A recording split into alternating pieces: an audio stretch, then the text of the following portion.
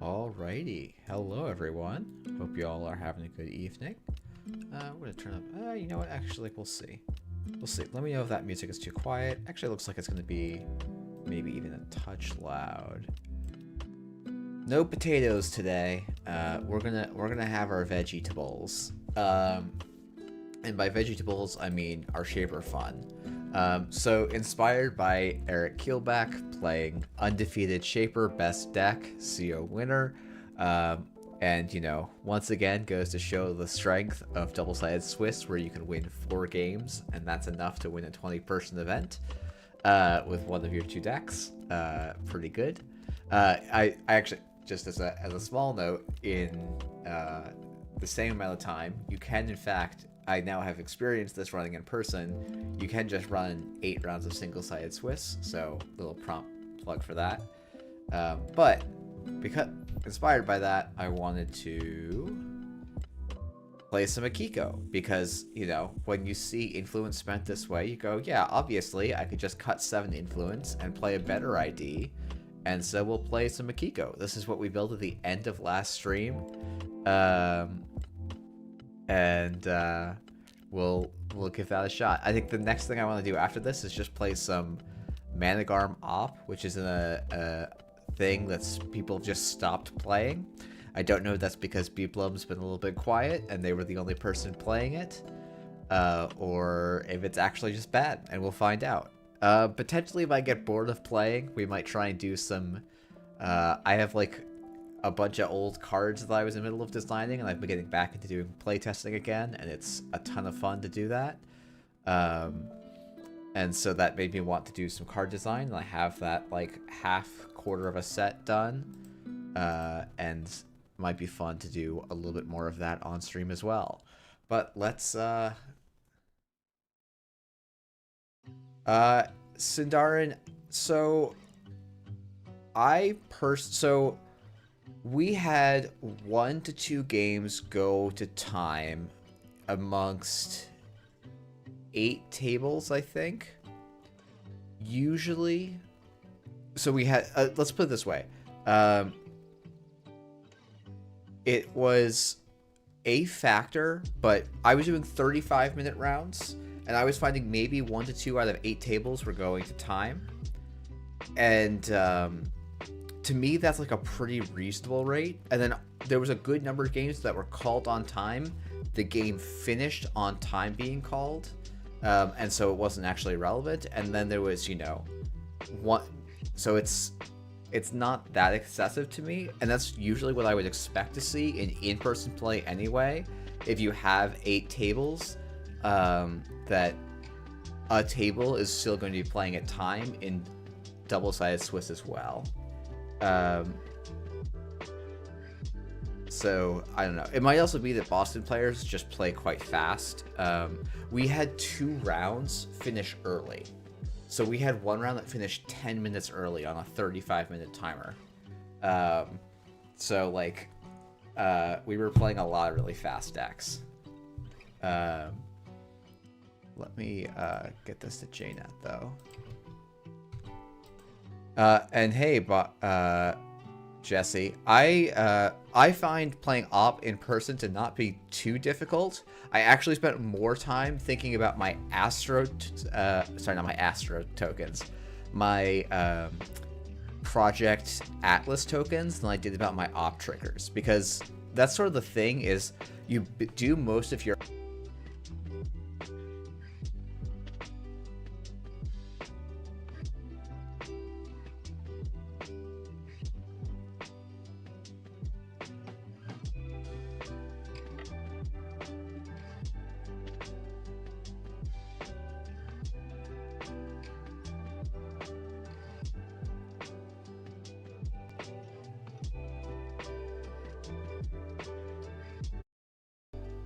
Okay, hopefully I'm back. Okay, I'm gonna have, sorry stream, maybe I'll just try and keep this in the corner. I've been having this happen a lot more often. Anarcho, what do you mean by the old thing? Like having tiebreakers with agenda points? Because that would be wild. That would be such a bad idea. What's our first? Oh, it's just Akiko and you say it's like the second ID. Yeah. Ugh. Ugh. Yeah, please don't. Okay, so this is just prepaid believe in.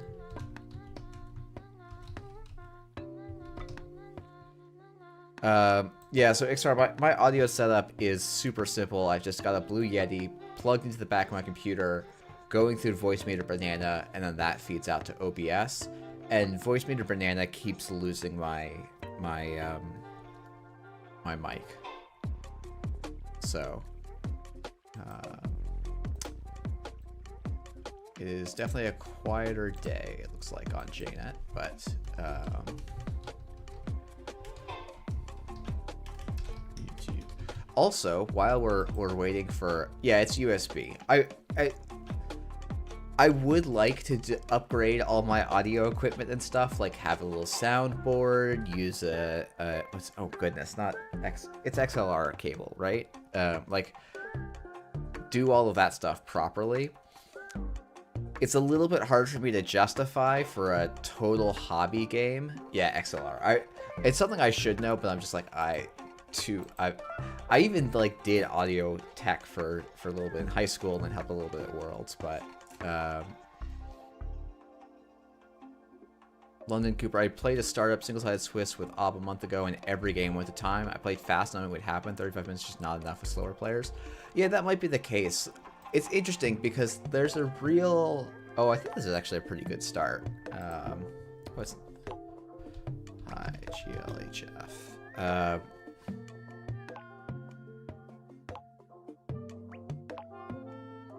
I think the 2 creative commissions is probably too slow. But I'm surprised. I mean, like, 40 minutes, if 5 minutes makes a huge difference, like, yeah, then maybe you do think about cutting 1 round out of the event. Turns out Montreal ran a single-sided Swiss event last weekend and ran 7 rounds. I don't know that, apparently no one complained, and I don't think there's a huge disadvantage to doing that, honestly. Let's expose this ice. Oh yeah, let's run that server. That's a fun find. Let's go. Yeah. Let's gain 3 here. I really do want the draw. Actually, I should have taken the draw there. That's really silly of me. We'll run HQ, see what's up in here, sprint, and then we'll finish out with a creative commission.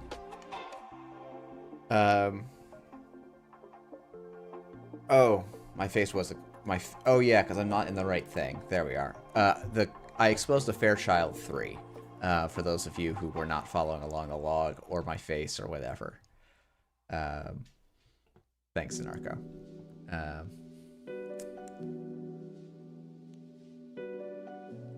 Okay. Honestly, I just run this again, I think. So, like, if they want to spend a whole turn resing this Fairchild, I'll click through it, I think. Do I click through it, or do I let them fire it? I think I click through it. Beep, beep, beep.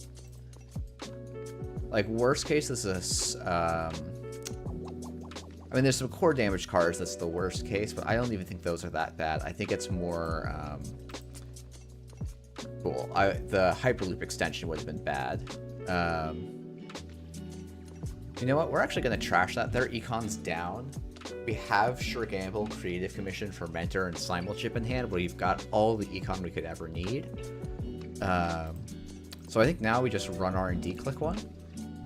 Like, my goal is just keeping their money low while I have this terrible draw.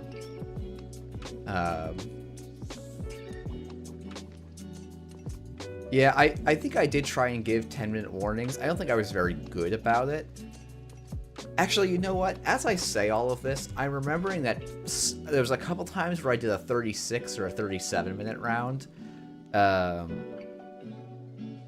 Because I wasn't to finish shuffling. So there's probably an argument to make that 40 should be the default. I think 40 is what we're going to move to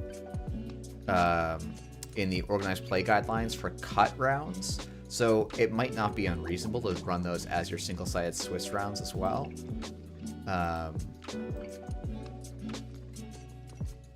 Okay, so this is truly combo.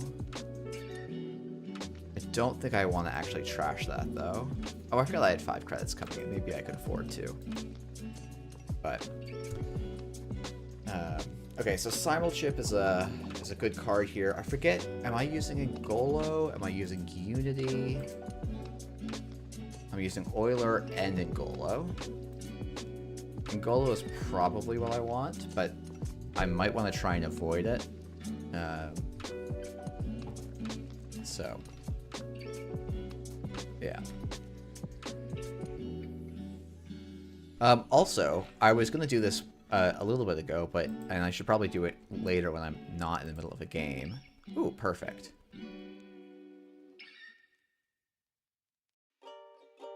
Darn, that's reasonable.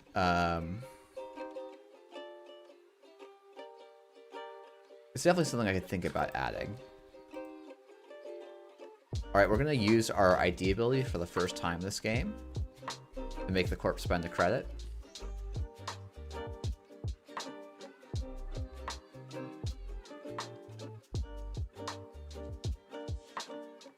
Hey, they didn't spend a credit, so we get a point. This deck definitely wants more draw. I think I might even want VR-cations.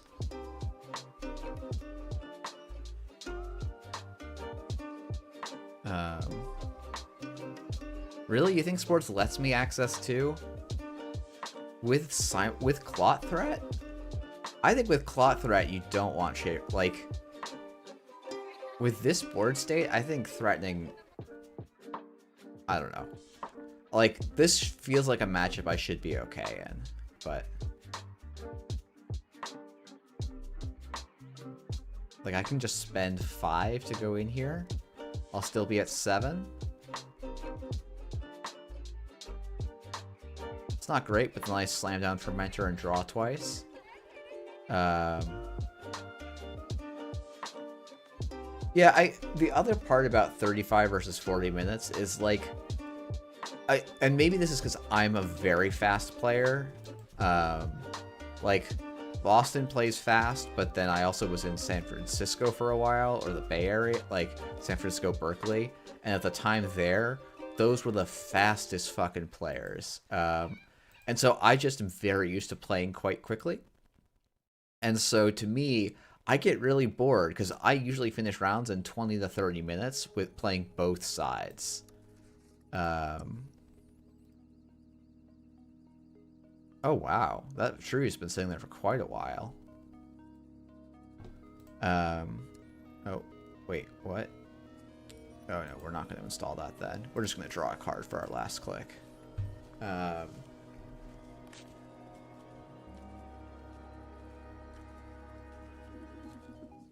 I think I probably don't... Yeah. So, I probably am done contesting that remote. I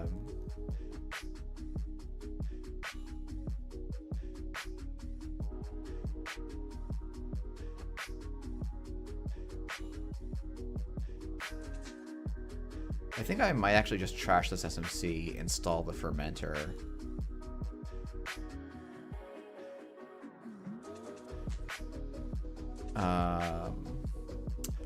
I wonder if I just install a second Fermenter here. Installing 2 Fermenters feels weird, but I think the goal is I click 1 in 2 turns and 1 the turn after that. Oh, okay, so they did sneak 1 by me here. Oh, and it's a Luminal too. Oof, that's rough. That's rough. Wow, that's certainly a turn. I wonder... No, I can't really do anything here.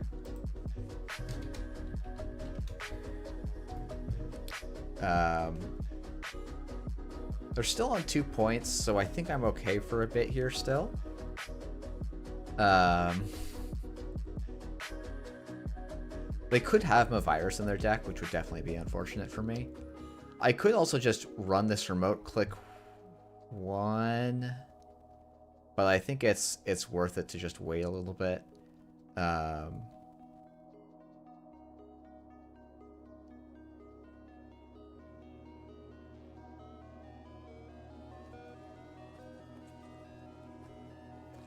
Okay, so we draw 3.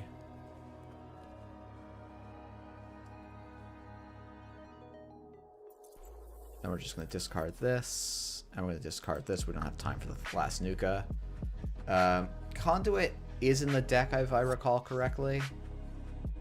Okay, I'm glad I didn't go bother chasing that Hyperloop. Yeah, there's one Conduit. It's definitely an option here. I want to have slightly more money. That's why I'm going to pop a Fermenter this turn. And then probably start playing aggressively on somewhere. Yeah, 2 ice on R&D makes it quite difficult. Like, I'm just not running multiple times on R&D here. I could actually go after server 1 this turn, probably. No, because I won't have 3 clicks. So we're going to pop a Diesel. Do I have time for this prepaid to pay off? Prob's not, right? Prob's not. And, like, I do also want the Anacam down here as well.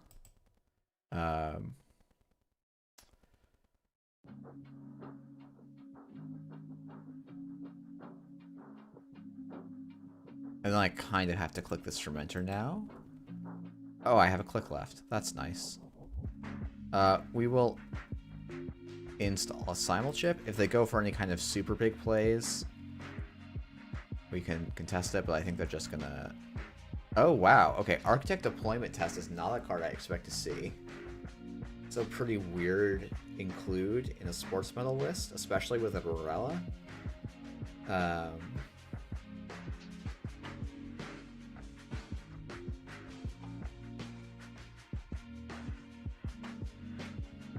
Okay, so this tells me that... Okay, they're doing this in slightly the wrong order, I think. Okay, so I have to go after that Mega Pre, which is definitely a bummer. But I have the nice option of just going in there, click 1.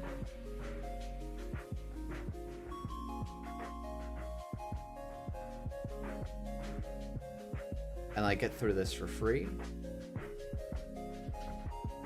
Okay. Yes, and we'll fully break. If they have a second Tithonium here, they got me, kind of. I actually have tricks, I think. I think I'm 2 credits short of those tricks, but...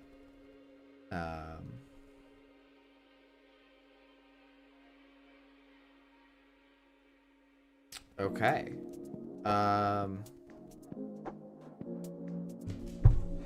Thinking. Did I put Propeller in my deck? Because if that's the case, I'm actually fine.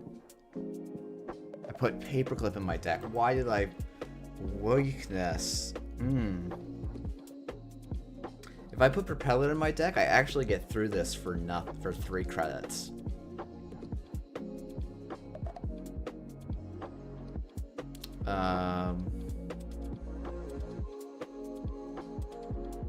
Okay, so I lose if I don't get through.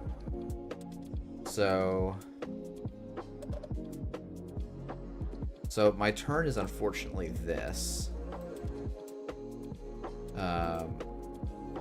Oh no, I'm completely short. Never mind.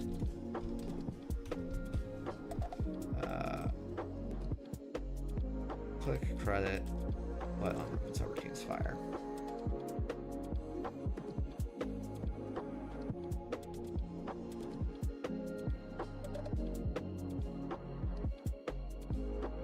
Okay, well now we don't lose, which is actually pretty good. Let's gain 3 credits. We're going to expose an ice and make a run. Honestly, I think R&D is okay here. So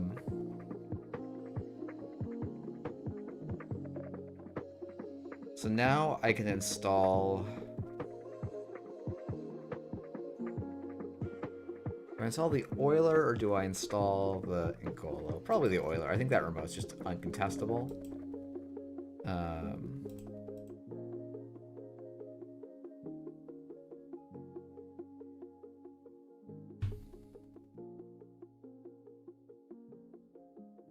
Okay. And then last click. Run HQ, I think over putting down the daily casts. Okay, Fairchild 3. We'll discard our second Anacam.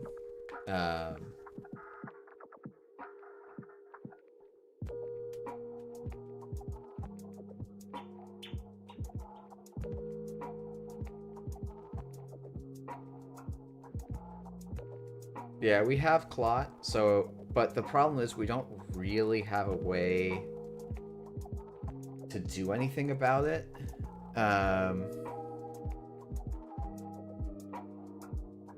Like, we can't actually Clot anything here, and I don't think they're really a Clot deck. So this is probably Drafter.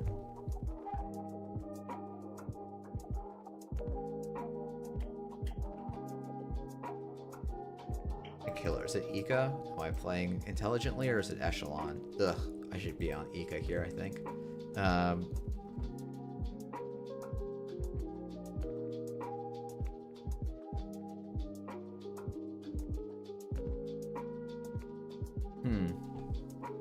I'm kind of surprised.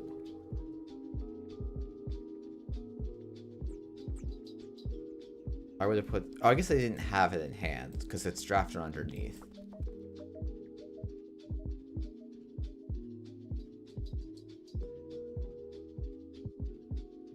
Why does everyone ignore Nanotech? Just Drafter? Yeah. I mean, it's also not that good against single Anansi either.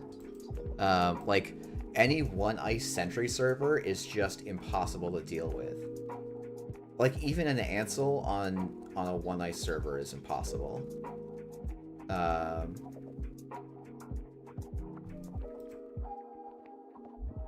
Oh, Psych Mike, where have you been?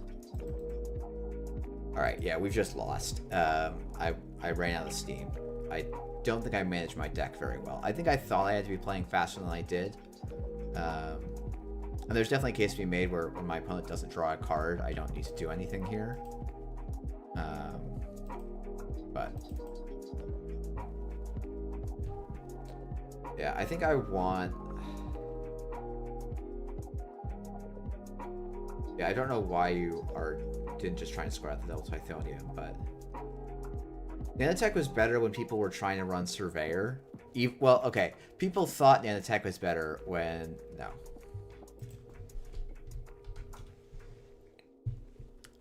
There's just no point. GG. Like, food codes wasn't a thing when Nanotech was printed. Yeah, thanks for the games. Thanks. Thank you for the game. Man, I immediately want... okay, I immediately want more draw. I guess we just kind of missed our Anacamp. Maybe we want to go... re-Anacamp one Simul chip.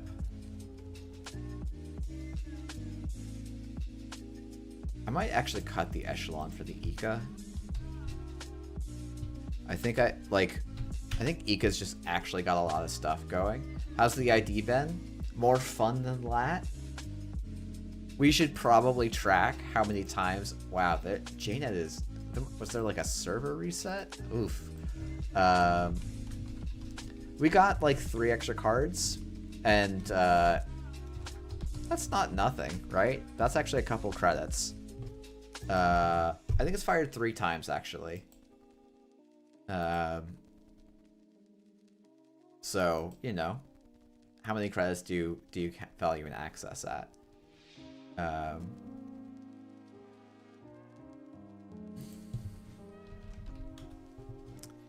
Well, this is certainly going to be a matchup. Yeah, I think, like, when you think about the advantage that Nanotech has, right?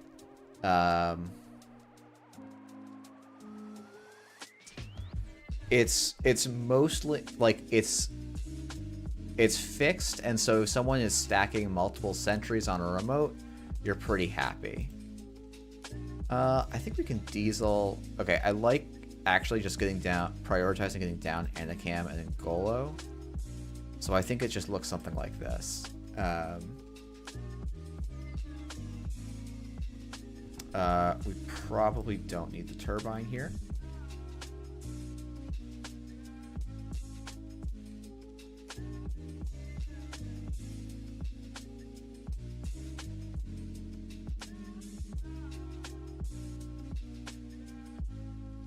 So I think we're just going to trash keeling, install the fermenter, click for credits.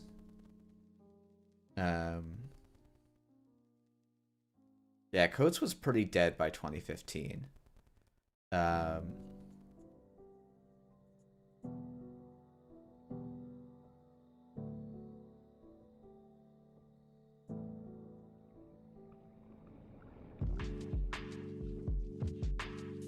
Alright, so we're going to take another net damage next turn. We're just going to make do without having any breakers, I think.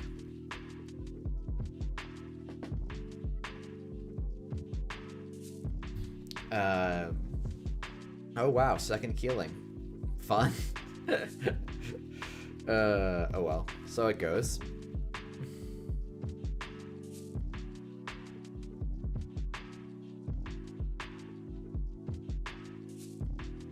This is certainly a start.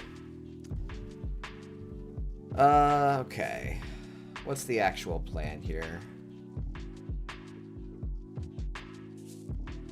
I think keeling's not going to kill me for quite a bit. So we want to run the good doctor.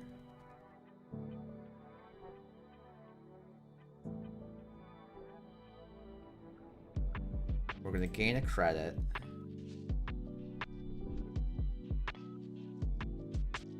And we're just going to laundry archives here.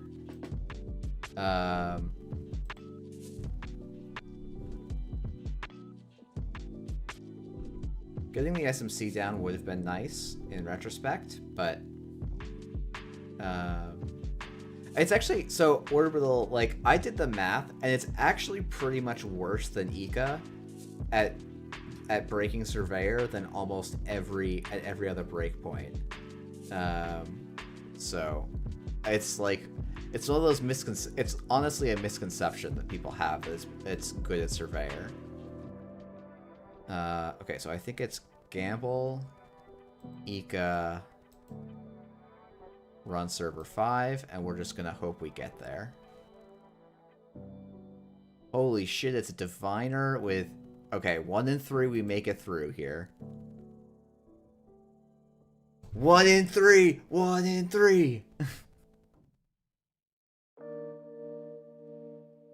Amusingly, we're not gonna die here. Yeah, we can trash the Hakusai grid. They have to have a 3rd point of net damage here. So we're all set. And a cam. All good. Okay, they got me. That's fine. GG. So it's, while it's not a lot of faff, it's actually economically better to be faffing about with Ika than Surveyor. I mean, like, my opponent had a wild draw here, right? They drew 2 Bladderworts, 2 Keelings very early. Like, it is what it is. I'm not going to complain too much.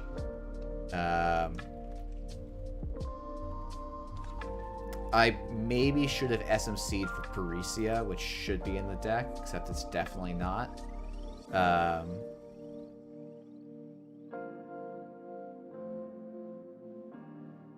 So, yeah, and amusingly, 3 Ice Remote is the only time that Nanotech is equally good as Ika at breaking Surveyors if there's 2 Surveyors on the remote.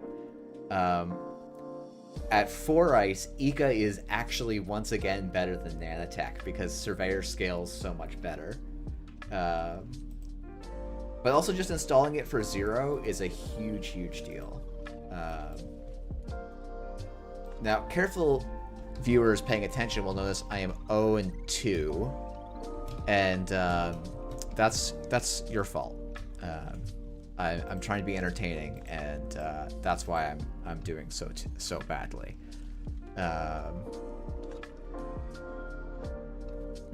Hey, cat.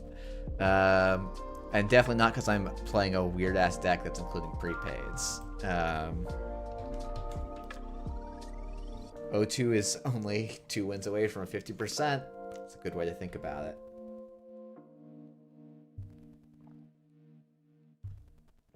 Yeah, this is actually a pretty reasonable hand.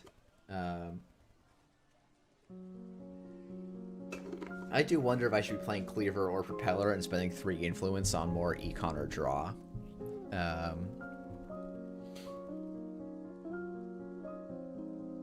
Look, you haven't seen it in a while because it's a bad ID, but it's more interesting to me than Lat, and it has a link which matters for a couple of relevant cards in the meta, so...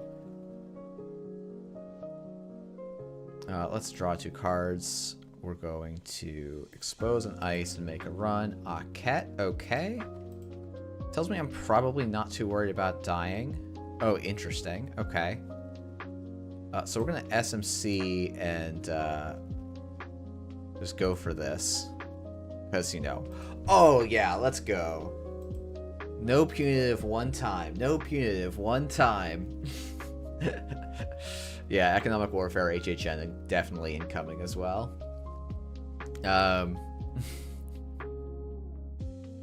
Yeah, the safer play there is to just go, that SDS isn't going anywhere.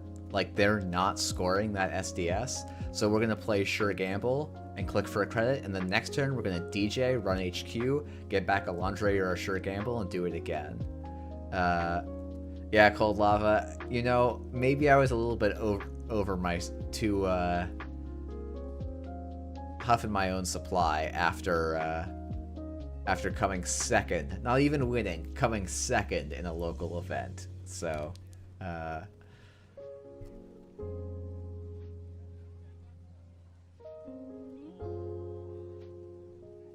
smurfing is harder because for some reason when you smurf, you're like, lobbies sometimes don't load. And I definitely say that as someone who is totally not smurfing. Just, I've heard through the grapevine that sometimes lobbies don't work very well, which is a real bummer. Let's see. Because it's like, this is a board state where I'm almost like, oh, I could go Ika, Euler, run HQ, and most of the time I'm going to get my Into the Depths off. Because this is almost certainly an Afshar. We just let's just hard call the Afshar here. There's no way it's anything else, right? Zero way. Zero way this is anything but an Afshar.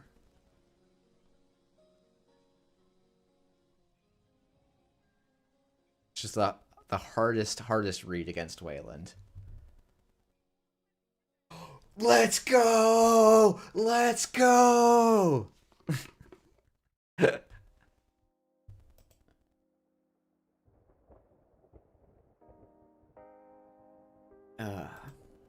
I maybe want the deuces there, but...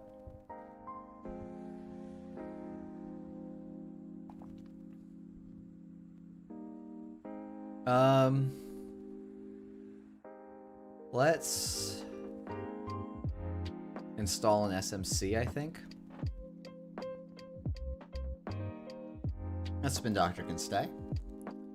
And then let's just get some credits, so we'll run archives. We could maybe run HQ a second time, just get some more info, but I'd rather not risk. I mean, I guess if I know that they're not going to res this HQ ice on me, I should just, like...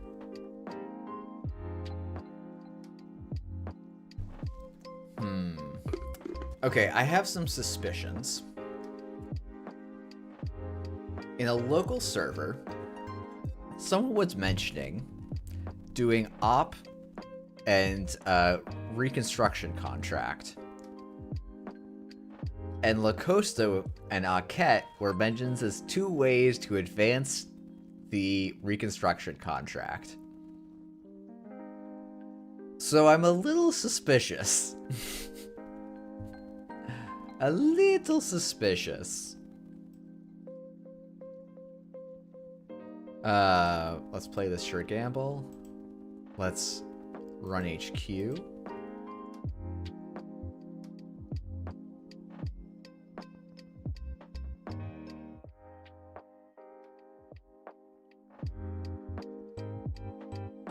Yeah, I think this is threatening 3 net damage or 1 core damage or a bunch of things like that.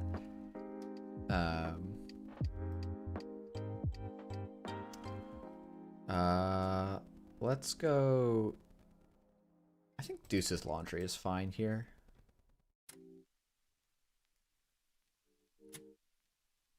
I did put, I believe, 2 copies of Pinhole.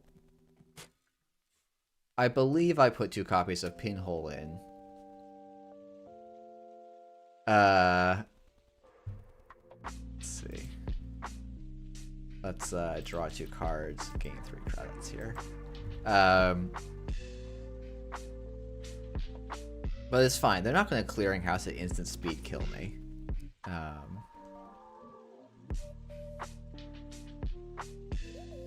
trying to think what else.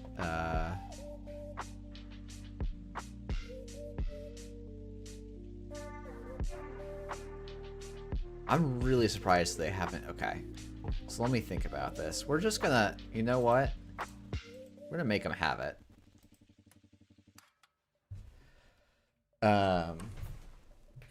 Because we've got the Pinhole threading in the deck, and so we're a-okay. Actually, now that we can discard the paperclip, we can definitely go in and contest it. Or we could slap down the Conduit, because we've got all of our breakers, basically, and just go to Conduit Town. And we got them to invest a second ice on HQ, which, like, with this ID text, like, that's a win, right?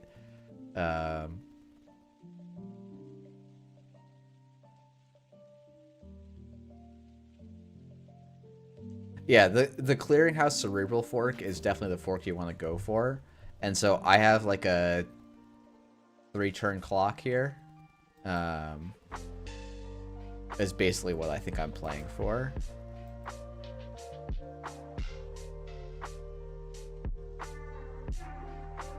Let's expose this ice. Boredom. Okay. Yeah, we can just make the run on R&D now.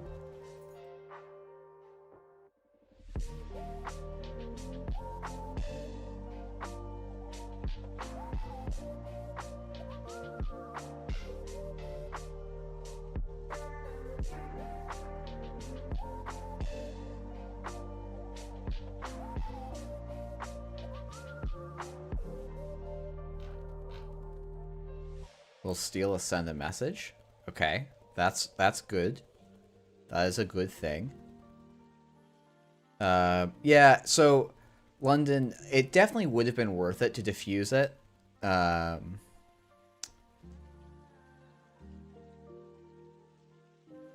it's a little bit too late now. I think. Like 4 damage is more than I can afford. I kind of have to make the run there. I think, even though it means I don't get the paperclip in the bin. I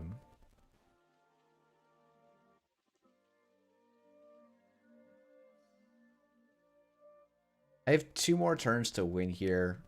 I think that's actually not unreasonable. Especially with this ice on R&D.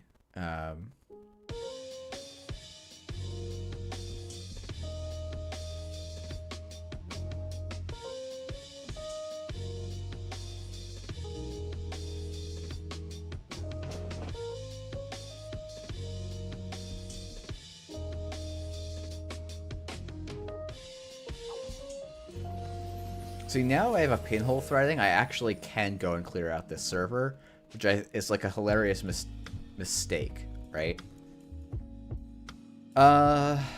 Thinking.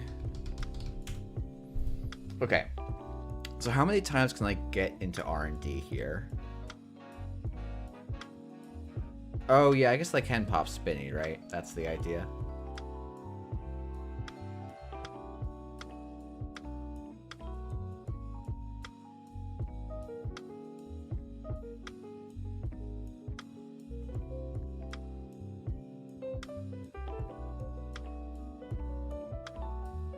So I could gain 6, run the remote.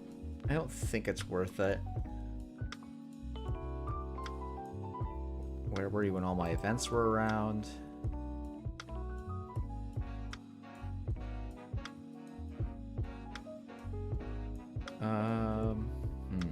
We drew all of our programs this game, which is certainly a choice the deck made.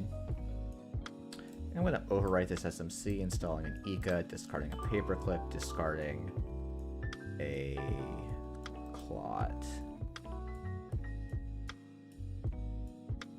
I guess Anakin, well, it's not really going to protect us against Clearinghouse. This deck also, I think, has a real hard time into a single stone ship chart room.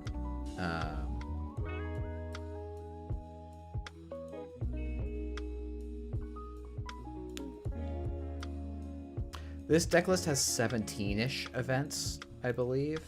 So it probably needs a few more. I figured Steve was enough, but we sort of drew things in an odd order.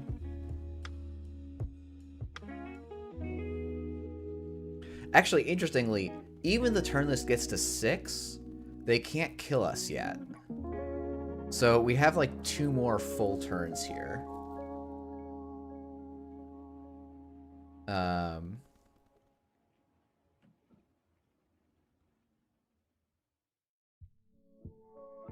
Because it gets to 6, they can't. If they pop it, they've already lost their start of turn triggers.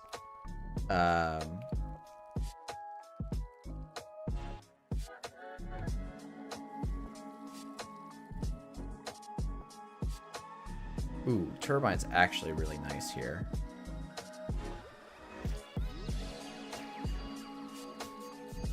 It's definitely... Oh, it's not actually awkward because prepaid voice pad OP.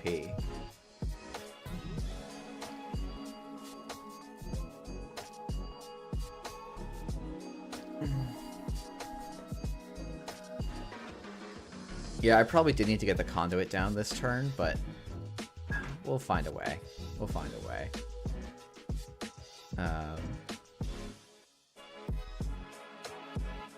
Because I actually only get 2 runs on R&D secretly, so I only see 3 cards. That there's no way I win this game.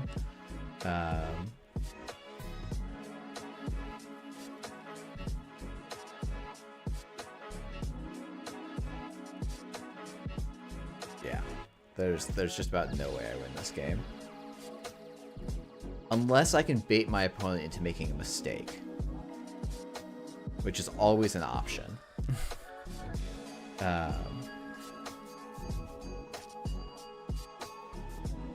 Which is, I go and let the envelopment fire. Yeah,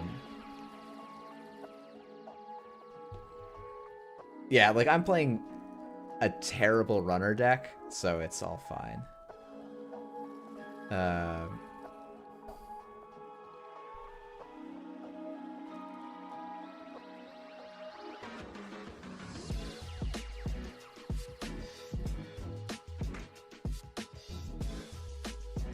Okay, so we're gonna do this. Then we're gonna into the Depths HQ.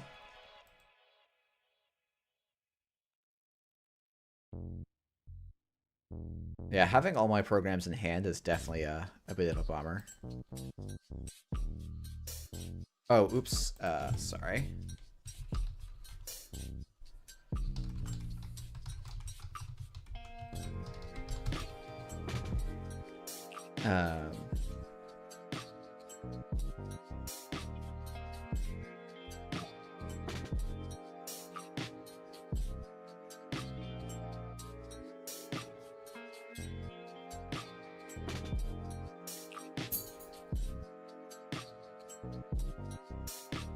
Yep, so they didn't make that mistake.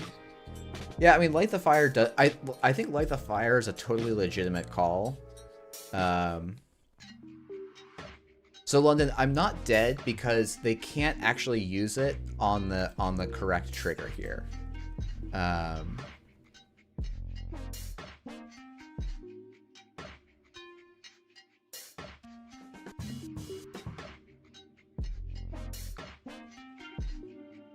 So when their turn begins trigger is when La Costa and when Clearinghouse act. Oh, actually, no. They did miss it. They actually pop. I'm sorry. They should have killed me. So I now I'm just gonna play as if they don't have it. Because yeah, they actually did miss it. They can pop the reconstruction contract on 5 at the end of my turn. Lacoste advances to 6, and then you pop it. So I was totally dead. Yeah, London. I'm realizing that a little bit later than you are. So because of stream time a little bit differently. Let's just get back at deuces. We're gonna gain 4. I have no charge targets and no programs left in my stack that I can install. What? Oh no, I actually only passed 1 piece of ice. Never mind. Okay, so now we run R&D.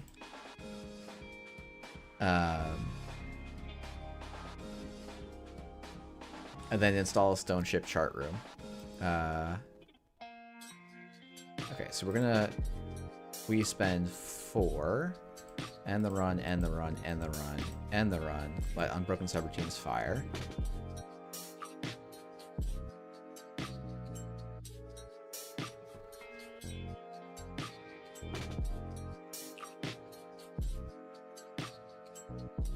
Okay. And so now Akiko is just going to win us the game. That's just what has to happen.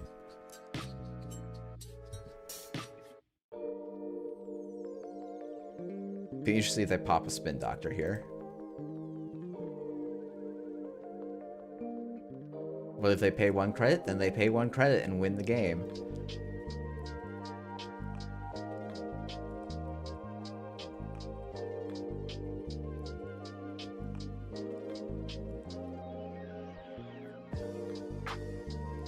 We're gonna go in for a second time on HQ.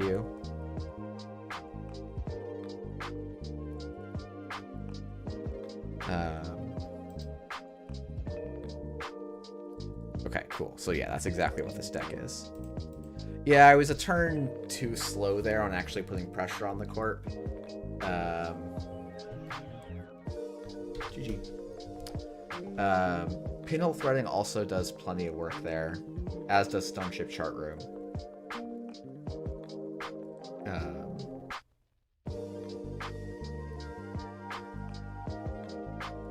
Alright, unvictorious today. I'd like to get a win, so we're gonna keep fiddling with this. Let's put 2 pinholes in, right? Actually, let's just put all 3 in, right? We'll put in the propeller, and now we just need to cut 3 cards.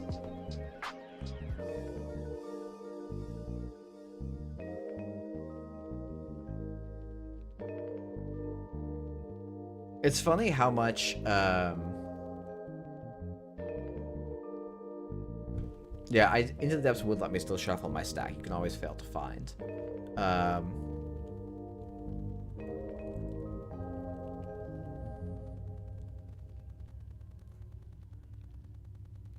Okay, obvious, like, worst cards are these. It's actually probably Into the Depths, to be frank, but,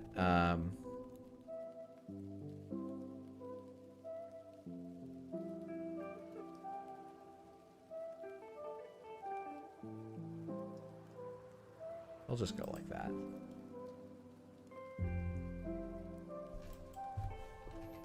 Hey, it's someone's smurfing there.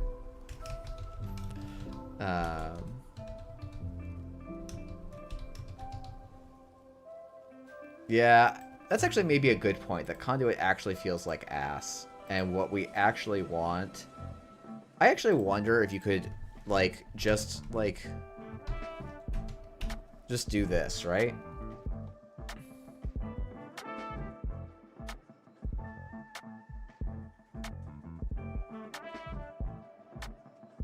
What's our last cut? Probably that.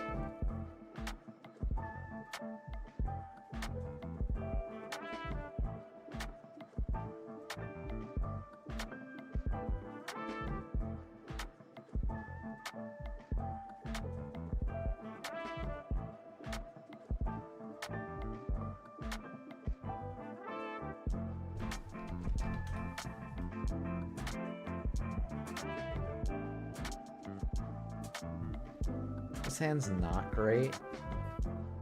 I guess it's fine, but it's not great. Yeah, this is a much better hand.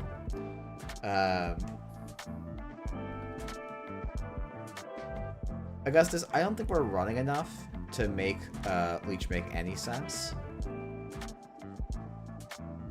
Okay, so we're going to draw 2 cards, expose an ice, make a run on server 1.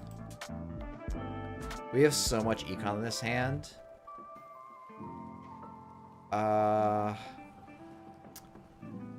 Fudge. He says, completely screwing up. Okay. So we still get to do this. We end up ahead. We still have a decent start into this Asmari list. They're going to grab Econ Warfare here, probably, and have an HHN in hand, and just outskill me.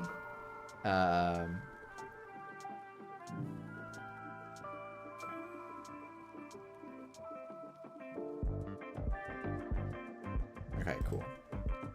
So we're just going to keep drawing here. Beautiful. This is what you want to see. Okay, well, maybe I do just want VR-cations. This is going to be... oh, interesting. They should definitely be asking for an action after a Seamless when I have an SMC installed, because dumping my money into Ngolo is totally a thing I do against... after the 3rd click there. That's a very weird play, I think, though.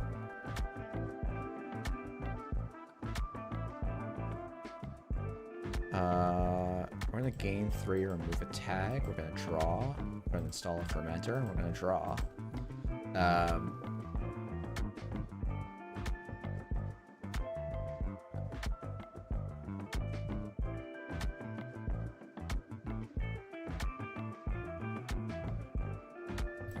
I think what I do is I go pinhole threading on an HQ.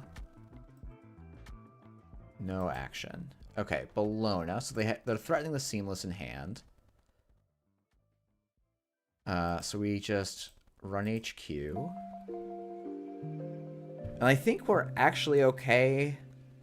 So yeah, we have a weird line here. I think which is into the depths, server 3. Yep, that makes sense. Propeller looks great here.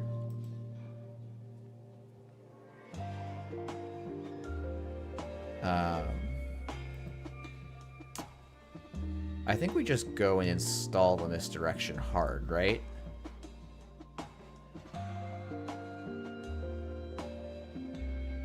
And then we remove the tag.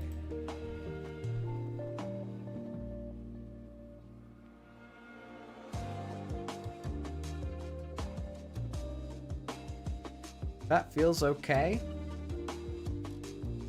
Like, I could see an argument for putting SMC down there, but...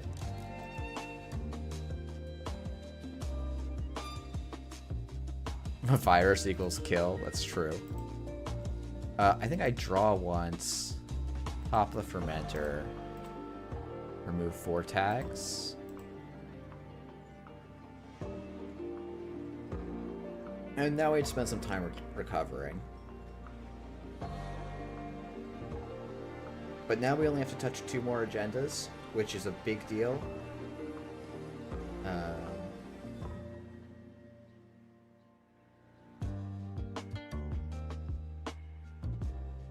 And they are going very, very slowly. Now, admittedly, I have no econ on the board.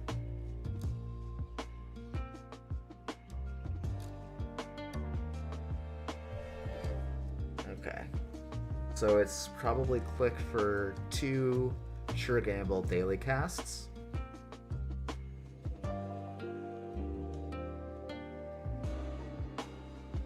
It's funny, this remote is super bustable right now, and they can't punish me. Right? I have to end at exactly 8 so they go econ, econ. If I end at 7, I'm fine.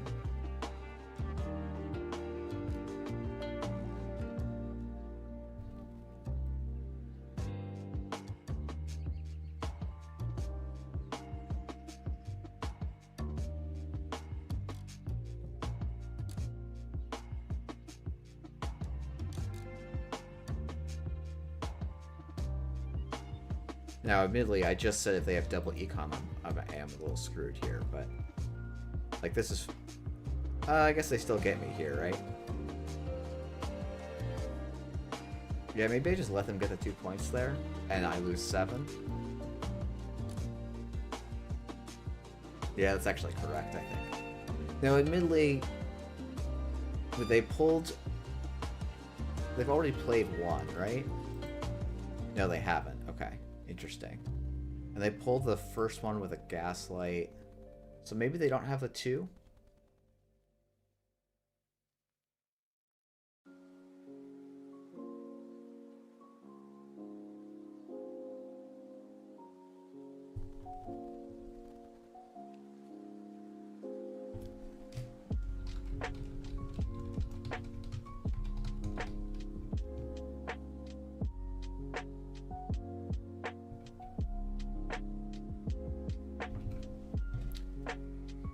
Feels like we've been getting very little Akiko value. That's just because Iterating is busted. It's because Akiko is a bad ID.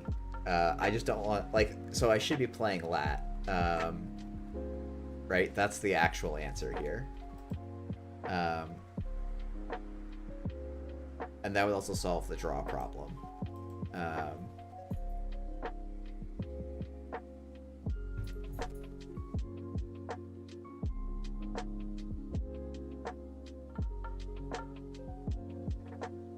But yeah, this should be some other shaper identity.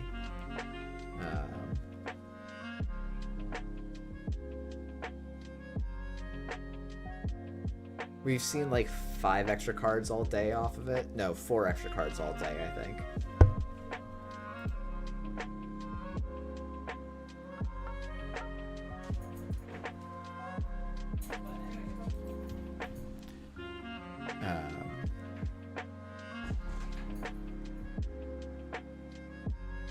Well, their bait is kind of down, so we'll see. But yeah, I mean, this is just like, we can look back, like, probably what I should do is have played the good Aesop shaper list and then kind of tried to see.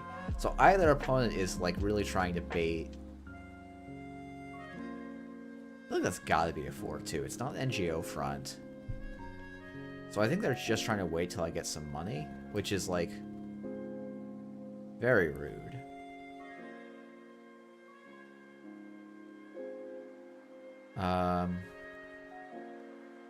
Can I wait? I think I can just keep waiting here. Angola is definitely going to hurt to put down here, for sure. 15 minutes, okay. Draw. I'd love to get a second event. So, let's see. Draw. Cool. Probably do want to play this creative commission.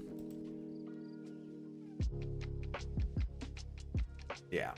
Okay, so they were just, yeah, okay, so we called it. They are just sitting on this, but I don't think I mind too much. Like, I think I can just click for 4 here. Next turn is something like click for mentor, click Ngolo, challenge the remote.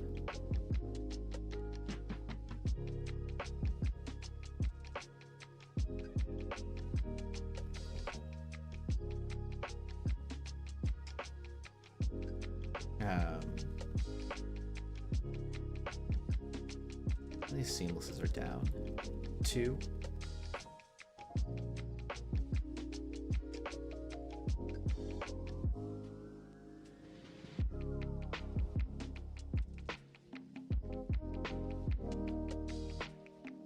Okay, so now we're gonna go for mentor and Golo. Do we play into the depths here? I think we can.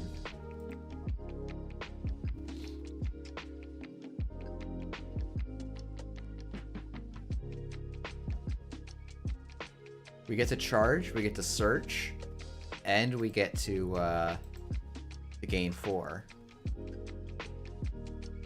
Not bad value. Oh, I will actually paint one of these. That's funny.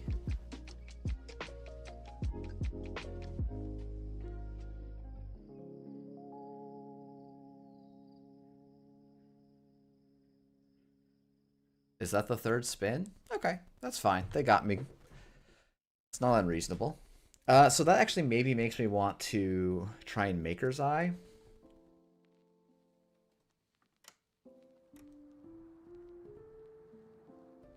Because that tells me they probably don't have the winning agenda in hand. Well, I guess they just reduce the density in R&D, but... We're going to gain 4. We're going to charge a card. We're going to install a program from our stack. It's going to be an Ika.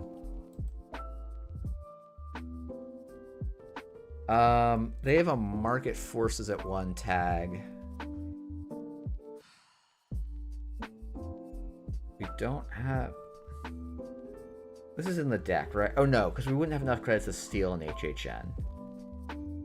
So we're gonna click for a credit here, so that next turn we can go credit, credit, make the run on R&D with makers.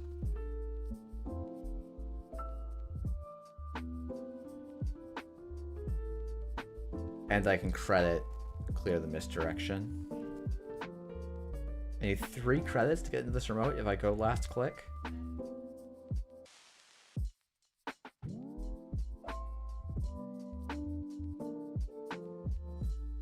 I might even just use a pinhole threading here to see what's in this server to decide if I want to spend my... I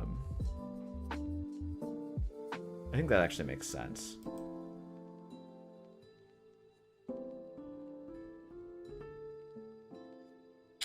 Okay. So that's good to know.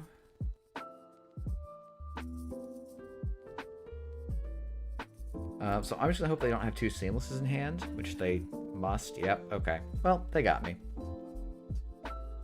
Yeah. GG.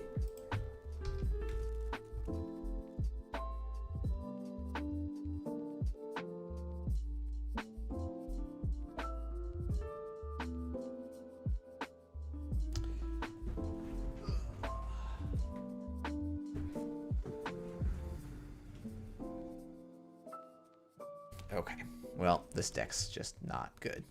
Yeah, it is consistent. I felt like that was gonna be fine, and then it really wasn't. Really wasn't. I keep getting baited by this deck. Okay, well, you know what? Let's just say I'm gonna just have to play the best deck in the meta if I want to win, apparently. And watch me just go and trip on my own face. All the same. Yeah, I mean, like, not having a blank ID probably would be an upgrade, for sure.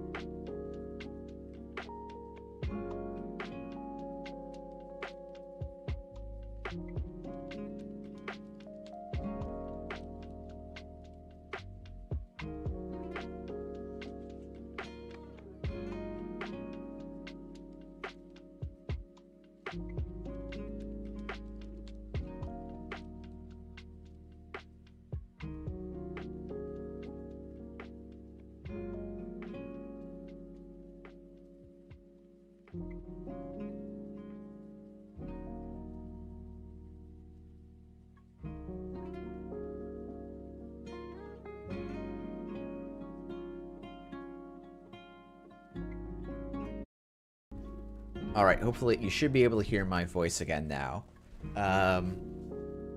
Thanks everyone.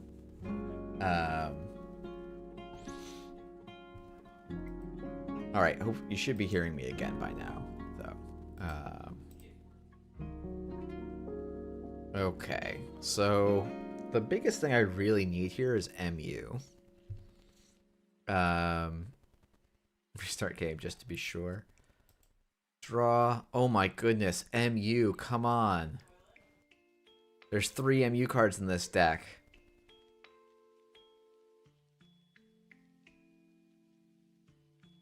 Okay, we're just gonna make a run on HQ here. This is wild. Okay, so we're gonna drop the SMC.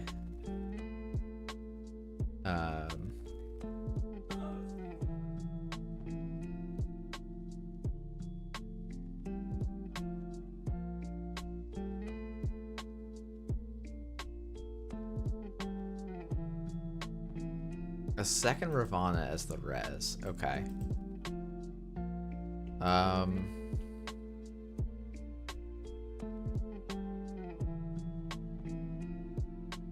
think we're just gonna run HQ again.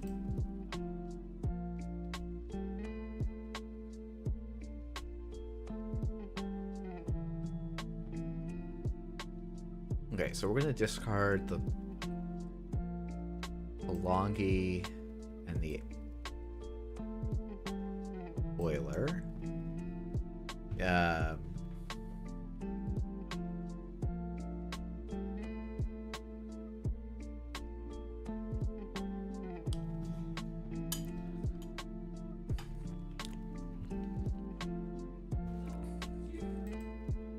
Okay, we're gonna trigger daily casts.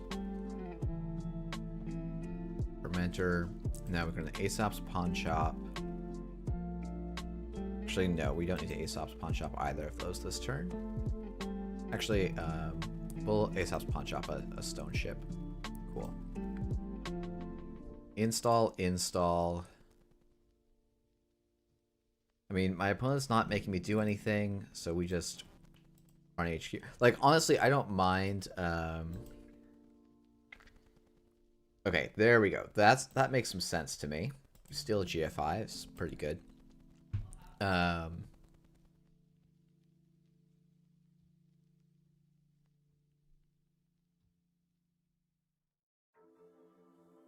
Okay.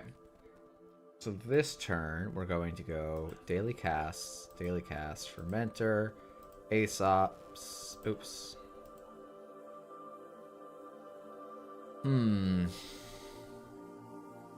So we've got 22 credits. I think with an Ngolo and 3 clicks, that gets us through everything. Does it get us through everything with a ganked? With a simul chip up? I think it does. Until the end of the encounter. Okay, so this is almost certainly ganked. So I might just be preparing to give my opponent 3 clicks back. I'm definitely going to want the turbine down when I can find it. So I'm going to leave the 3 clicks so that I can spend 2 clicks on tier here when they ganked me. Maryland campaign, that can go. Virus.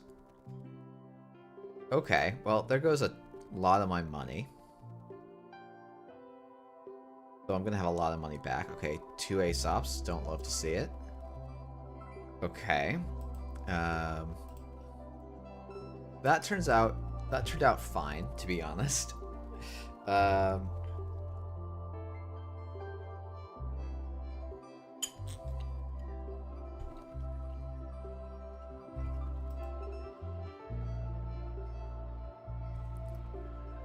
Okay.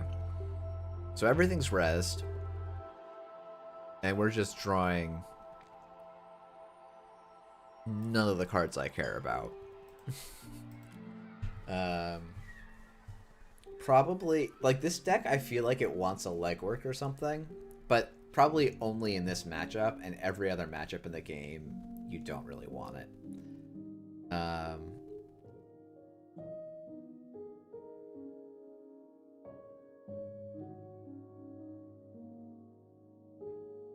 on. Where is my frickin' MU? I don't need the SMC at this point. Stoneship Chart Room is just a diesel. So what we're gonna do is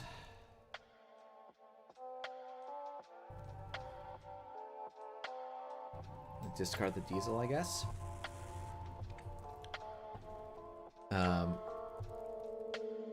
I guess actually getting the turbine down does not make anything cheaper here. It does make that cheaper. Okay, so we're gonna draw 2 cards here.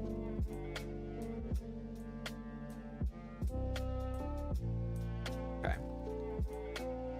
So we get to go EZMZ.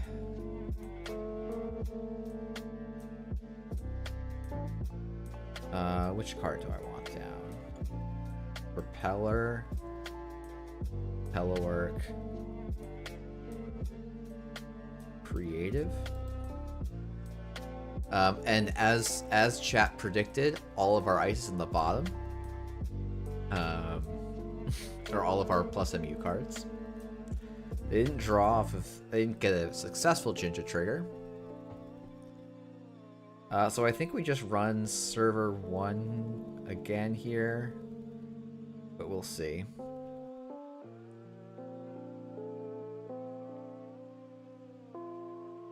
So Daily Cast is going to trigger. Aesop's Pawn Shop is going to trigger.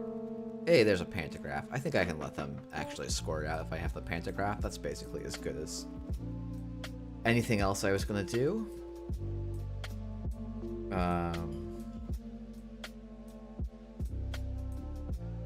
So I think we can Diesel, and then we can Sure Gamble, and then we can discard Appreciate.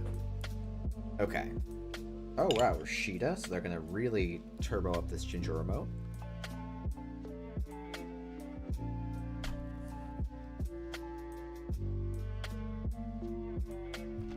Eli and Magnet, good to know. I was sort of assuming I would get a click to install stuff here, but there's also an argument to make that I should have actually discarded an Echelon or the Conduit. I think those actually make a good amount of sense.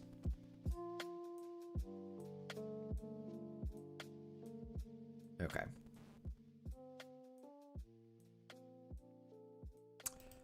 So we can shop away the Reaver. Now, in actual play, that is going to trash the Reaver, giving you an extra click. But that is like a weird rules thing that has happened somewhat recently, and probably is going to so because of how triggers work, Reaver sees its own trash and triggers on its own trash. This is a thing that came up at Worlds. The assumption was that no one would know about this, so that's why I'm talking about it on stream. For the dozen of you that are watching, actually more, 2 dozen. Wow, that's it. This is a weird stream to be a popular stream for me, where I'm playing bad decks poorly. Actually, this deck is a good deck, as we can see by the fact that I've got roughly $10 trillion. Now we do run R&D. We're probably going to actually run HQ next. We will not pay to make this a code gate. I think we will spend a power counter in 2.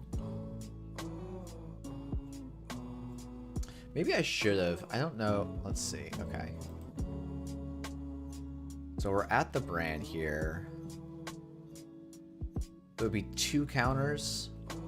Yeah, I wonder if I'm supposed to pay 4 credits here rather than than 5 credits. But, or was this 7? Yeah, that actually, so I definitely did this backwards. It's actually better to spend the 2 propeller counters, but okay. I think we have a good chunk of money, so I'm not super worried. But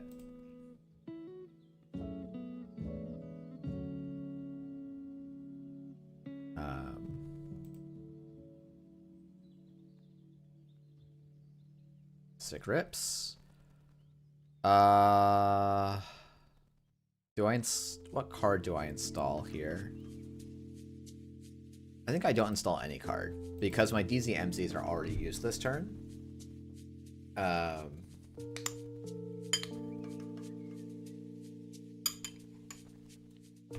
so now I get this echelon down for effectively free.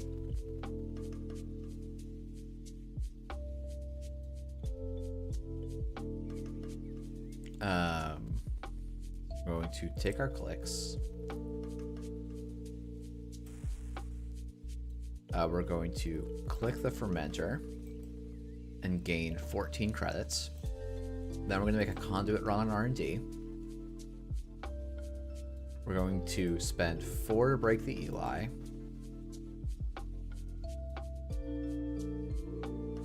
Oh, I didn't think that was a brand there, but anyway. Oh, I forgot how cards work. Yeah, okay.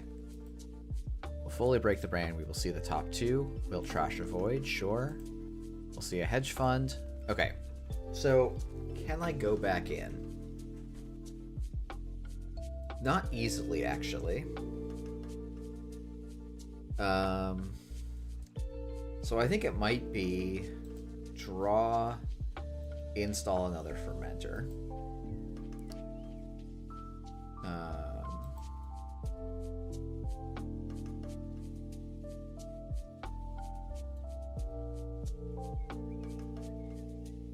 Okay, so now at the start of this turn, we're going to sell our propeller. We make the run on R&D. Oh, actually, that's not what we want to do. We want to undo click. We want to make the conduit run on R&D. Oh, you're right. They didn't subliminal, so they definitely have an agenda in hand. That's a good shout.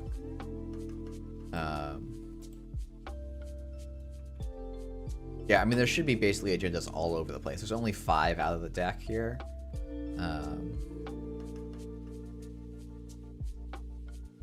So now we go and install this propeller.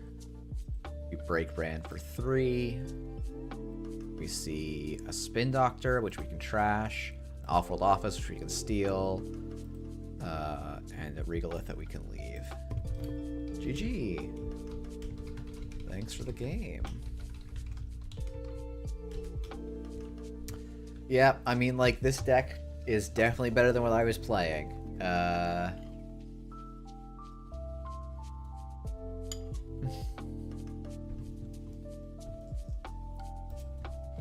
it was definitely a bit surprising.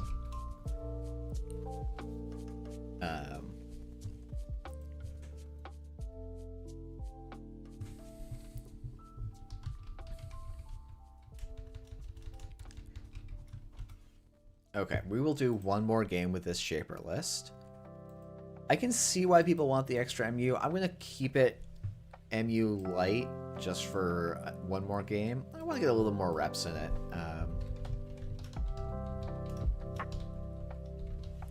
It's also great to see that someone else is high on the propellers better than paperclip train. I think it probably isn't quite, like, it's a weird one, but I think it's really interesting, and I hope that more people play with it.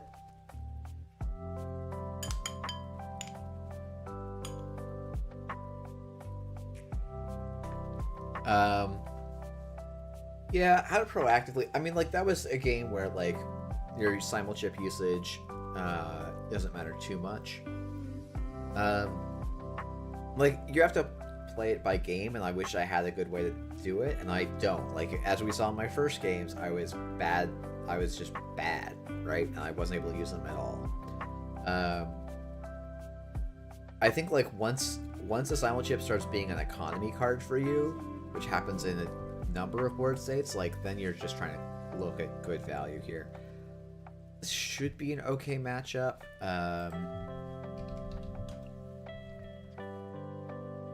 And this is a pretty good opening hand.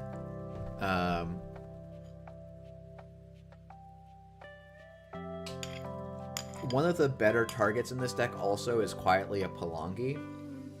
Palangi to make something like a Sentry and break it with Echelon for cheap, or Ngolo for cheap. Like, oh, Andre, this is your deck.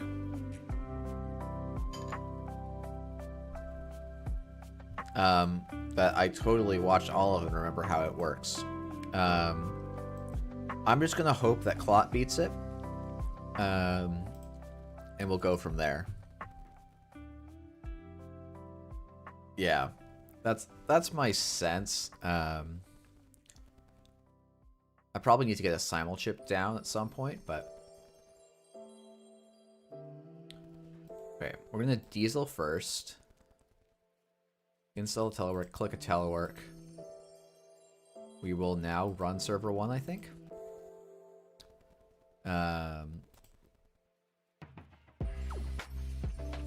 Propeller.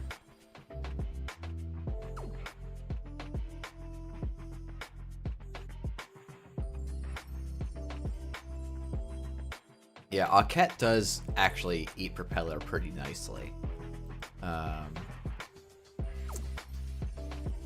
Yeah, I think we can try and play the tempo game here.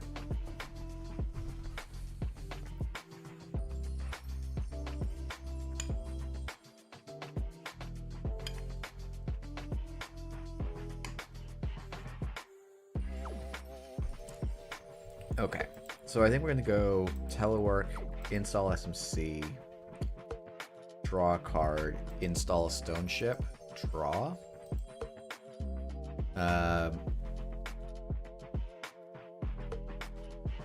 Yeah, putting in a virus definitely seems like something that would be nice to do if you can. Okay, so we're gonna go SMC for a Reaver here.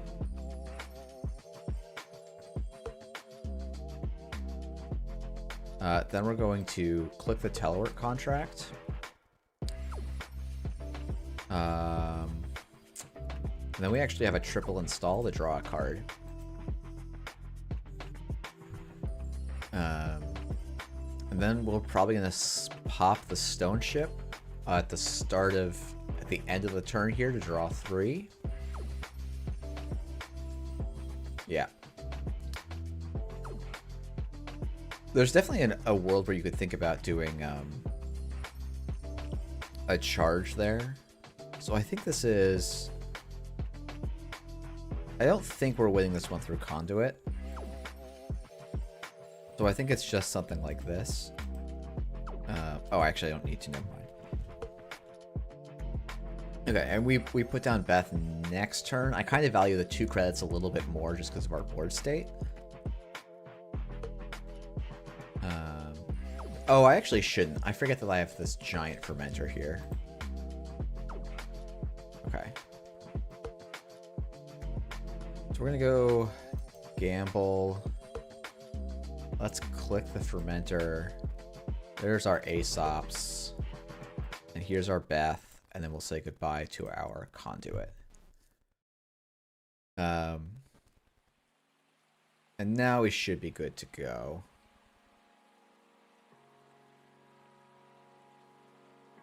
Okay. Let's see. To take our clicks, we're going to daily cast, Aesops, this.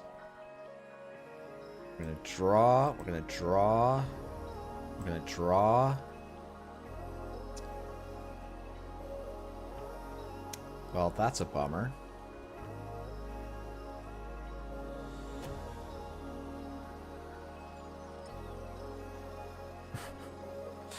Okay.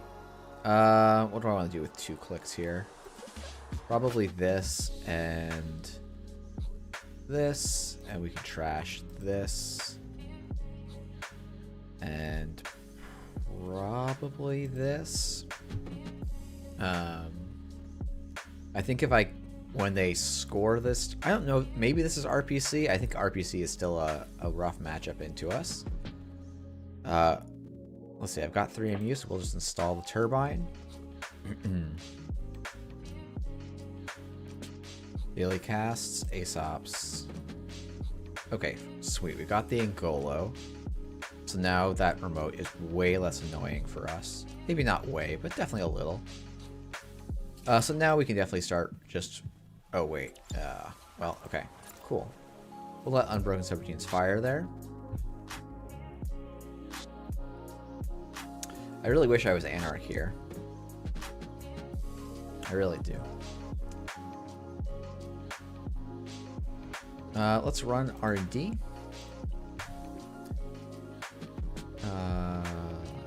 Nope. We'll fully break Akiko. Really want to see a Massivingo Bankar kill. Could be a thing. Could be a thing. Let's see. I like both want to install the Fermenter, but I'm like... Doesn't quite make sense. Not finding my simul chips here is definitely a little annoying. We got the GFI. Oh, cool. So we can actually... Oh, no, we can't install it. That's a bummer. So we do just get to draw 2 cards here. Oh, no, I miscounted. I miscounted. Lol. Okay. At some point, I might actually want to just hard install the clot, but it looks like... Actually, I need to get the clot in the... Do I think the Reaver Shop shell could work in smoke? I mean, yes. I think it's less optimal than your other options for both smoke and Reaver Shop. Yeah, this is definitely feeling kind of RPC-ish as we keep going.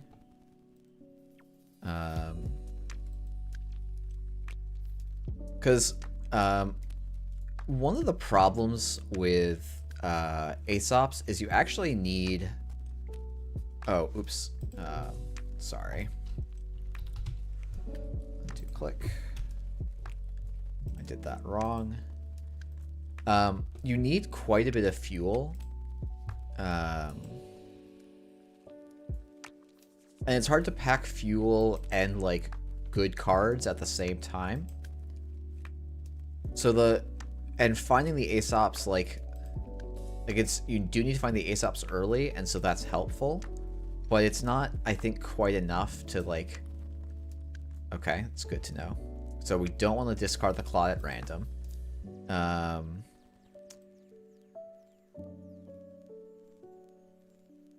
It's very good to know.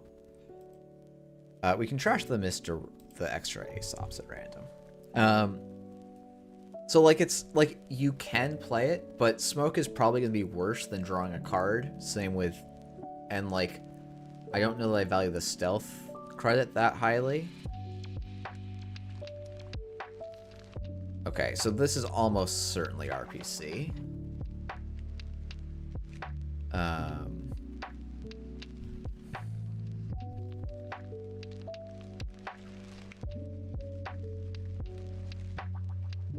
Can we find a simul chip, please?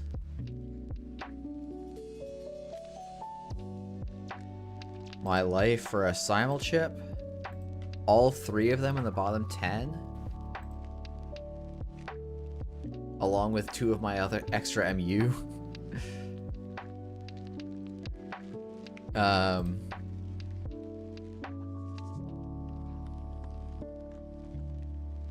Yeah, it's like the Dao, I think, is like an option as well. It could work a little bit better potentially because you can line up the servers a bit better. But I think it has this kind of inherent problem where, like, you actually kind of need... Oh, shoot.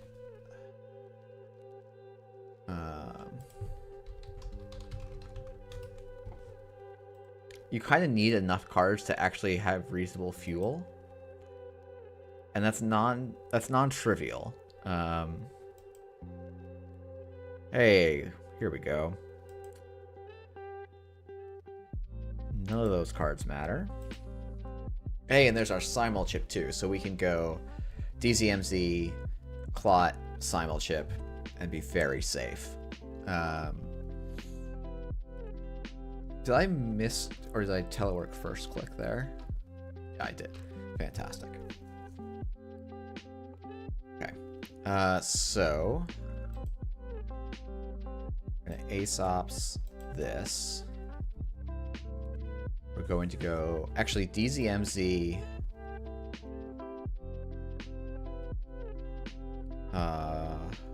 Okay, so we're gonna go, I did this a little bit wrong, but that's fine.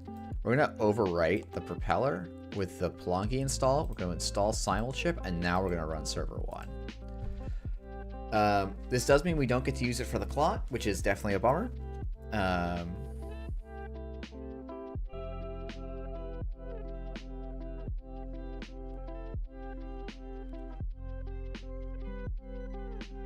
Okay. We also need to fully break this. Then we're going to save ourselves the credits here, I think. We're going to make this gain code gate, match strength of Paquette, break A, end the run. We're going to let unbroken subroutines fire. We're probably going to see a 4 advancement Masfingo. Oh no, they're going to advance. Oh, that got up to 3. That's very annoying. Oh, of course that's the Regalith. Oh, I'm played like a fool here. Okay.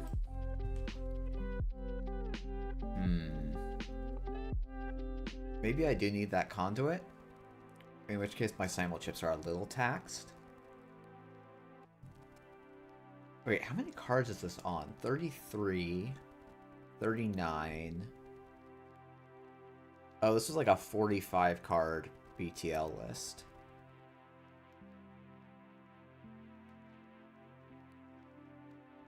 Interesting. Okay. So now it just becomes a math game of how do I get in this most efficiently.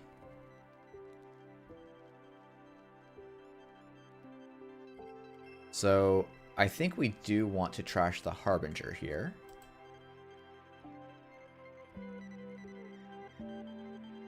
We could also pinhole just so that we don't like blow a lot on nothing here. I feel like that's maybe the play. Oiler Pelonki is also an option.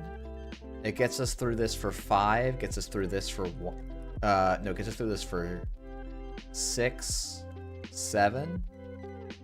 And then we just need to break there. That's also actually a very good shout.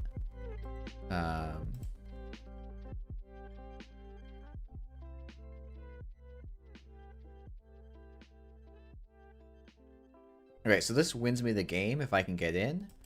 So that becomes the only thing this becomes about. There's no tricks, so I think that's GG, and I actually think the Oiler Pelonki is probably the way to go.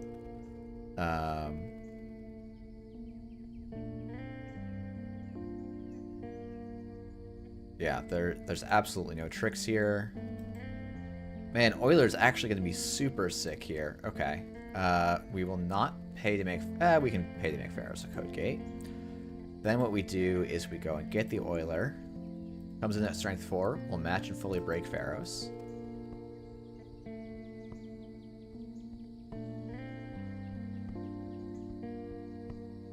I better not be like... No, because this one's free. Basically. And then here, I continue to approach the ice. I encounter the ice.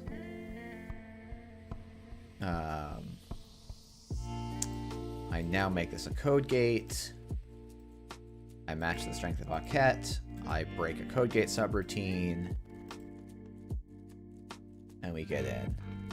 And Golo Oiler is actually a lot of fun.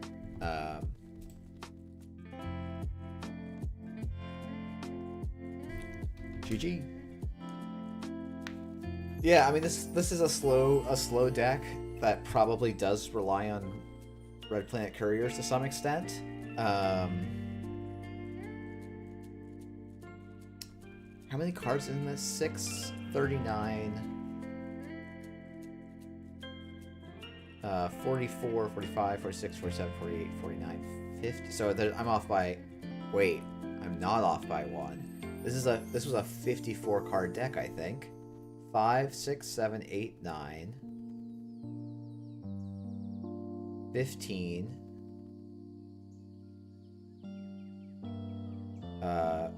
48.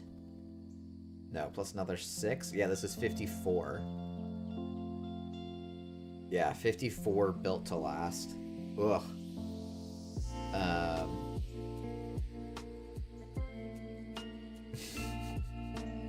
Wild. Okay, so let's go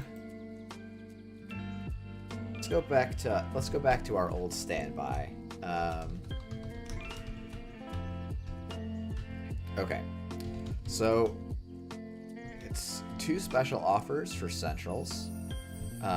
This actually might be really good into the Essa matchup because they cannot break it, and it gets you a Spin Doctor at paid ability speed. A single Managarm, Tomb of Viruses. Like, this actually feels not terrible. Let's put 2 Yakovs in, a Regalith in, Rashida's in, Border Controls. Let's put Oak Towns. I think our envelopments, because we're just going to be trying to rush. We want a Hordem. Nope, that's not a Hordem. And we took out a Border Control by accident there. So we want Oak Towns, Atlases. I think a single Audacity should be good enough. We want an Above the Law. We probably want 2 Hostiles and 2 Azifs. I think this is fine. Any other assets that we want? Wall to Wall is actually probably pretty good. And then we want extracts. We probably want hedge funds, but I definitely am thinking they're definitely a card I would love to not have to run.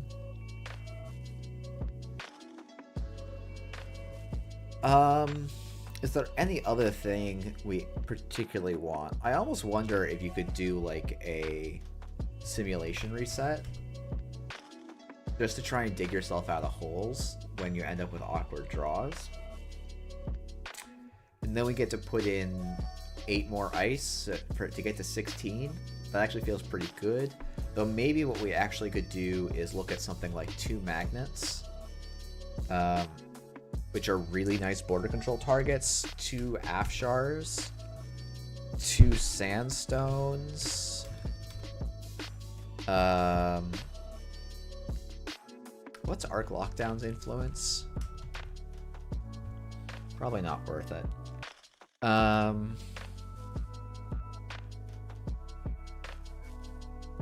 think Anvil's gonna have a hard time in this style of list. We could do 2 Formicaries. I'll give it a shot. I'm not convinced, but I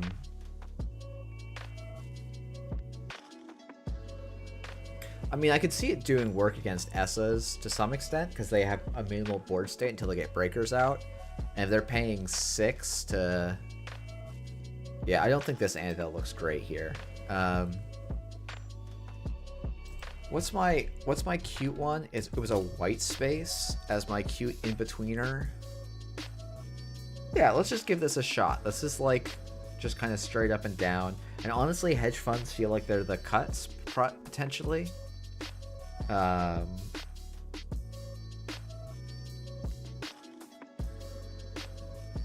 Owl for Anarchs. How good is Owl?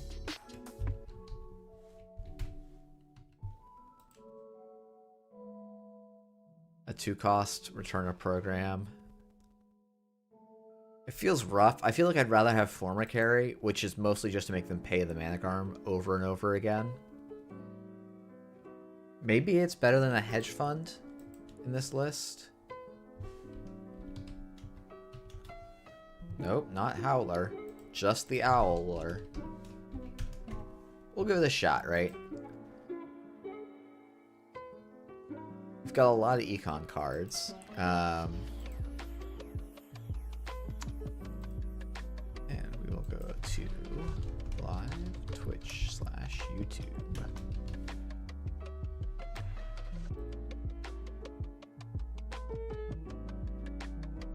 Yeah, the 2-cost slot is rough. I'd love to see. It's like hard because it's like, oh yeah, 2-cost slots like obviously can't do a lot. Daijin, Macrophage is an option. I'm not sure. I feel like most Anarchs are only on Botuluses and Fermenters. It feels a little bit odd to try and run it into that. And they're going to have a link. And like, yeah, as Andres was pointing out, like we're running 2 Maviruses. We can pop our border control to get him a virus. So we should probably be okay. This hand's tough. I think it's got just enough gas. If we draw an agenda, our first turn looks a little hairy. If we don't draw an agenda, our first turn probably looks pretty solid. Though a little slow. Okay, that's good. So I think it's something like... did I forget to put Rashida in? Oh, thank goodness. I do that so many times. Okay. I'm going to put this on the HQ, this on the remote, and we're just going to put the wall-to-wall in there. The goal is that we'll just tick up the wall-to-wall. Yeah, Daijin, if you've been running up against Chisel, then Macrophage isn't unreasonable. I think decks that are running Chisels... let me put it this way. Like, I'm of 2 minds about it, right? One is, a lot of stuff is winning right now that I don't think is winning. So clearly, something about how I perceive what makes a good versus not good deck is not quite correct.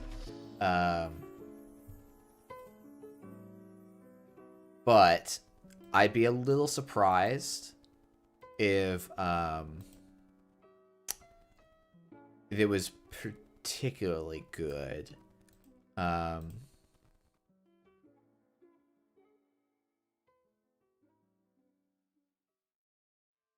Yeah, Ob is also really good at getting value out of that Trojan dice. Now, admittedly, if they chisel it, they're probably doing Chisel Devil Charm and blowing it up all in one shot, and that definitely feels bad. Not much else to say about that. Like, it genuinely just feels bad.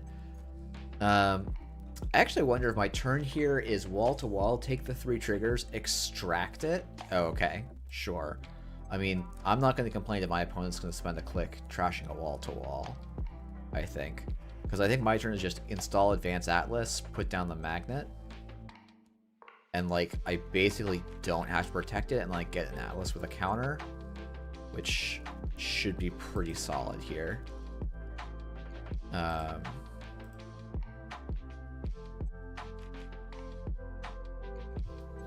And yeah, the fact that you can just extract away cards that the Botulus and the Botulist cards is quite good. You're scared that we're in the go fast or lose meta again? I think Ag Infusion lets you have options to go slow as the Corp. I actually think that Architects of Tomorrow... Well, I mean, like... The problem with any slow deck is that you have to figure out how you actually outvalue Anarch, right? Like, this is fundamentally, like, going to be the issue with Netrunner until Anarch starts losing all of their key cards. Is that their card pool is too good at punishing slow corps. I think AOT can be fine against Turbine. It's not going to be, like, world-breaking or anything, but, like, it's going to be okay. Like, you've got Bran, you've got Tyr, you've got Fairchild 3, like, they're going to spend money. Turbine's good against you for sure, but, I wonder if I can just kind of bait some runs here while I'm waiting for things. Yeah, Fermenter being banned probably would do something. I think, like, Fermenter made a lot of sense. Like, thinking about... This is something that I've been reflecting on. Like, Fermenter made a lot of sense when if it ever got good, you just put Cyberdeck Sandbox in, and then we banned Cyberdeck Sandbox, and suddenly Fermentor's kind of wild. Understanding, I wonder what the shaper list looks like with the fixed strength breakers. I think you probably have to run leeches, and it's hard to be doing an Aesop's deck that's also running a lot. Maybe, because it's like, there's just enough. I guess actually, there's not that much 6 strength ice out, right? Chiashi becomes a real pain in the ass. I think DNA Tracker becomes a real pain in the ass. Like, DNA Tracker still like, you put down 2 4-cost programs. Yeah, Outfit's another good reason that, like, it's pretty hard. Hydra's a tough one. Yeah, it's like, it's not impossible, but it's definitely tough. I wonder if I'm supposed to actually just Atlas for an agenda here. I'd be up for trading Offworld for Sandbox. I think that'd be a great trade, honestly. I think I'm supposed to go Atlas for an Oaktown. Where are we? Install Oaktown. Advance it. And I think I need the 9 credits, so we're going to extract the Sandstone on HQ. Yeah, and with Macrophage about to rotate, it's probably a trade that's better because Macrophage was also fairly problematic.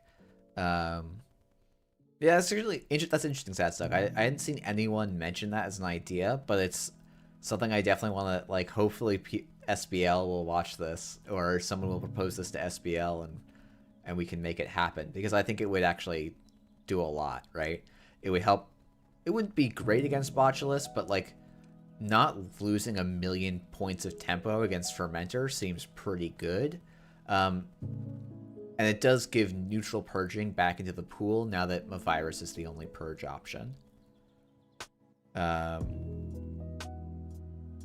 Like, I think Cyberdeck's Sandbox is overtuned, but I think purging is a little bit over costly for the speed of the game right now. So it's a bit tricky. Okay, so I have to think about my reses here. So resing the magnet does nothing this turn.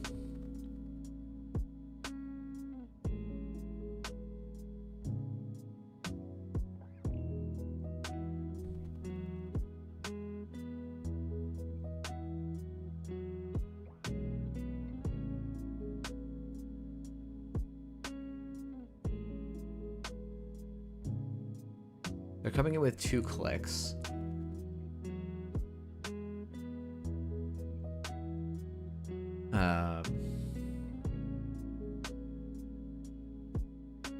So they broke all 5 subs. Okay. So I don't really have a choice here. They're gonna get this, but we're gonna make them spend through the nose here.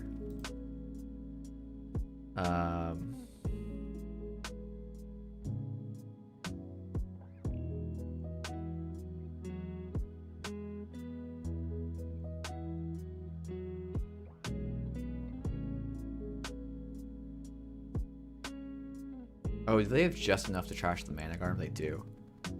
Oh well. We'll just get some Spin Doctors, right? That's just what we'll do. You know, it's funny. If I installed the Formicary instead of Extracted, I would have been in a better spot. That's quite funny. Res. Install. We're actually going to put this on HQ, because then it looks like it's going to do something. I'm going to remember to do the toggle.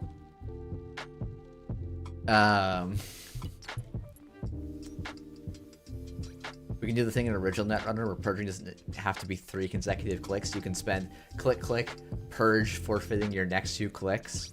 I'm sure Rules would love that. I mean, like, you could also think about printing, like, a Cyberdeck what's it? There's that Jinteki card, right? That's absolutely atrocious.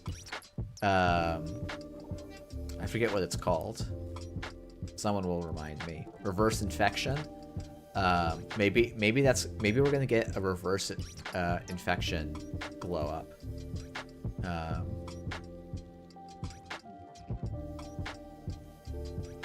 You know, we got Stone Ship Chart Room, and we got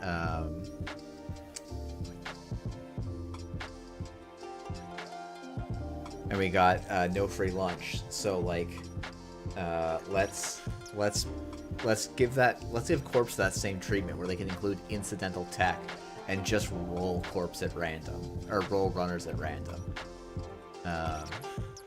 Seems worth it.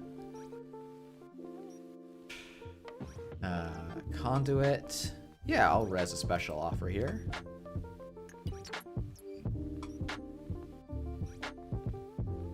We'll fire on broken subroutines. We'll install a Rashida Jahim in server 1.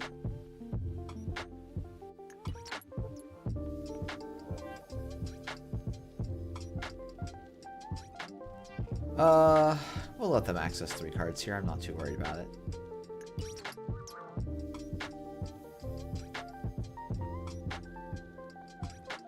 Yeah, they did this in a slightly... Okay, so now I get to put back the Managarm and the Mavirus, which is great. And I get a completely clean draw. Opponent has no idea what this is going to be.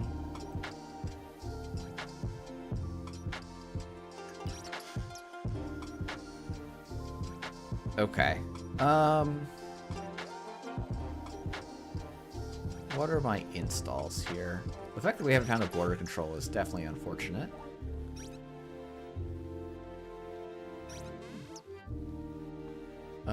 Let's see. So this will deplete their propeller.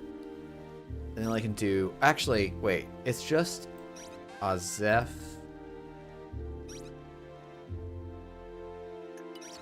Smash down a second barrier. Smash down a barrier on R&D. An opponent has to choose here.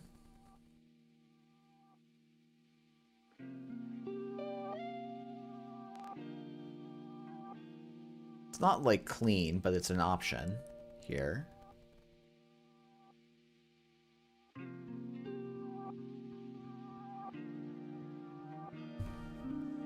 There's maybe an argument that I should actually go Sandstone and Envelopment.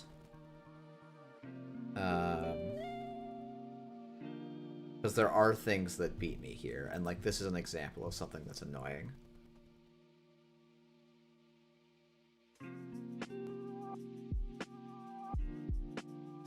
So I might actually purge next turn.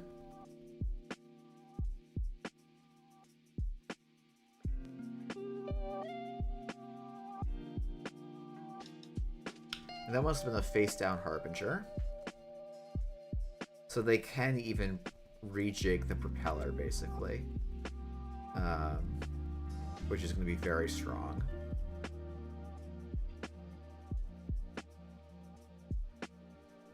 Well, having a button that says, oh shit, hold on the runner side. Okay, yeah. Actually, I spend 3. They spend 2. I don't think I mind that too much.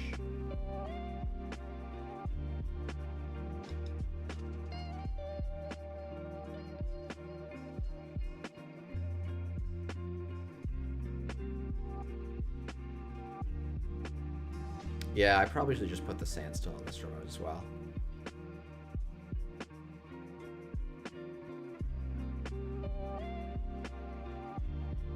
I think actually... Oh, and now I'm a credit short on this one. Oof. That's a costly mistake. Oh, never mind. Unpunishable. You cannot punish this boy. Okay, let's go. Let's go.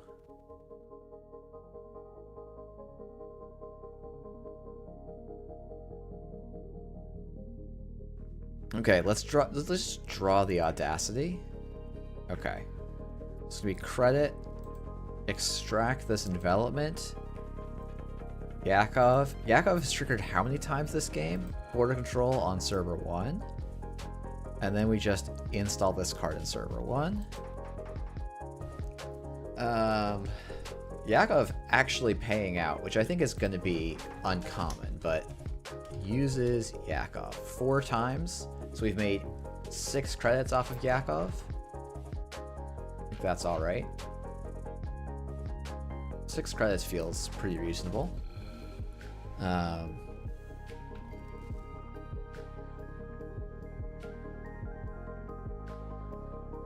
Opponent needs to make a choice. They can get the propeller back, which looks like what they're gonna do. I guess they're just gonna try and snipe them because they should be able to get through 4 times. But they're just gonna see the second virus, right? Okay, so they're only gonna see 3 more cards. And we've got 1, 2, 3, 4, 5, 6 of our 10 agendas out on the field, right? Oh, we have 11 agendas. Shit, we're boned. Just absolutely boned.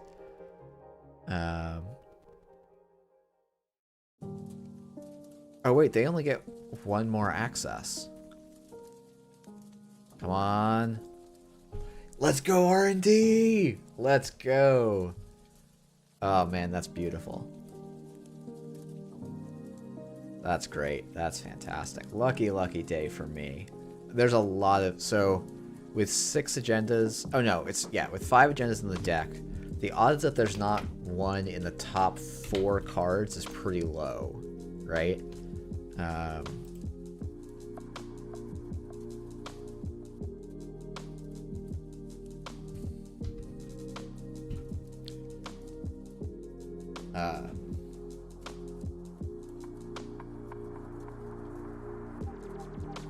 I feel like I should be able to do that math. I mean, it's 1 in 5, right? So 1 in 5 to the 4th, like 4/5 to the 4th power. I can't do that math in my head.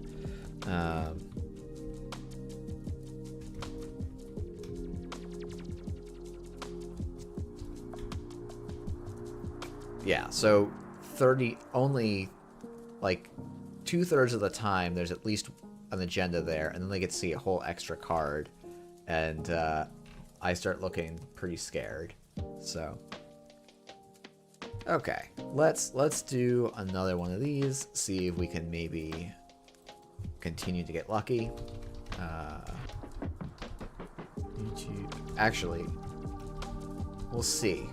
I wonder if anyone's still playing ESSA. We'll have to see, but if they reorder their spin doctor before conduiting, yes. Potentially a different game, yeah. Definitely. I think if they do that, we pop the Rashida and use the search for 0 shuffle. I think there's also a good point to be made that I didn't even need to give up that Azif. Like, I can just, like, Sandstone Envelopment. But yeah, like, you can break R&D lock with Ob like no one's business. So it's like, it definitely does make a difference, 100%. But yeah, the search for a -1 cost fail to find is like pretty essential. I do think overall, like, Conduit's going to be a rough matchup because we can't protect R&D. Rashida does not draw before the reshuffle. Rashida draws after the reshuffle. At least it's implemented on JNet. We can check generally all of the trash this cards. Like, you may trash Rashida Jaheim to gain 3 and draw 3. You resolve the trash first.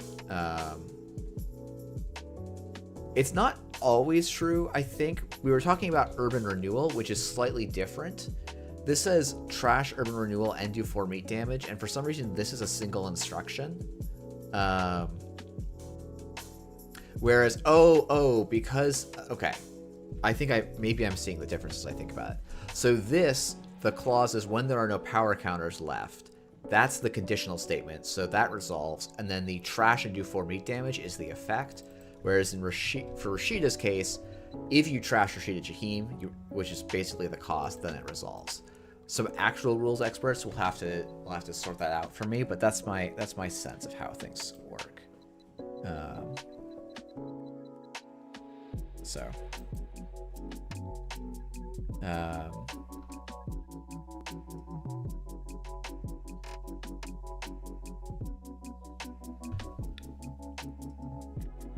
I think Urban fully resolves, and then you fire the op trigger, I believe. You may blank to blank is a cost. Yeah, Mr. Sticks, that sounds right to me. If you have a CR reference, that would be fantastic for me. Just because I generally think of costs in this game as a cost colon, but knowing that you may blank to blank is a great way. And yeah, paying costs creates the checkpoint, which is where ob fire is basically in the checkpoint after you pay costs. That's why you can do when you go to score the ASF protocol, you pay the cost of the ASF, then you can get stuff into play.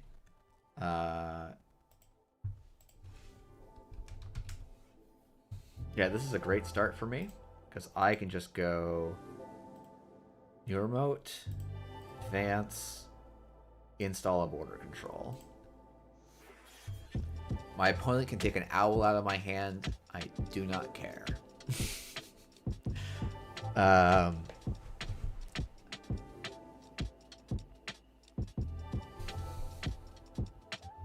You believe it's listed under nested costs? Thanks. That's a good reference. I can go and check. Thanks, Mr. Sticks. Yeah, sorry, I wasn't trying to do like a call out, like I don't believe you. Just a like.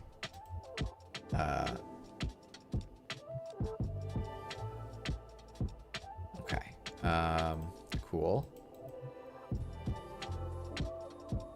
Genuinely, I think Alice's makes people play a little bit worse.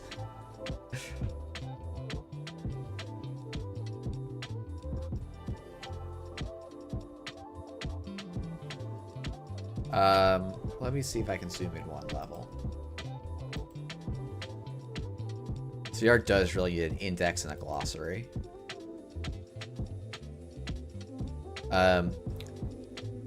I actually will say that is one of the things that is coming in the organized play rewrites.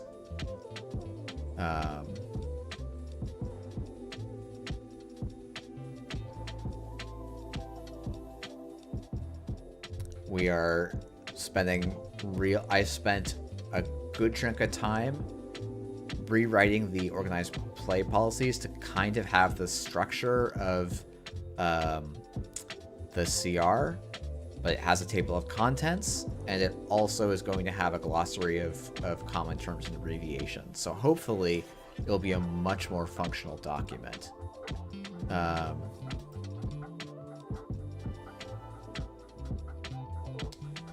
I think I just put the virus down. No, I think we put the sandstone on HQ. Or we'll put Afshar on HQ, I think.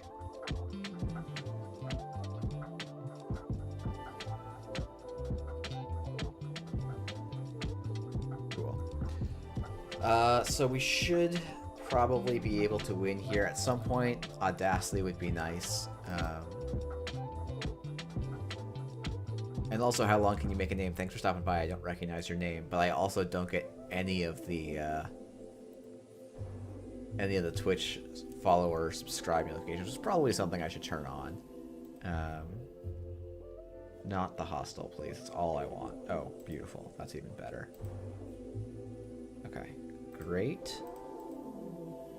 I actually feel fine despite whiffing on a lot. I guess we haven't whiffed on a lot of ice. We've discarded 2 pieces of ice to Alice.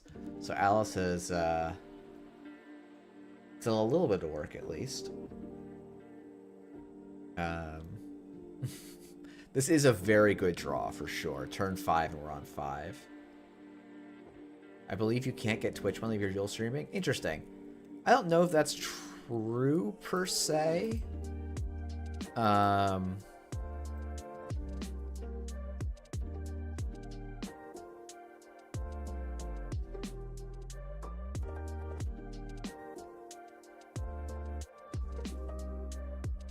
Oh, that's a bummer. That would have been a nice, easy win.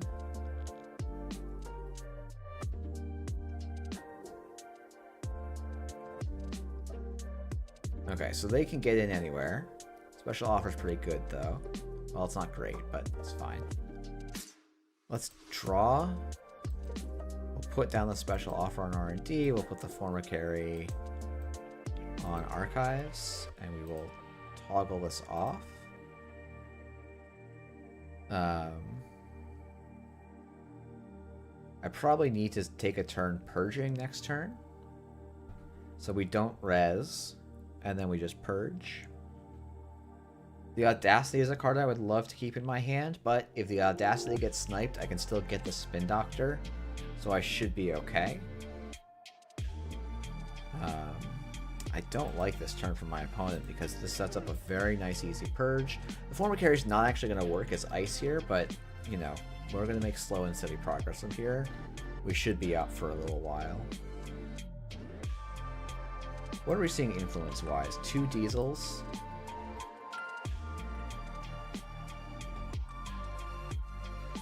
Draw. I mean, just envelopment with a Rashida behind it seems fine. Hopefully we'll get the agenda then.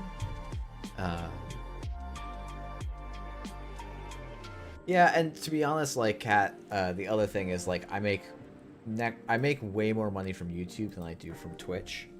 So it's like, I don't mind too much.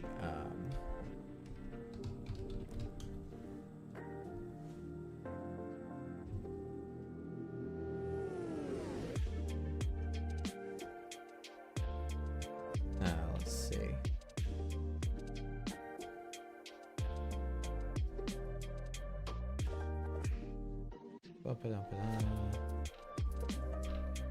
Sorry, I'm just quickly checking rather than commentating on the game. This is also why I think Wildcat's a little bit meh. Doesn't do a lot in a lot of board states. We need a hedge fund. Okay, let's see if this gets us the game. It does. Okay, fantastic.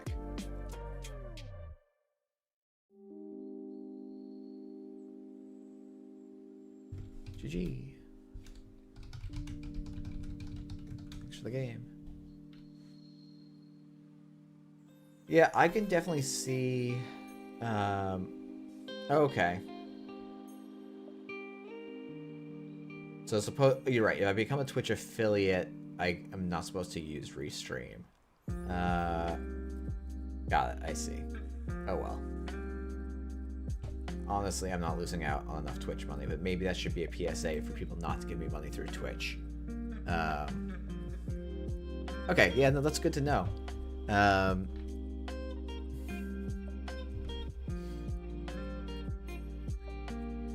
Yeah, I'll have to see if they've flatlined any revenue I'm making. But like, I think I'm making. It was almost like a. It is way harder to get monetized on Twitch than YouTube, and YouTube does pay out better anyway, so I'm not particularly worried, and I've still yet to like even come close to paying for this microphone with either service, so I'm not, it's not like this money's a huge deal. So maybe one day it'll cover paying the cost for Aesop's tables.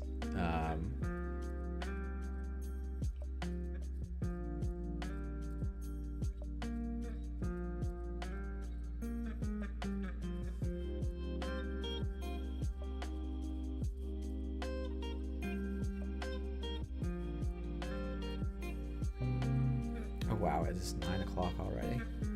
I think actually, do I want to play one more game, or do I want to try and do a little bit of custom card creation? What are people feeling? Would they rather I talk about hypothetical cards that will never get printed, or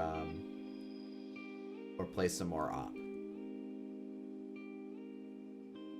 Or other suggestions, I guess.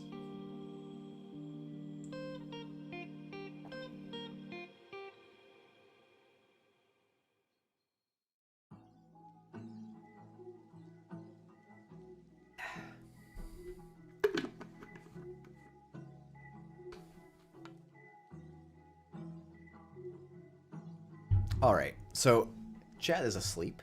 So I'm just going to go and do what makes me happy, I think. Because we're going to go and look at, let's see, here, where are we? I have too many things. There we are. Okay. Definitely should have, yeah, anyway. Where are we in terms of actual cars designed? God, was I really giving them names? What was I thinking? Jesus, I can't do theming for the life of me.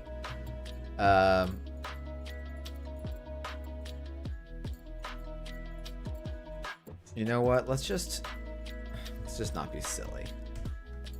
Let's just make this a 4-2, which I believe is exactly what Spiderweb was. Excuse me. Okay. So what was I thinking about? So we've got a Wayland ID. When the runner initiates a run on a remote server, they must take attacker 2 meat damage. Ignore this ability if they run a set on the server. Do I like this ability still?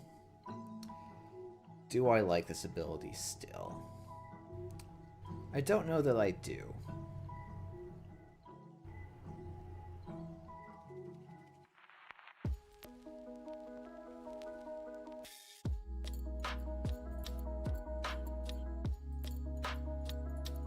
I don't know that I like this ID ability.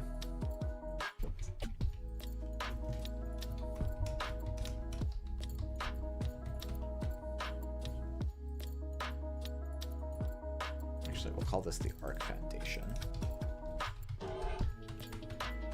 Okay. I might actually try and do thematic leading here rather than something else. Also, this is clearly I designed for endurance, so we'll just play in a set where endurance is legal, right? That's definitely what's going on. How many NBN cards did I make? Holy shit, I hate NBN. 10 plus an ID? That's like more than you get in an FFG pack or an NSG pack, I think. Right?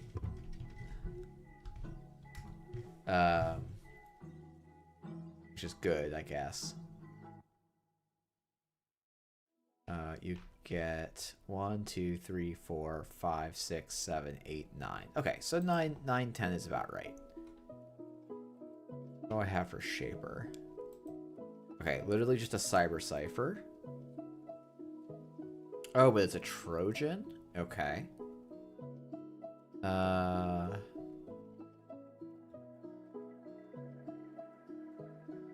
I'm now busy imagining art for Shouty Man. The biggest problem with finding art for Shouty Man is that they already printed the Shouty Man art in Spin Doctor, which is like super, like, I'm not gonna beat that. I'm not gonna beat Malcolm Tucker.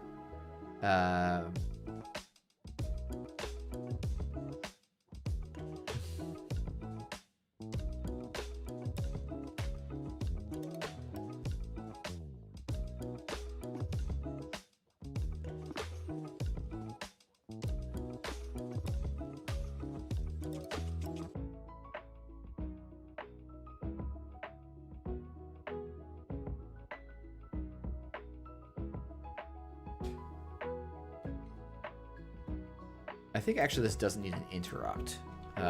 It's just you may reduce the res cost of a card by 1 for each card res usability only once per turn. Prirec is the ultimate Shouty Man. Yeah, I don't know, like, being like, oh yeah, we're gonna make uniques the faction identity is like quite tricky. Because if they're assets, like, you actually don't want to include a lot of uniques in your deck, so I don't know how that works, but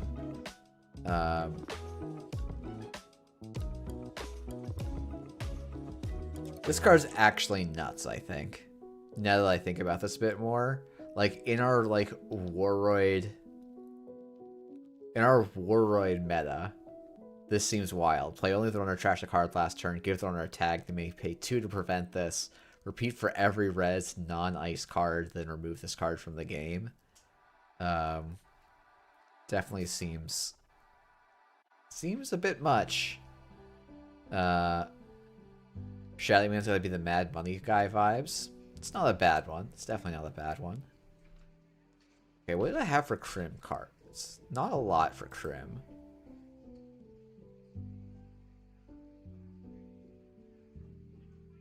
This is just gonna be called like Chum the Waters, right? No. A Blade of Armor, maybe? A Blade of Accomplices. Alright, we have to be able to spell Accomplices.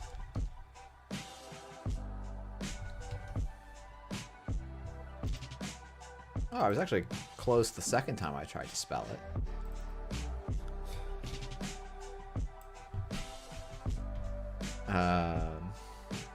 Doesn't quite make sense as an event, but, you know, that's fine.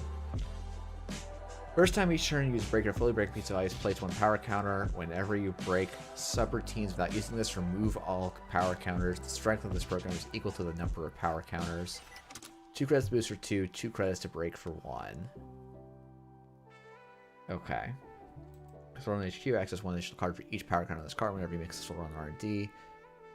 This turn, wow, this is a lot of text. Access one card. If you make a successful run on both R&D and HQ, place a power counter on this card. At the beginning of your turn, play 1 for each power counter. Okay, Baby Siphon seems fine. Especially in Sable.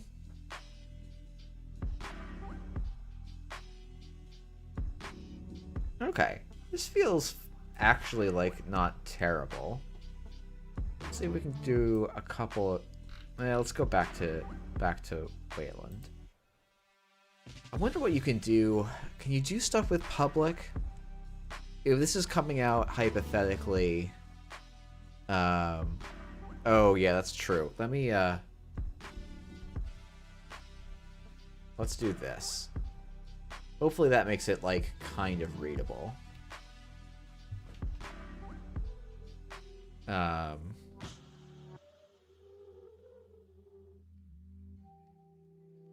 Okay.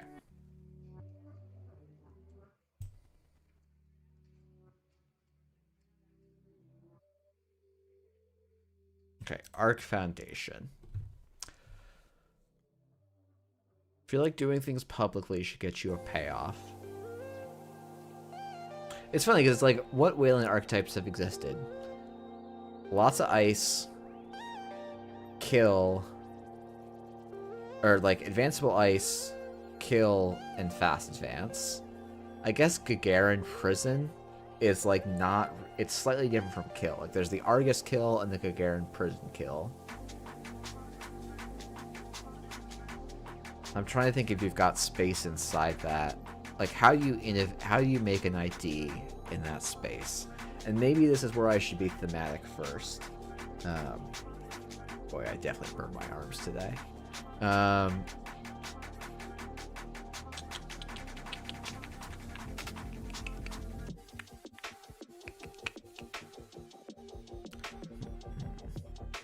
wonder if you can like gain something for rezzed cards or cards that are face up. So Arc Foundation, what are we doing? We're building the Arc that's sending off the first human generation ship. So we're doing a good deed. And we want to make the good deed. We want to get paid off for that good deed. Yeah, Argus is like such a solid ID. I would love to see it. I really kind of wish we had Argus in system update over Building a Better World, which just doesn't, like, it's not even good in startup or even gateway and startup only. Like, it's just actually outclassed by Built to Last. Voluntary expose for a bonus. That's an interesting idea. You may expose an agenda to res another card,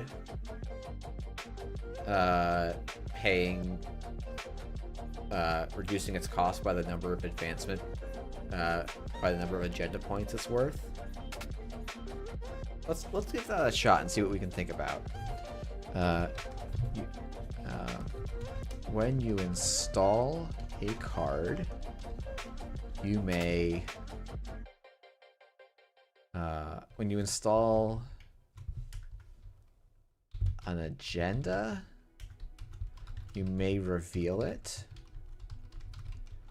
and res X cards, paying X less for each card,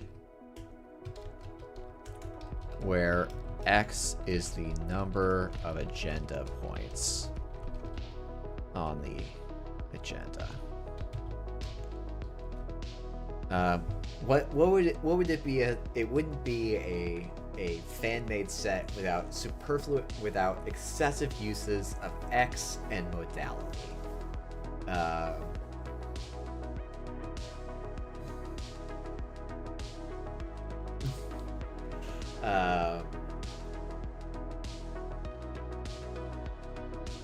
Like fan-made sets use X costs and choose of these three options like 5 to 10x more times than other stuff.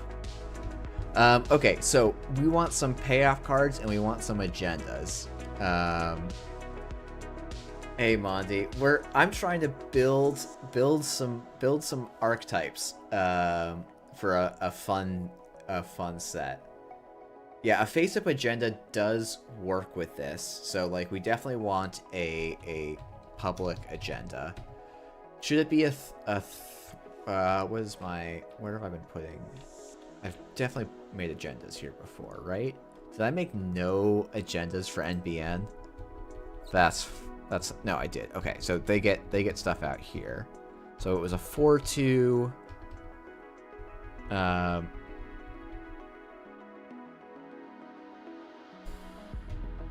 I'm not sure what you mean by at least the second order.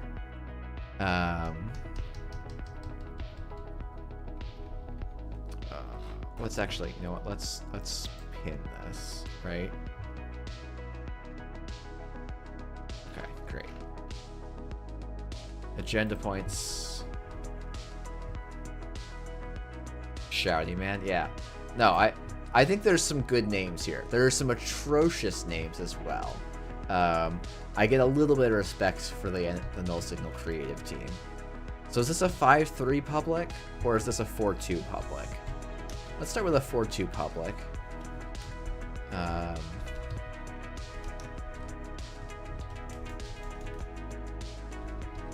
That's not right. This is why hell is myself. Initiative. There we go. I cannot spell to save my life. Public initiative.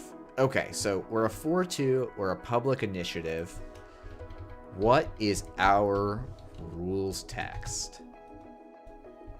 So like you can theory craft a new deck with extant cards, and so theory crafting new cards for an extant game is at least one order of magnitude greater. Oh, okay. 1 order of magnitude greater theory crafting. Yeah, I guess. I don't know. This is honestly me echoing back a little bit to the San City grid. No, San Francisco, excuse me, which was a great, absolutely fantastic net owner stream for a long time.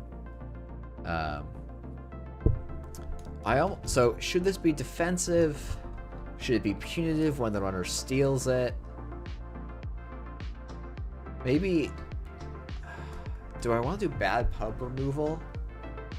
Like, could the Arc Foundation be doing multiple things? Could it be doing bad pub removal in addition to this res and de-res thing? Because then we could kill 2 birds with 1 stone. We can give SSO fuel, we can give outfit fuel, and then we can try and combine them. So like this could have the text like, if the runner steals this agenda, remove 1 bad pub. If you score this agenda, remove 2 bad pub.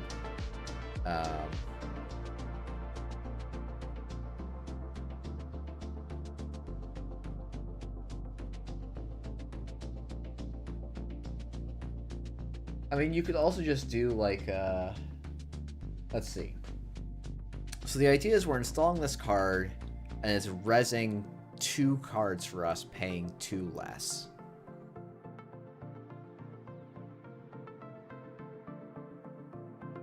Though that's true of any agenda, right? But generally, rezzing your own ice early is not great. Because you're telling the runner exactly what they have to do.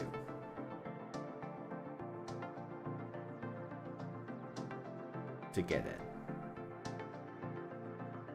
I wonder if this could have when the runner's turn begins, place. Do I want to put tokens on a card that's going to have advancements on it?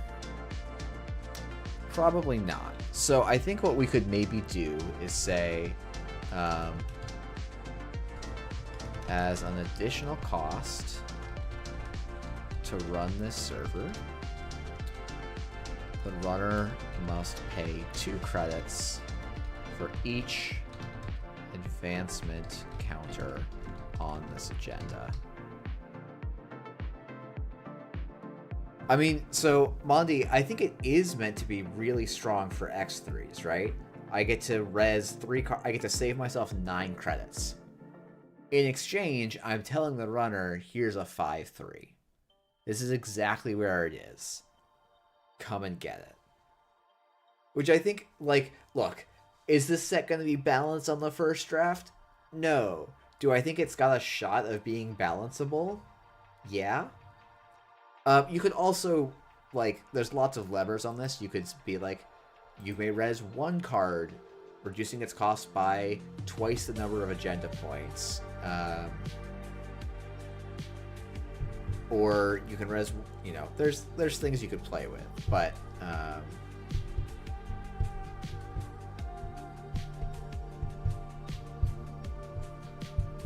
okay, so now we just need a name for this. This is some kind of reasonably good deed, right? So I don't super love it being incredibly defensive. But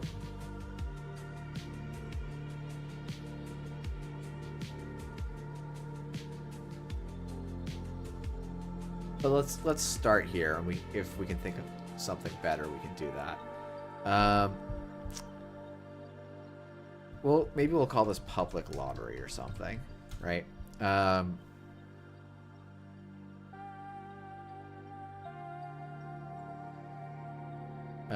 And then we'll do, what do we want to call this? Species preservation.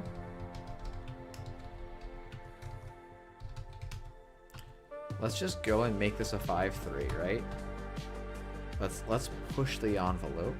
This will be another public initiative. Actually, no, this can be a public research. You know, for the people out there that really care about the subtypes.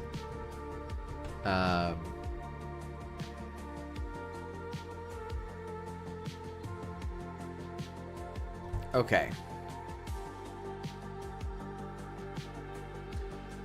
The immediate thing that went into my head is whenever you advance this agenda, you may remove all advancement counters and then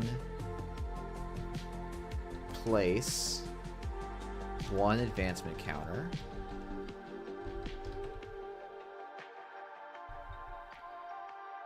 for each unique subtype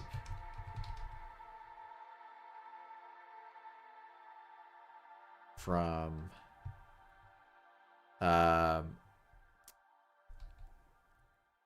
trying to think how to phrase this. From barrier, code gate, or sentry.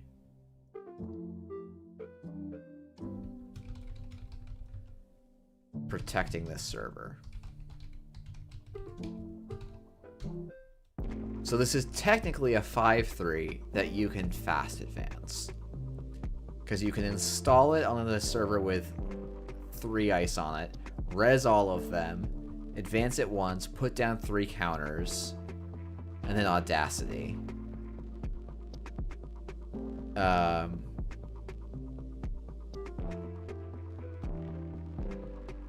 So this is probably just broken.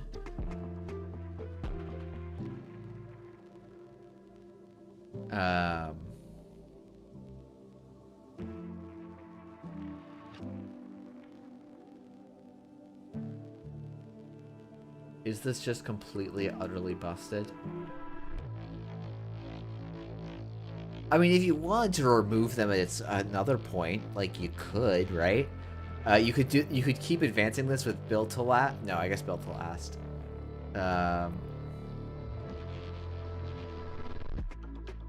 On ice, yep. Okay.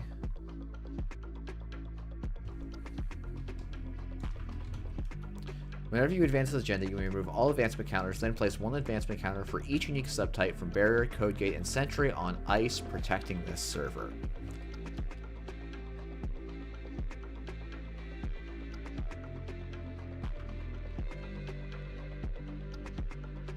Oh, I meant on this agenda. Though I realize that, I mean, yeah.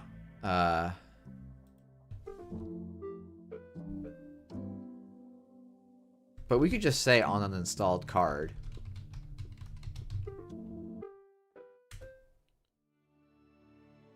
That could be fun. So you advance this, remove all its advancements, and then place 3 advancements on a piece of ice, and then do that. So it's like SSO, but without the need to be SSO.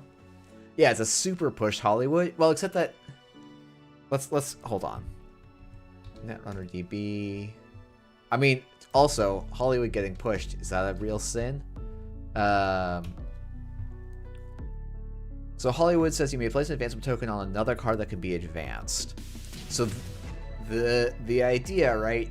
The difference that you could maybe say, right, is that to use this ability on what did I call it? Species preservation. When you advance it, also that's a terrible name for this. This should be something else. That's a Jinteki card name if I've ever seen one. That you're like preventing yourself from scoring it, whereas Hollywood, you're advancing your board state. Now, this is super pushed because it can just fast advance itself on a 3-iced, or in some cases, as Mondi is pointing out, a 2-iced server, if you can get a Sentry and a Half-Run up together.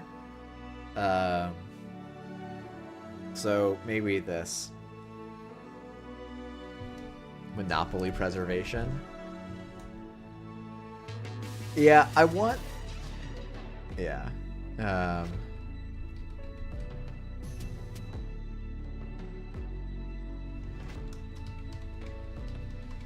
So wait, Monty, how do you score this in 3 clicks? You score this in 3 clicks with another tool, right?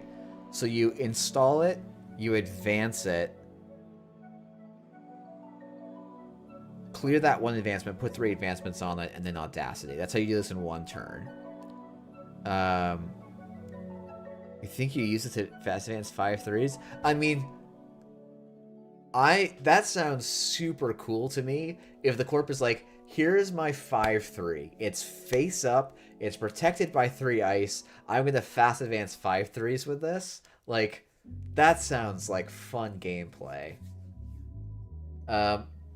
Yeah, like the way if fast advancing a 5-3 becomes toxic, which I don't think it's unlikely, then you say on other cards. And the removal... Like, you could also be, whenever you advance this card, you remove all advancements on it, place that many advancement place that many advancement counters on another installed card, plus 1 additional advancement counter. Yeah, effectively, once you have the server, you've made it a 3-3. Yeah, maybe it should only be able to put down, maybe it should be capped at 2. Okay, so whenever you advance this agenda, you may remove all advancement counters, then place 2 advancement counters. Okay, yeah, let's just do that rather than being silly. On an installed card, if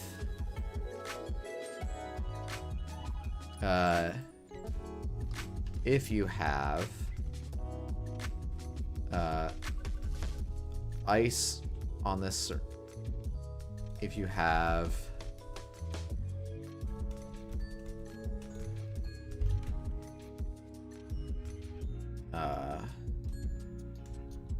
if ice protecting this server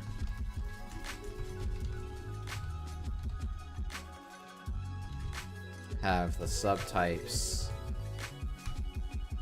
barrier, have all the subtypes, have all. How do you phrase this? There should be a way to use this. How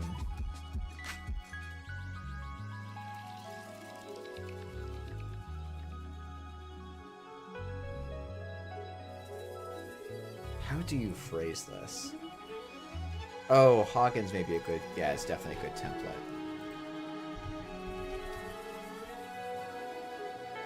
This just says for each installed icebreaker. Oops. Oh. Okay. If you have...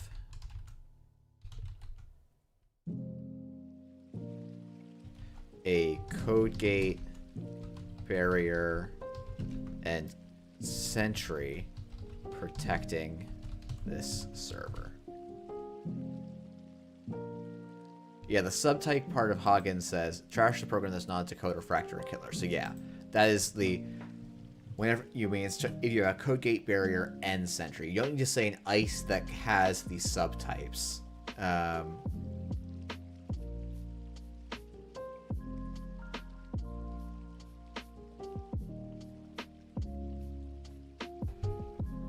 If barrier, code gate, and sentry are all among subtypes of ice. Yeah, I think this wording does the same thing, but it's a little bit cleaner. Oh, yes. Have a resed. I think resed actually isn't strictly needed, but if these ever end up in people's hands, it's probably worth making sure it's resed. Okay, and you know what? Let's make one more agenda because agendas are fun, and this one's going to be a 3-1. We're going to do the full spread, the 4-2, the 3-1, the 4-2, and the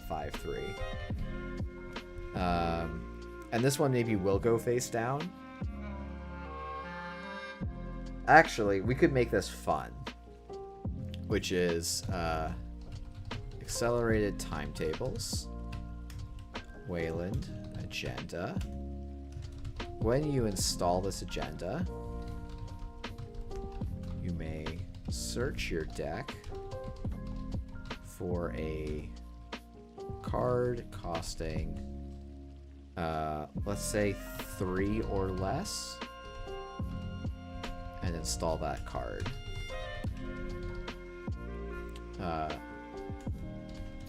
Show it to your opponent. What is it? Reveal it. And reveal it. That's it. That's what it is. And reveal it. Then you may install that card, ignoring all install costs. Okay.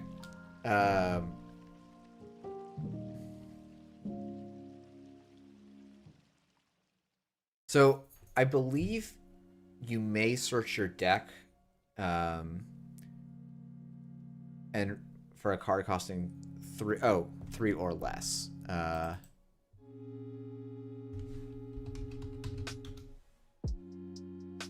reveal it. So you can always fail to find, I think, when you're searching for something that has a specific condition. And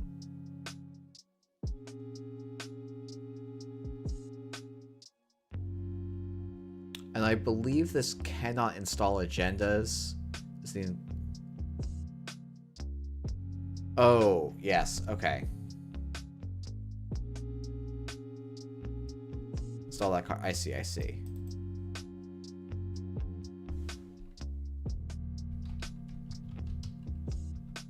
Yeah. Okay, cool. So we've got some nice little cards here, and then the first piece of ice I made doesn't work with this deck. So let's come up with some ice that does work.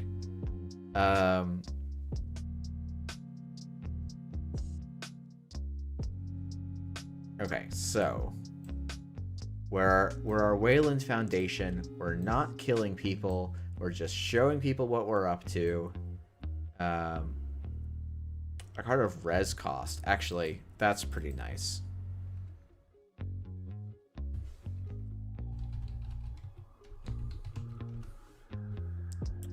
You may install that card. It's like the same number of words, right?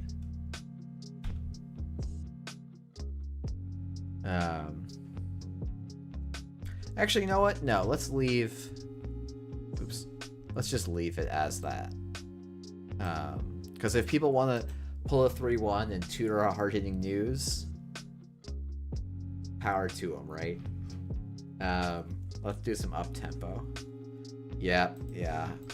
A card with printed cost.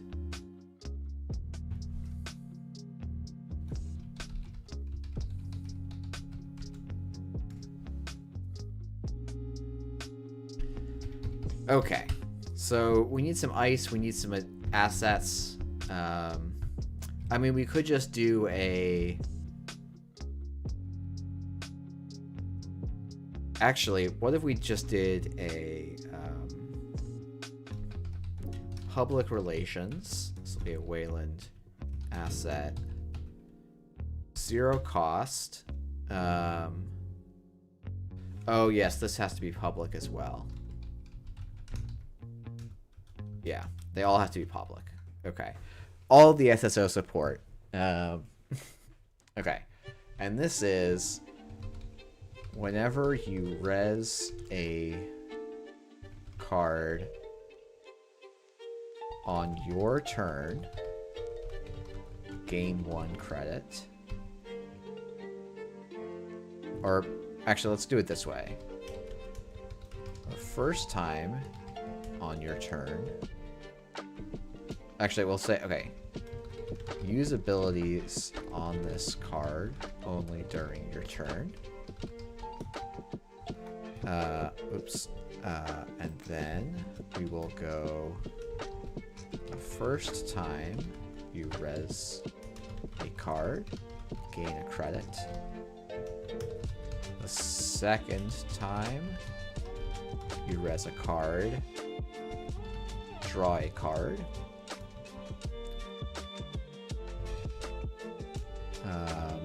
Can I just say the third or greater time? How will I raise that?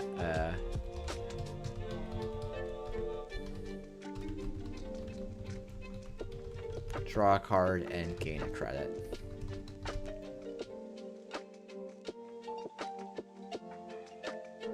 You may search R&D. Fine.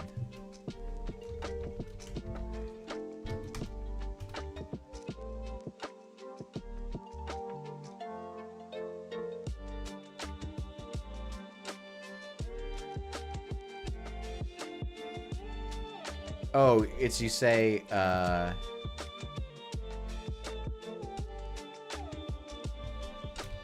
if you, whenever you res, if you have resed 3 cards, you may draw a card. You may draw a card and gain a credit. Whenever you res a card, if you have res 3 cards, you may draw a card and gain a credit. Cool.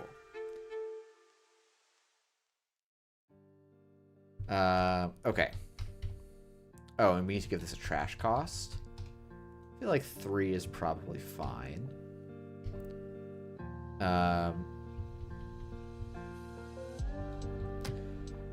That makes it sound like it only fires on the 4th res. I don't think so. Because this card will be active. So you will have resed the 3rd card by the time... I think? I'm not 100% if someone wants to like rules check that. The intent is that this works on the third card. Yeah, it's definitely more ambiguous than you'd like it to be. I don't want to spend like... If I spend the entire stream fiddling over words minutia, it's maybe a little bit less less fun, I think, than going and getting a couple more cards done.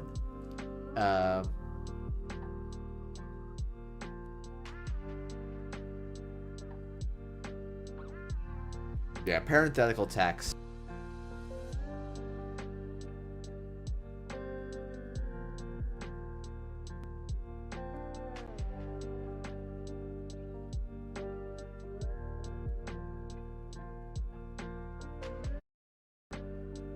Okay, cool. Apparently my USB cable is like stretched to the extreme or something, and so just barely making it through. Okay. But yeah, parenthetical text is a good way to make this work. Or just as it's because it is strictly reminder text. This ability triggers on the third card rest. Cool. Okay. Let's see. All you need from a first draft is that it exists. Yes. Okay. So this, I'm planning for no border border control isn't going to work with our tutor effect. It's going to be still a good target. What do we want in this? So these are the good side of this faction. How do we make them nasty? A good 3-cost operation? Okay. Let's...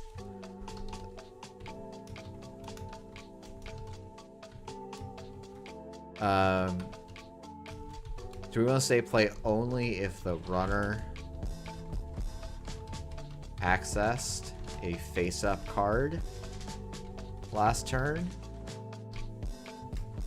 And then what do we want to do?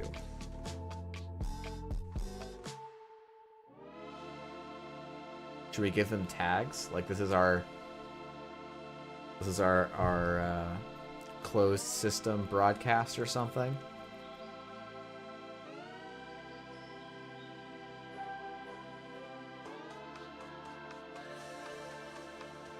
I'm like, immediately I'm like, oh, okay, we give them tags or meat. But those cards usually suck.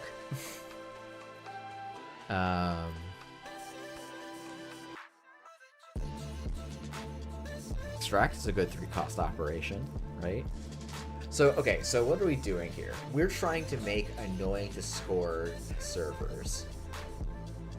Like, well, so we have two different ways, right? One could be this deck is trying to rush and use the public agendas and tempo and stay kind of lower to the ground.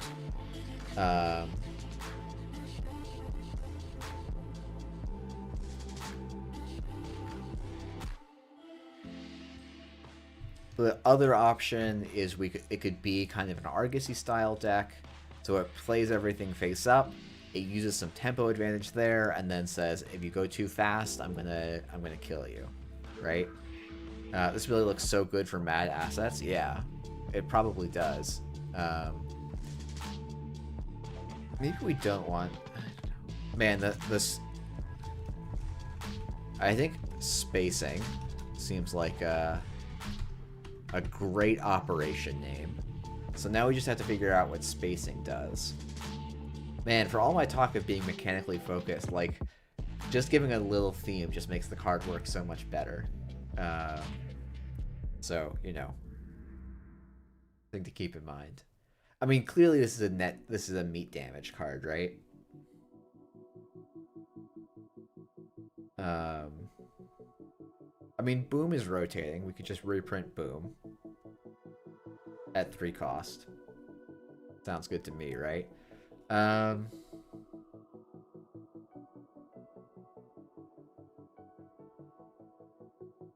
Yeah, the tricky thing about each ice they passed is you have to track that across multiple turns.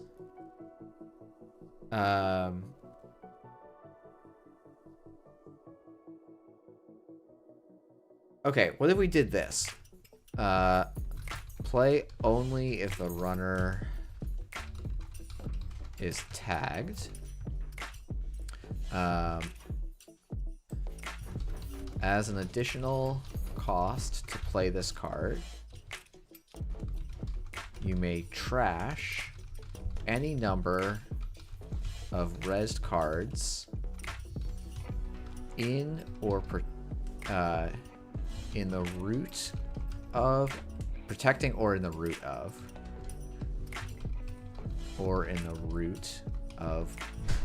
one server. Any one server. Oops. Do 1 meat damage.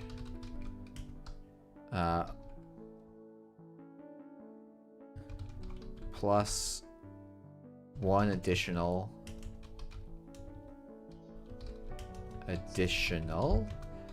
meat damage for every card trashed. Okay, so this lets you get a 2-card list. So to get this to be a 1-card kill, you would need 5 cards in a single server. If you have 2 of these, you need 3 cards. No, you need 4 cards in a single server, or you need 4 cards across 2 servers, which seems like reasonable. It seems worse than End of the Line. I mean, it can be a 1-card kill, right? And doesn't remove the tag. We could make it 2 cost.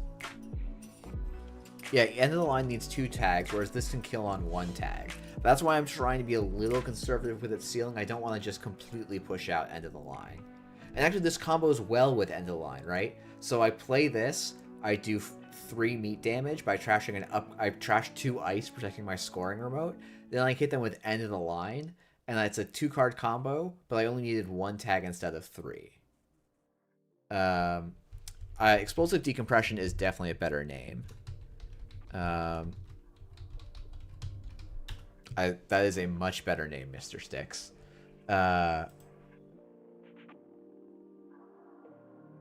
feel like it's an inevitability. The runner can't do a whole lot. You just throw down ice and forget it.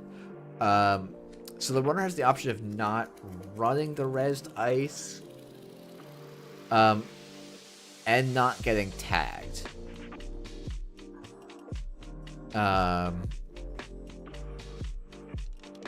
Actually, we'll call this emergency decompression.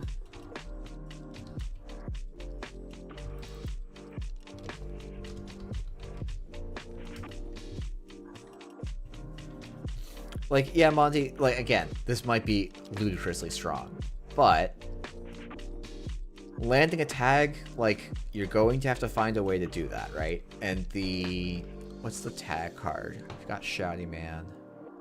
We've got...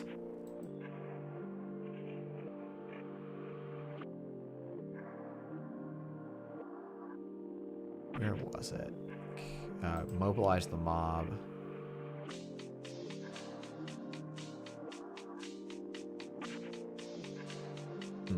Interesting.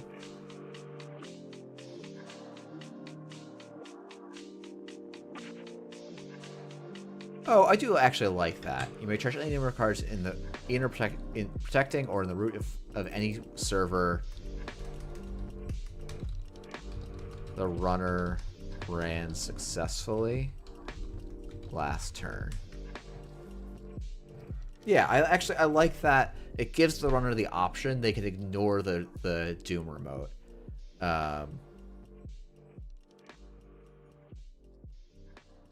Also face up, not in archives.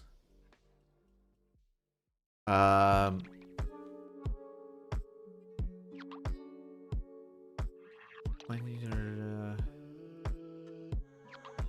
think everything is referring to protecting, so I don't know exactly which card you need to worry about not being in archives, because cards in archives are not in the root of archives.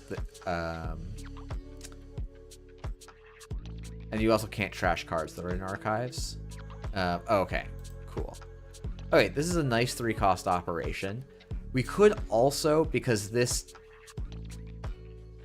I like almost want to do a little bit of HB efficiency install thing. But let's get like a little bit of some code gate stuff. So we have former carry, which moves around. Do we want to try and print a code gate that moves around? I feel like a code gate that moves around is reasonable enough. It's probably be a bad code gate that moves around.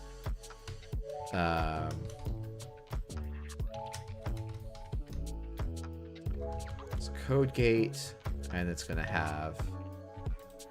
It's actually not. I don't think it's even gonna have an end the run. I think it's gonna be like.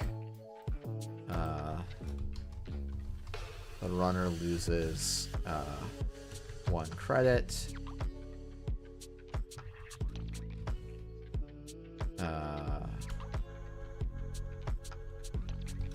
The Corp gains 1 credit for each card in the root of this server. That seems quite bad, but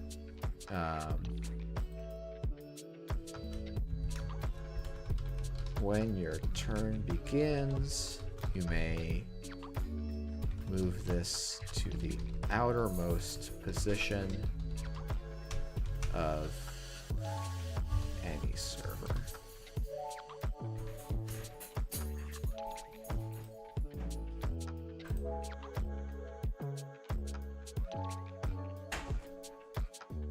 So this, yeah.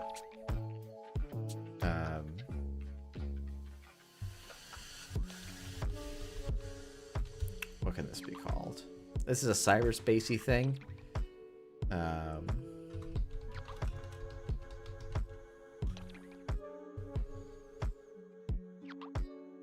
I care less about ice names. We should probably have. I wonder if we could call it like a Wonder Ice for the arc. What's it called? What's the nerdy? There's like a term that people are using, like a true digital copy, but it's got like a slightly shorter, more lingo-y term.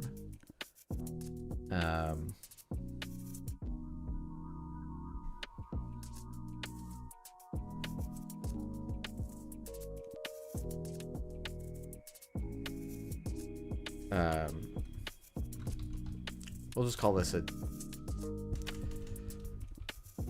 just call this Noah's Ark, right? Is it Noah's Ark with a C or K? I'm not sure. It's gonna be Wayland, this is gonna be Ice. It's not, yeah, it's, okay. And I think, actually, it would be fun if this is a barrier code gate. Okay, thank you, everyone. Noah's Ark, like Arc Laser, doesn't make much sense. Though it probably doesn't need to be a capital K. Okay, so this is a barrier code gate sentry. We need to give it. Oh, we forgot to give this strength. I feel like this could be a 1/3. Like this card doesn't do much a lot of the time. It's probably the runner loses 1.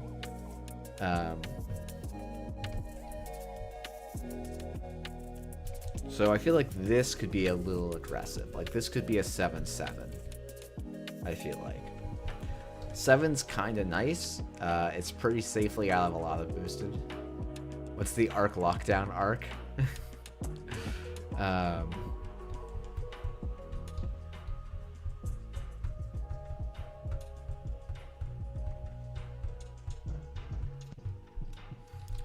When the runner initiates around the server.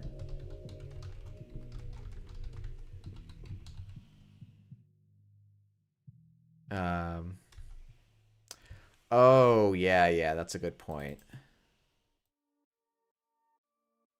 Noah or... Yeah. Okay.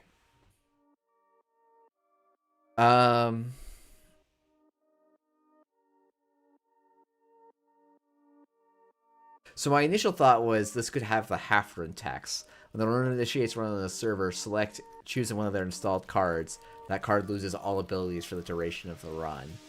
I think that means this plus like one other ice is effectively unbreakable.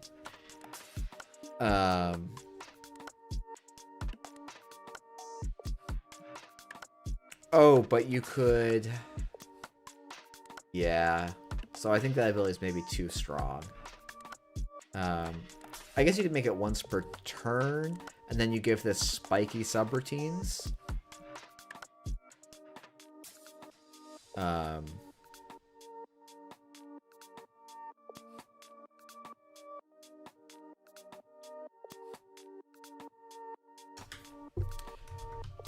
Near... No. We'll just call this Noah arc.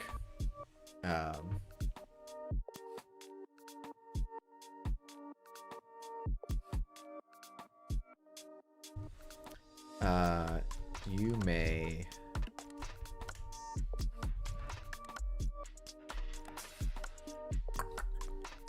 What do I want to do? De-res this ice to remove all abilities from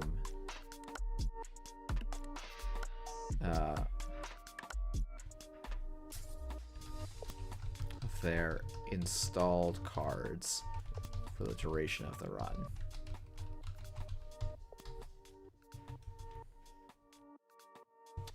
And now I need to go.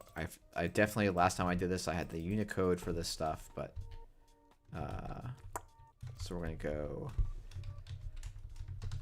gain 2 credits. Let's go. Everyone's favorite subroutine.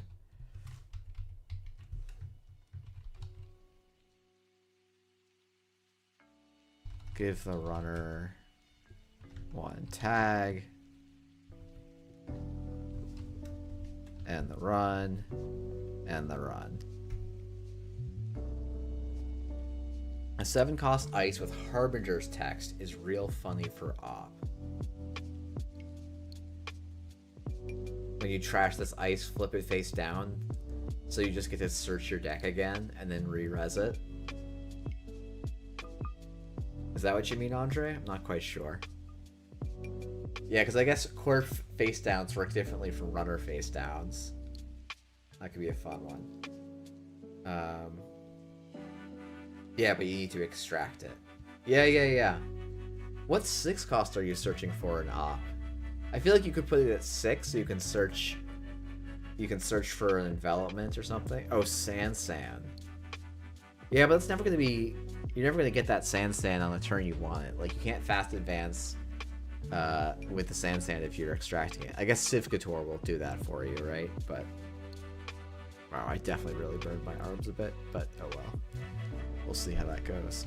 Okay, so we've gotten our silly thing. We've gotten our barrier.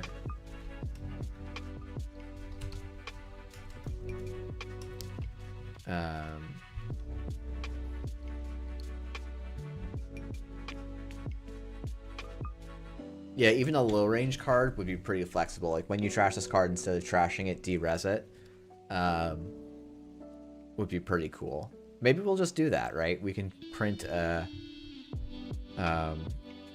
what's a good card that regenerates? Like I'm thinking like Salamanders. Salamander.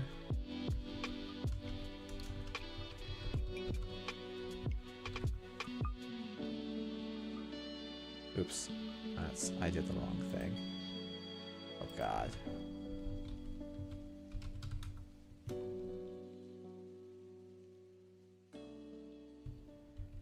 Oh, you know what? What if we just had this be the Jinteki, like the whole Jinteki faction is like regenerative stuff?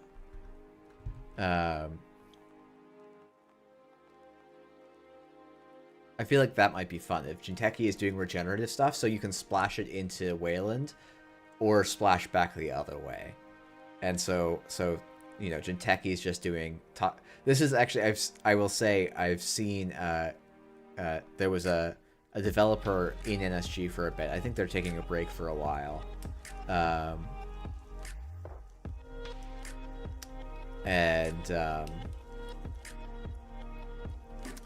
They had a whole fungal Jinteki set idea, but I think like this is going to go in a slightly different direction. So, okay, yeah, we're doing a biblical flood. So let's actually just make a card called Flood, right? This is Wayland, Ice.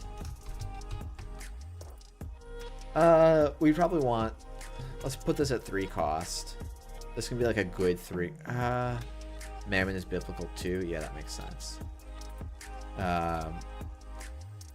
Something like crowdfunding would be a lot better on the Corp side. Yeah, because the runner would have to trash it twice, right? That's why Maryland's so good.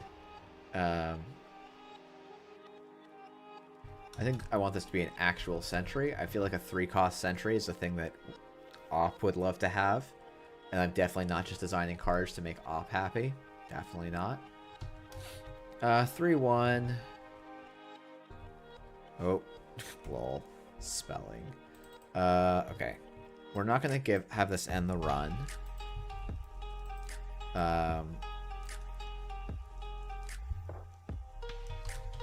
Trash this. You may trash this ice. Actually, we'll go trash 1 program. Is this just gonna be? I was gonna make this more complicated, but honestly, I feel like this might be okay. Double Rainbow seems like a lit playtest name.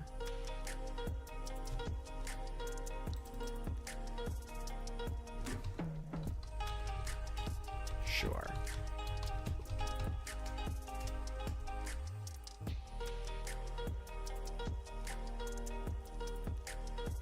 How does this keep sliding up?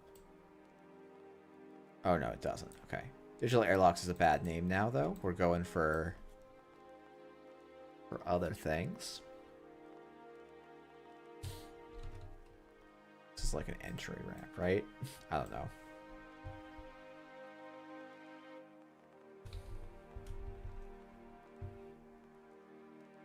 I was about to call this Sphincter, which is not a good name for a card.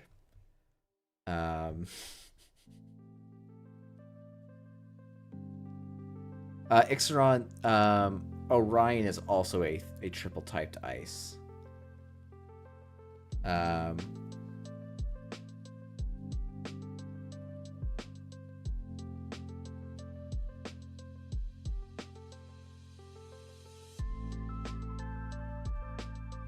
Let's see.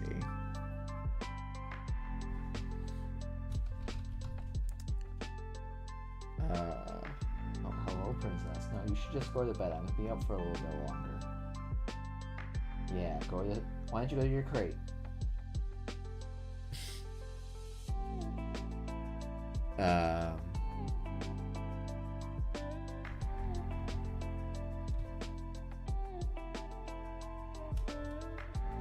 Drawbridge, sure.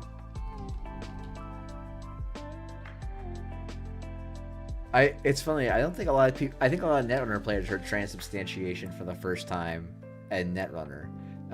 But if you're the right kind of nerd at the right kind of place, you'll heard about transubstantiation in other places. I don't know.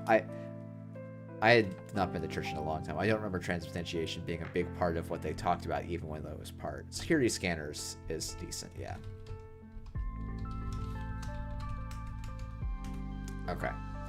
So we've got some ice. We definitely want some assets here. Let's try and get like 2 we have 1 asset, so let's get like a second asset down.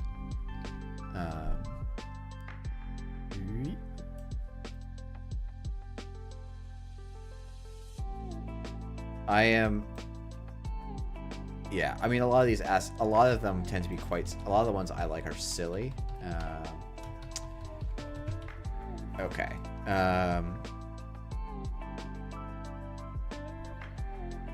Yeah, I do know that that's what it means, Mondi. I think it's not something that gets taught. Like, it's both an integral part of the faith, but not a word that gets used a lot.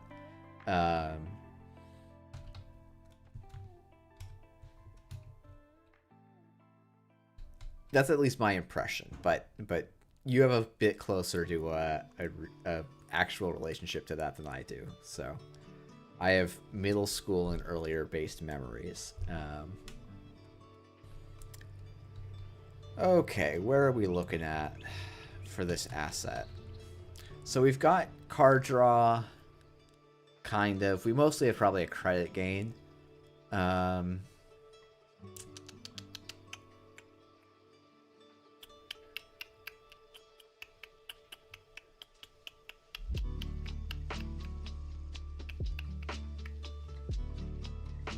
I think we probably just want like a good asset here rather than something directly synergized with the ID. I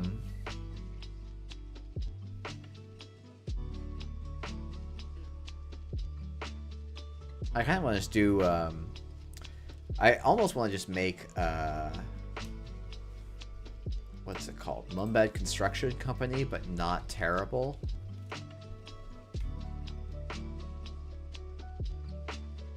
Right?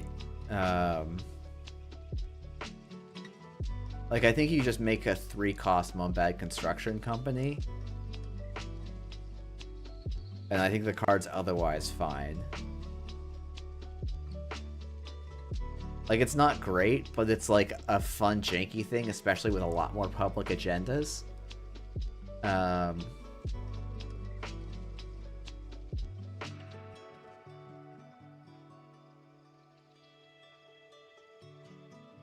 Yeah, let's do that. Let's just make a 3-cost Mumbad Construction Company. This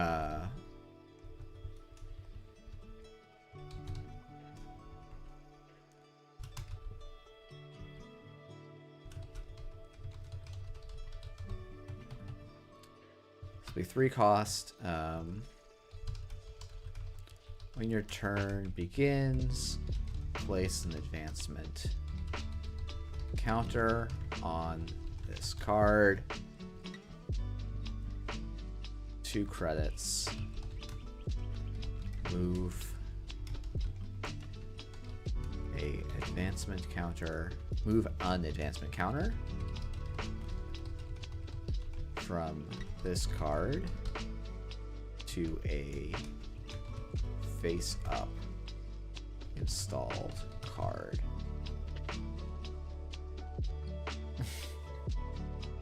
Formatting is going to be different. That's my excuse.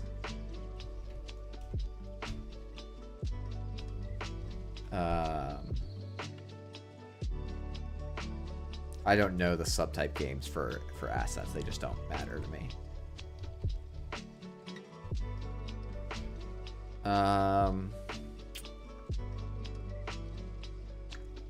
Do we want to do...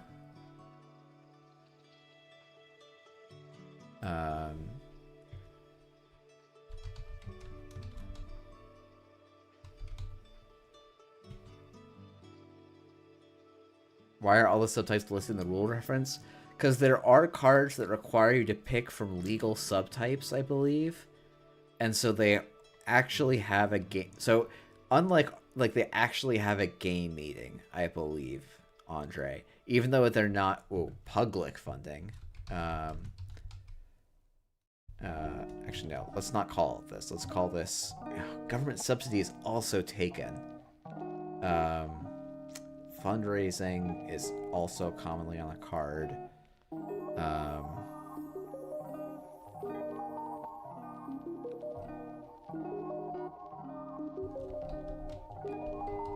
Sponsored.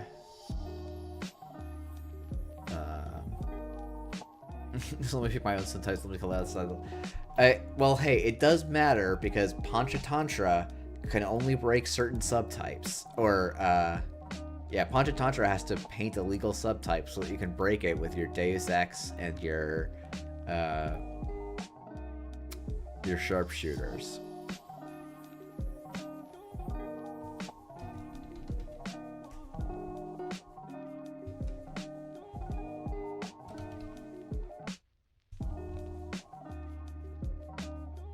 What do I want this? Let's call this sponsored.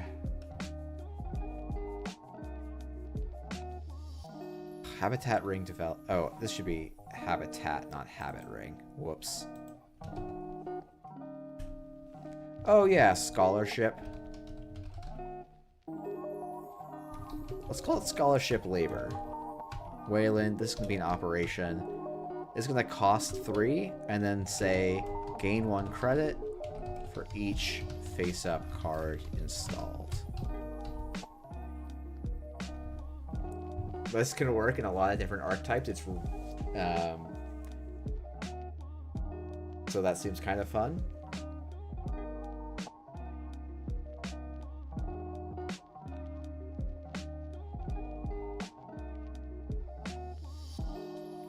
Yeah, I should be skipping around. Like, I definitely skip names a lot when doing this stuff. How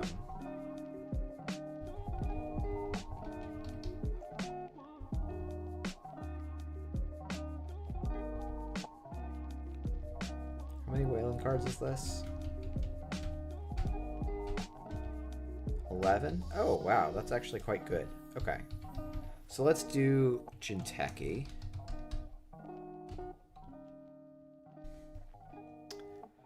I feel like this is going to be...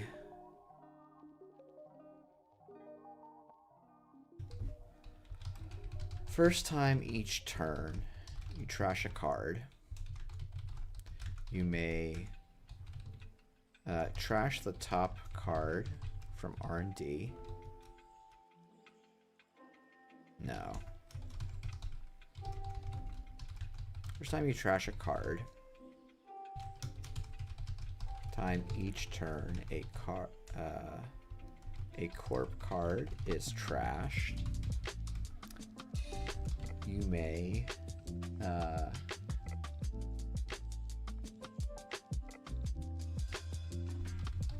install a card from archives that costs less than the trashed card. And then we're going to have click, run archives. Instead of breaching archives, remove 1 face-up card. Actually, no, here's what we do.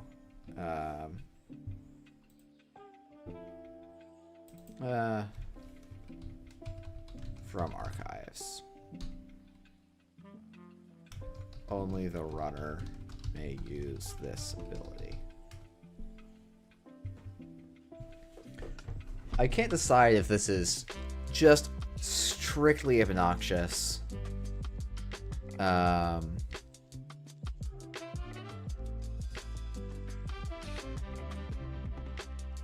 Or strictly unplayable.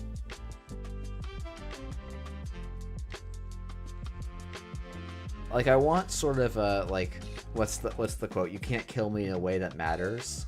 Jinteki. But I'm immediately like, do I want to play against an infinite number of Keelings? Probably not.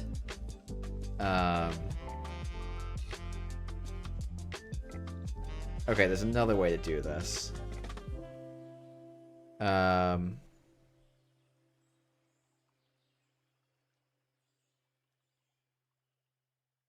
Okay, actually we can put it this way. When you trash a face-up Corp card, we're going to say a rezzed Corp card. When you trash a rezzed card, you may install a card from archives. Place a... we're just, you know what? We're going to add a mechanic. It's going to be a regeneration counter on it.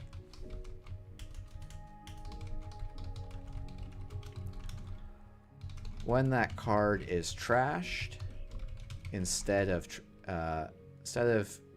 trashing it, remove it from the game. Done.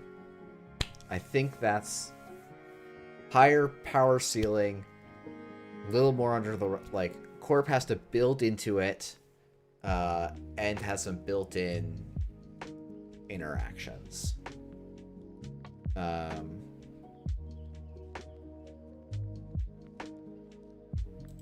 This is an ID, and we're just going to assume this is a 4515. I think I just assume that for everything. Yeah.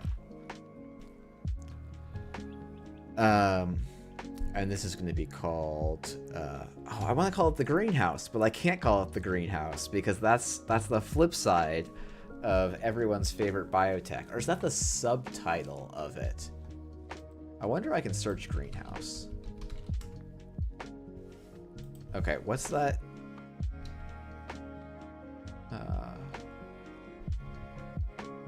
It's the subtitle? That would be great. I don't know if I can actually search that card on Netrunner DB, though. I also would have to remember what set it's in, which is like... Is that Honor and Profit? Or they did the 3 really experiment... Yeah, okay.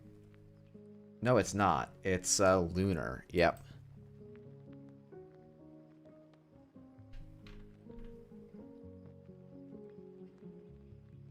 No, Lunar is IG, right? Lunar is IG. Is it? It's not. Is it Sansan?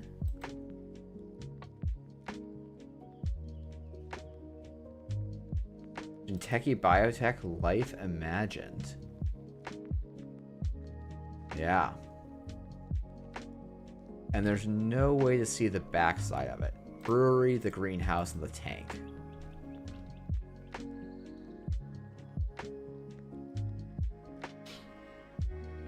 Ah, here's the... Okay. So it's probably Jinteki Biotech, the brewery, Jinteki Biotech, the greenhouse, the tank. Okay. We can come back to the name on this one. We've got the, like, core conceit, though. So now we need some Jinteki cards that trash and want to be trashed. I think we're going to start with a Sentry.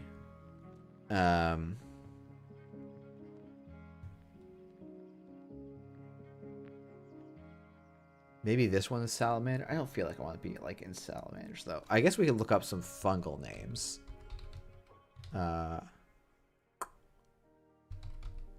Fungus family names. List of fungi taxonomy. Okay, you know, I'm gonna just name them. I'm gonna call this fungus name 1, fungus name 2, and we'll come back for those.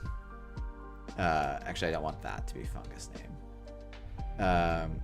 Jinteki, ice. It's gonna be a Sentry. You may trash this card. Okay, so I don't want to just do net damage if I can avoid it. I don't want to just end the run. Let's actually do it this way. This one is going to be when this card is trashed, you may install it from archives, paying 1 credit in addition to all other install costs. And then its subroutine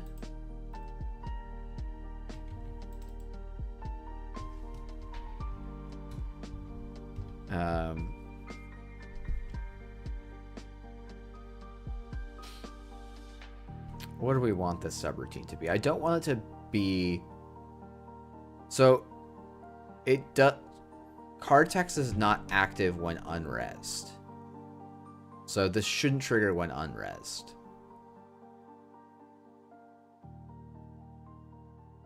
Jinteki Fungal Farm, Fungiculture for all. Oh, you know what? We're going to call this Fungi Inc.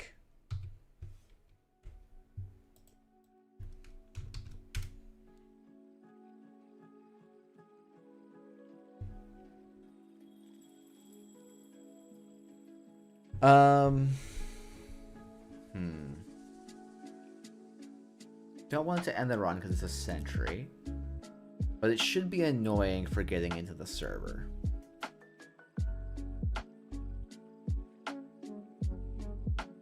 Well, actually, what if it was, trash this ice. Oh, trash this ice. The runner is now, approaching the outermost ice, protecting this server. Okay. The neat thing about this, I believe, is that even if you use the install ability, the runner won't actually be encountering this piece of ice. This should be cheap because you're paying a lot to use it. Can this be a 2-3? Because it does nothing on its own. It's positional. Well, it's not really positional, but it can't be the only ice, right? Yeah, this is a cell portal.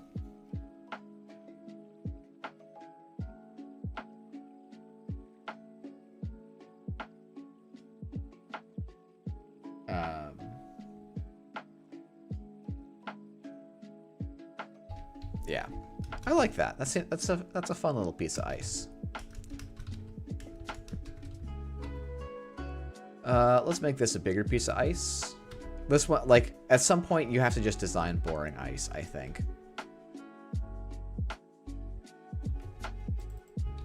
And the run. And the run, probably. I don't know that you ever play Big Enigma, though. Big Enigma is a 5-4. Do you play that ever?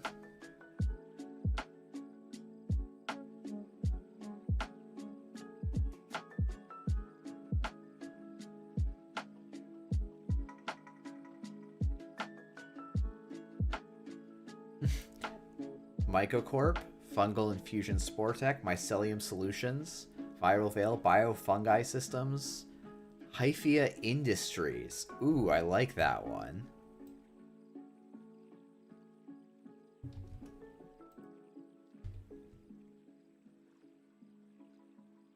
Let's go look up what Hyphia means. Each of the branching filaments that make up the mycelium of a fungus. Ooh, I like it. Okay, well, now I feel like this should be...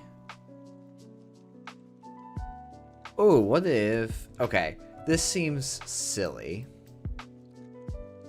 But what if this is, when the runner encounters this ice, it gains... Hey, Cinderin. We're doing some custom card creation. Holy shit, it's been... Wow, that 40 minutes flew right by. Holy moly. It gains... The runner loses 1 credit.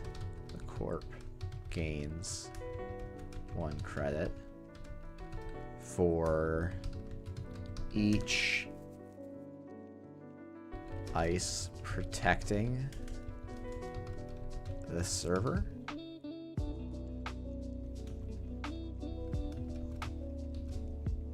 And the run. I should try and remember what that Unicode is, but I cannot for the life of me remember 2 things at once.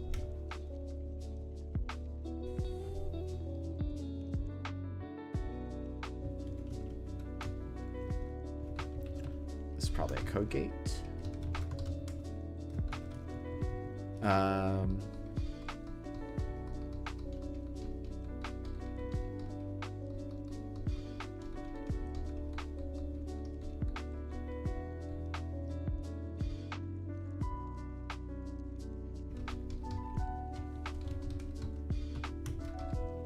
Very creative names here. This will be a 3 cost. When the runner counters this ice, you may trash it. If there are 3 face-up copies in... I'm trying to think what I want to do. No. Okay, so what I think I want to do is a card that gets stronger for stuff that's in archives.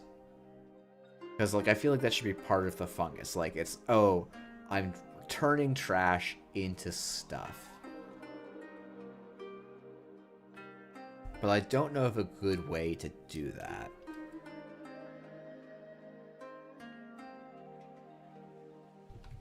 I think this should be a barrier. This should be the standard Jinteki 4 cost. Ooh, that's kind of fun. On encounter, the Corp may... I mean, we could also do trashing. Yeah. RFG, the archives cards. Yeah.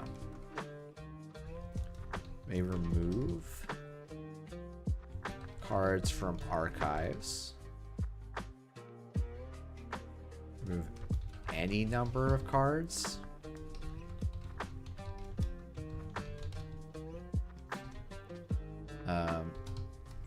This ice gains 1 strength for each card removed for the duration of the encounter.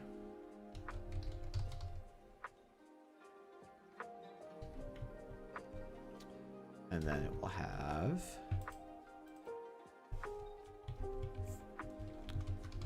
end the run. And this should probably start at strength 1.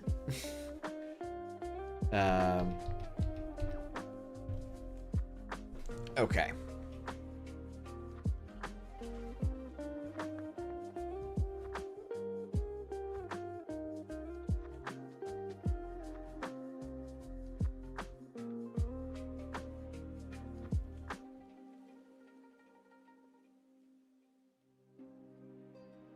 Okay, there's probably, like, I feel like 4 ice is probably where you want to be, but I'm going to leave it for a second. Nice for RFGing agendas. The Tyrahor. I mean, that's a good name here. Right? It's eating its detritus. I like the idea of... Be careful you don't print Treasure Cruise. I'm assuming that's a MTG card.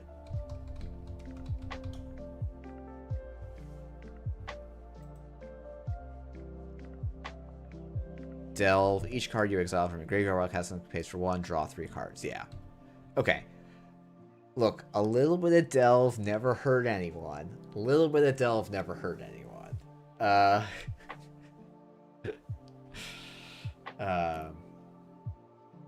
I thought Delve... What's the... So Delve looked like it was... Delve. MTG.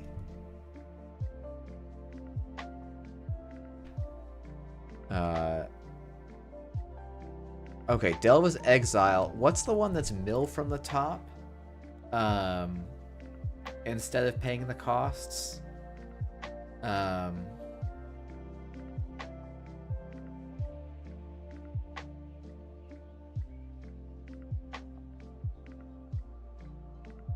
Yeah, for sure. And it's like, but I do think something that's kind of interesting is Corps actually have a bit of a harder time, like, getting cards into their discard while not throwing away a board state if they don't have draw, right? Okay, so we need some cards that trash. I'm not thinking of Surveil, because I'm thinking of...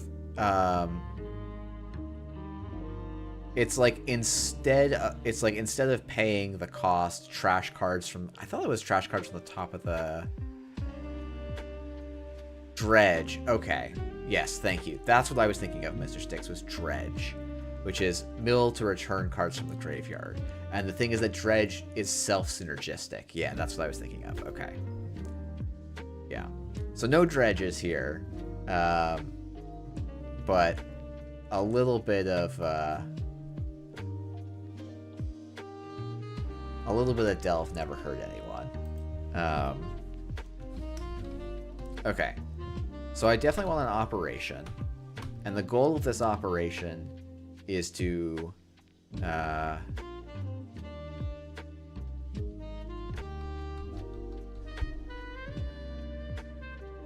goal of this operation is to get us doing stuff. Yeah, like I think dredge and okay, but here we're trashing our own cards, which is neat because it makes them interesting splashes for op. It makes op cards interesting splashes for Jinteki.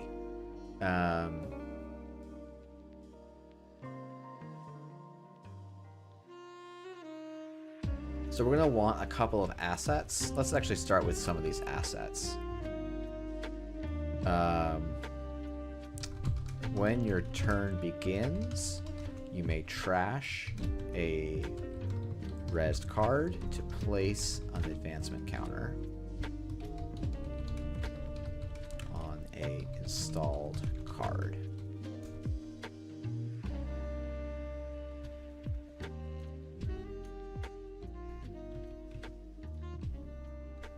I think the fact that you continuously remove cards from the game is kind of toxic.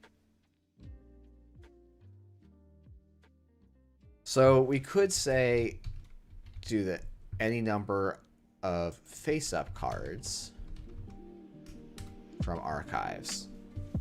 That way, unless they're choosing to not steal an oboe, the Corp can't remove it, right?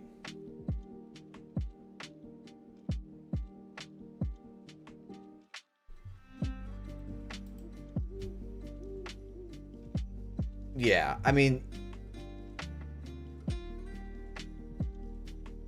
Yeah, I mean, this is like soft fixing it, so like, yes, agendas with a cost could be removed. But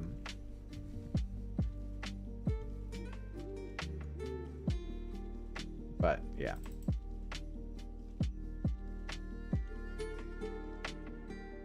I feel like 0, 3, 1, 3 is everything I want to do, right?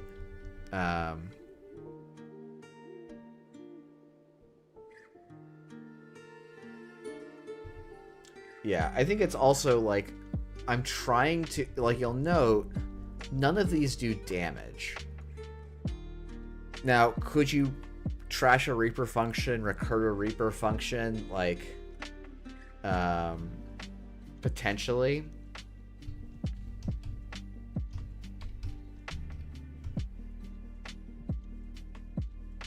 But if it's just this one card, we can do a lot of thinking about it. Oh, this is not an assets. It's an asset. Okay, let's think about like what would a 4-cost asset be that this deck wants?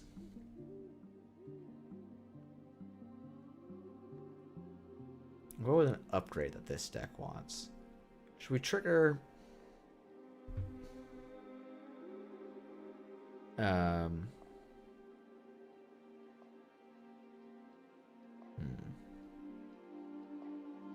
I mean, we could just do, you may trash a card to draw 2 cards. Use this ability only once per turn and only during your turn.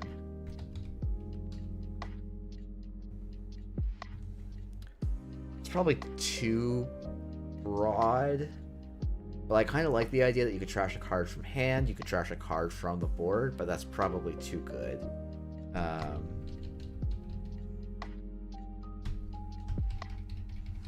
a little bit of tempo A little bit of tempo seems fun.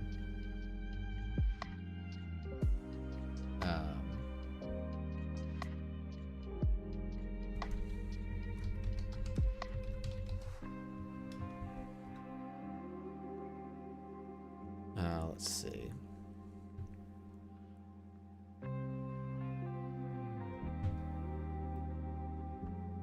Okay, I will put Corp in, but it is not necessary under the rules to put Corp in. Not necessary under the rules.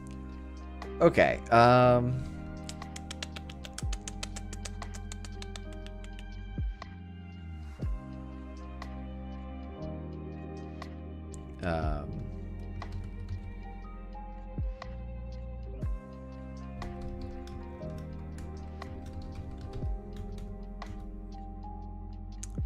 we've done no. It's because this is a 2 ability, it is a cost, and you can only pay costs with things you control in Netrunner. That's basically why. Any cost ability you must pay through your own cards, not through something else. Okay. Let's see.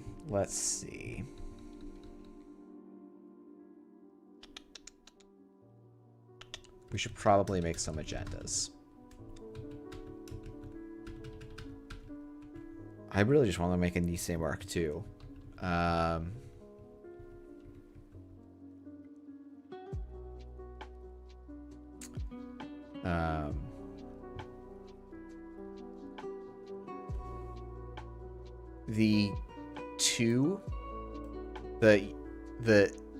This 2 makes it a clause that means that you can only do this second effect if you pay this first effect.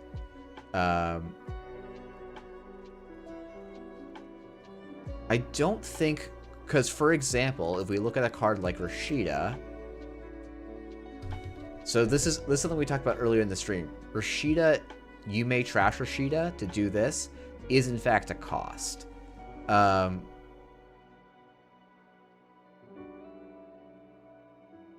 So it's yeah. You definitely could do trash a card, an effect. But this is an asset.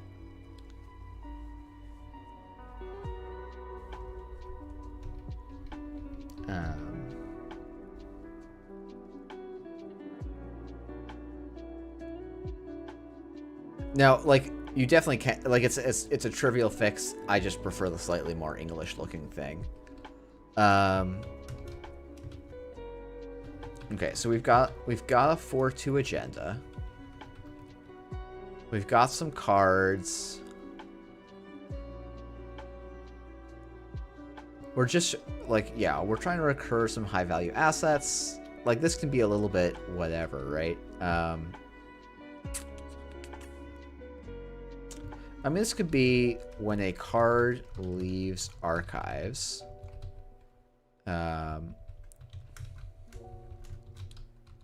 Whenever a card leaves archives, gain 1 credit. Actually, let's see. You may gain 1 credit or draw a card. Seems like a fun 4-2.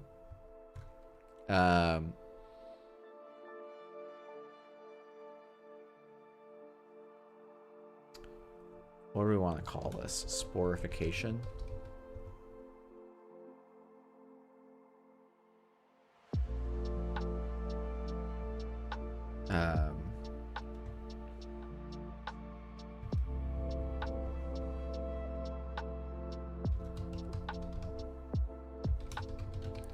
Yeah, we could put another asset in here. I'm a little bit wary of just like packing the set full of economy assets. Alternative protein source.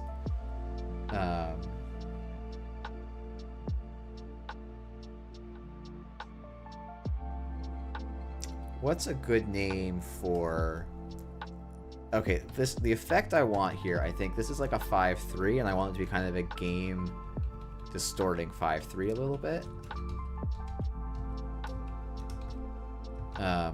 And I'm trying, like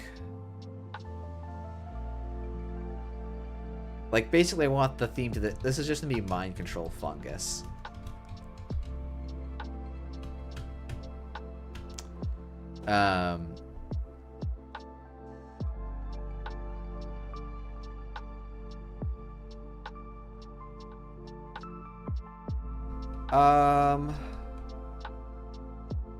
Okay, you know what? I think you guys have convinced me. This should probably be click, trash an installed card, trash a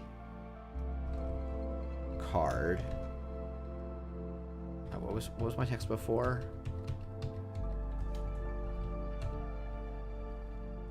Okay, yeah. So if we just make this click, trash a card, draw 2 cards.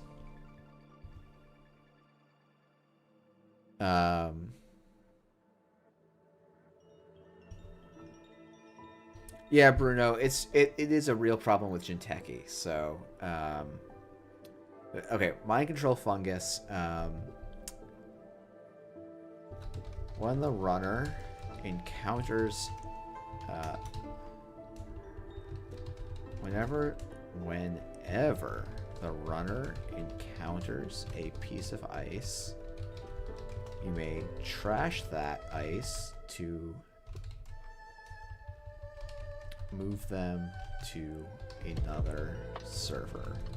They are now approaching the outermost piece of ice, protecting that server. Use this ability only once per turn.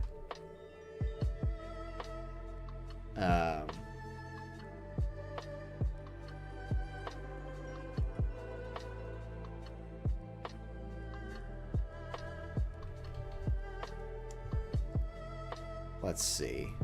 I immediately was like, I want a modal operation card. Yeah, Ag and Fungus. Yeah, that is what this card is, right? Ag and Fungus.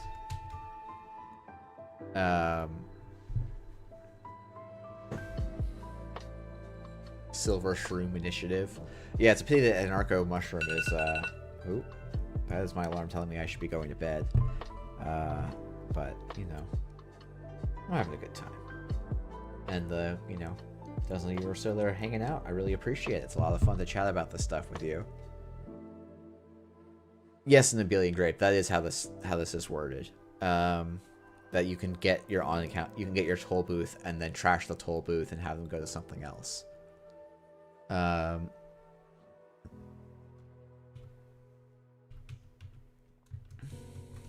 Okay, this is gonna be Jinteki. What would you say if there are no cards in archives? You may do 2 net damage and then remove this card from the game. Otherwise,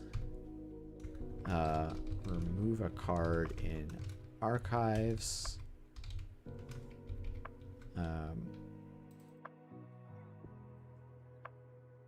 Or archives with a res or play cost.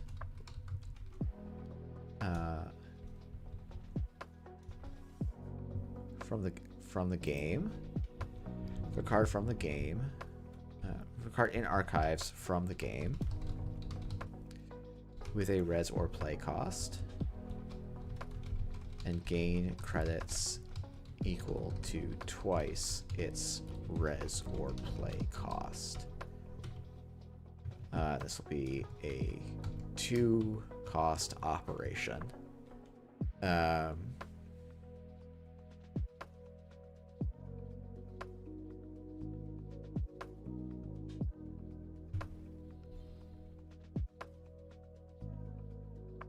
So if you have the God Hand, so the way you make it, no, you actually don't win turn 1 with the God Hand if this costs 2.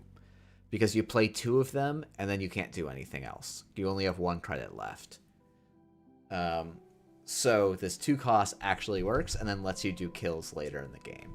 Which is kind of the intended play pattern for this, I think. Is this kind of way better than normal? Because once you have a single card in archives, this doesn't do anything, I think.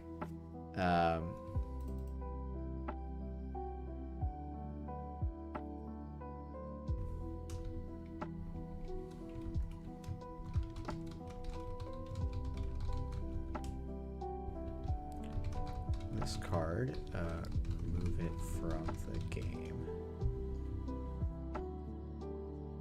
Okay, but it's not like the runner can't draw up in between, right?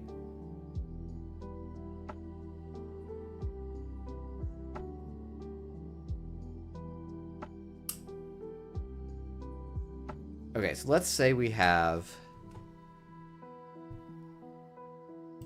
And maybe it's bad game design to say, hey, 1 game out of X, the other player does nothing wrong and loses. That's probably bad game design.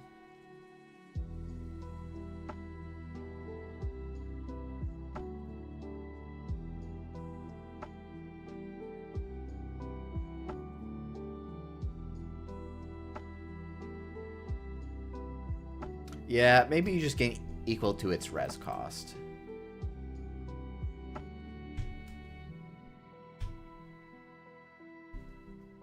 Yeah, double is pretty heavy cooking, right? Double is some real cooking. Maybe we do want a big piece of ice to go with this, though.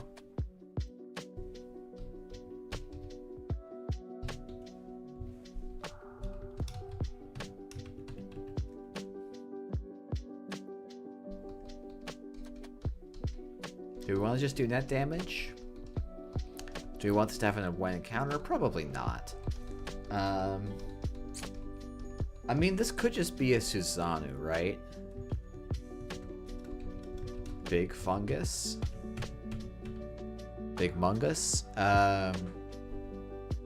Okay, let's go get our subroutine thing. Yeah, I think a Susanoo just kind of back would be interesting. We could give all of these subtypes fungus and say the runner is now encountering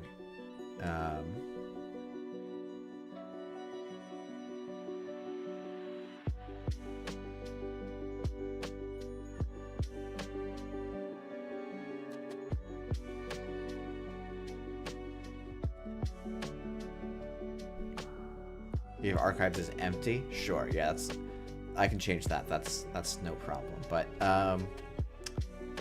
let's see.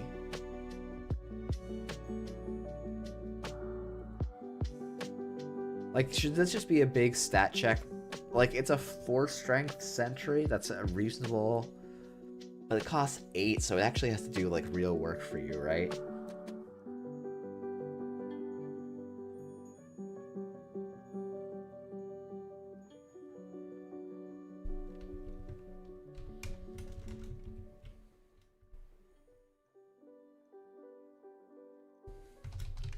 This ice has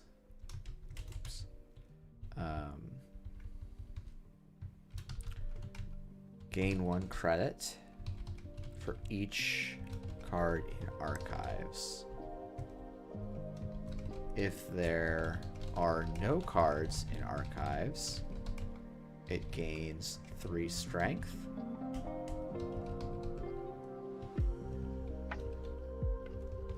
Due to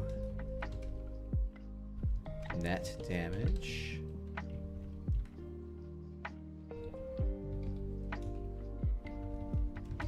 Due to net damage.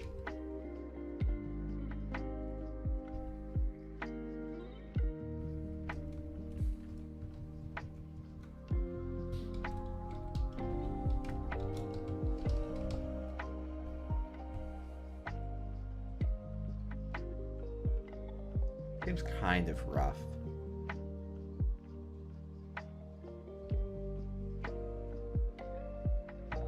Actually, no. Okay. Sorry. We just moved that. Oops.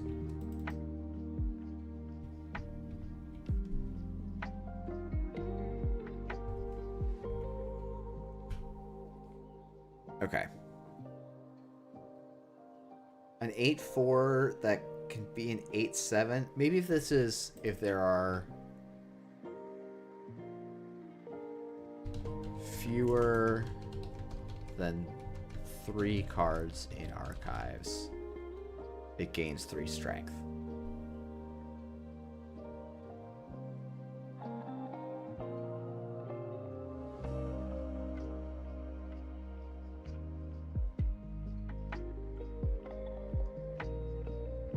Yeah.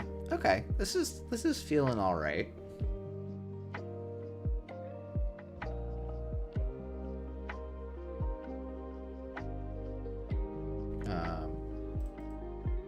We could say at the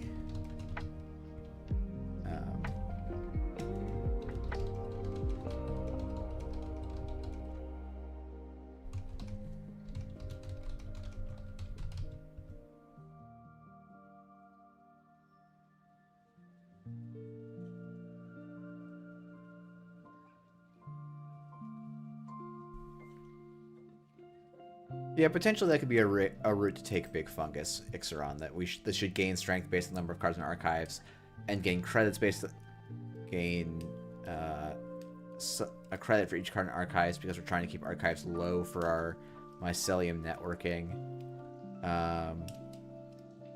and we're constantly emptying it with our ID ability.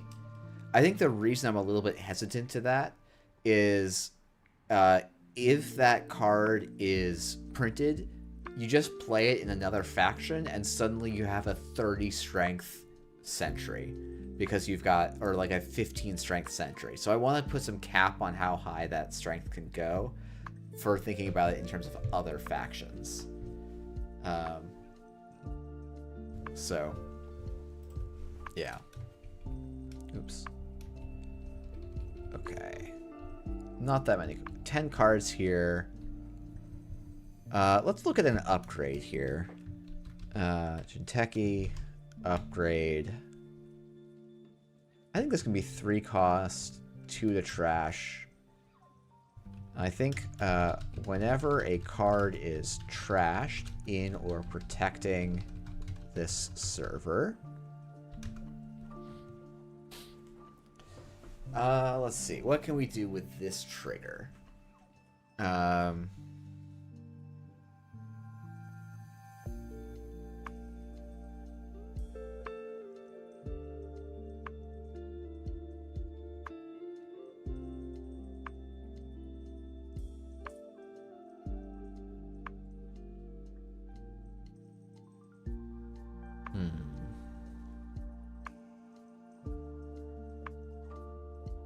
Gain 2 credits.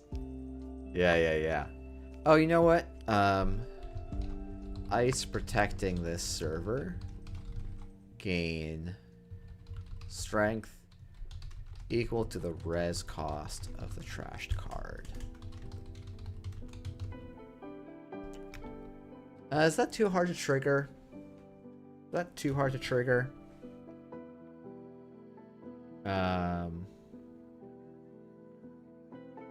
It's really just border control.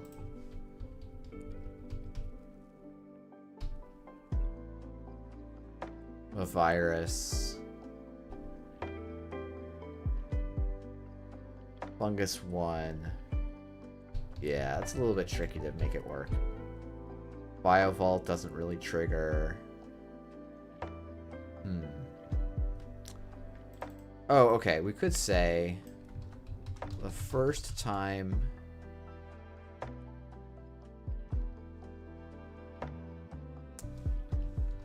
during a run on this server that a card is trashed,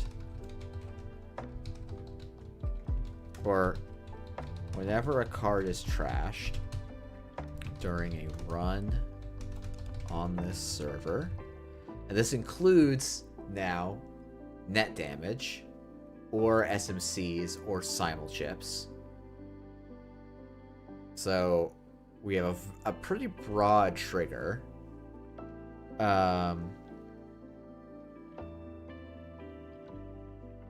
We could play a side game to do something. But this is actually going to get limited. It's going to be ... and then use this ability only once per run.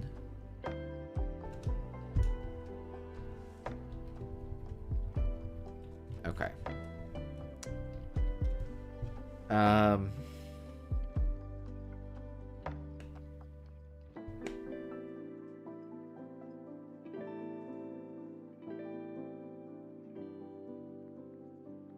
What if it's, you may install a card from archive, install and res a card from archives with a res cost exactly one less than the card's play, install, or res cost.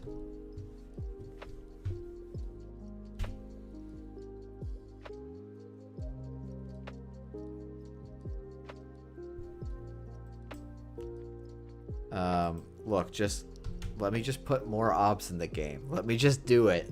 No one comment on it. No, this is not a great Jinteki effect, I think. What's a good Jinteki effect here? Like, a lot of the Jinteki upgrades are move you to a new server or end the run. And to some extent, maybe I should just accept this should be an end the run. Oh god, I don't even remember what my Dory does.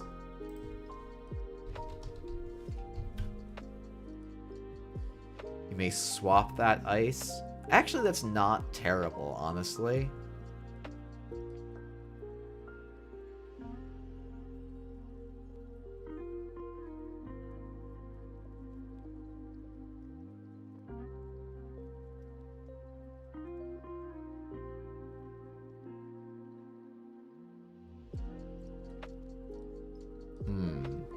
Like, this isn't...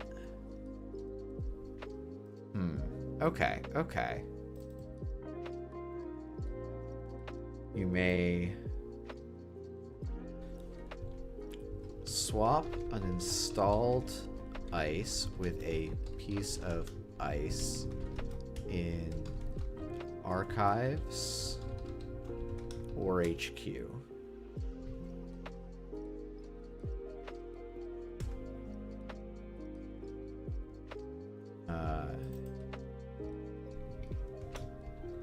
It is installed face down, paying no costs. The runner is now approaching that ice. That's probably too strong.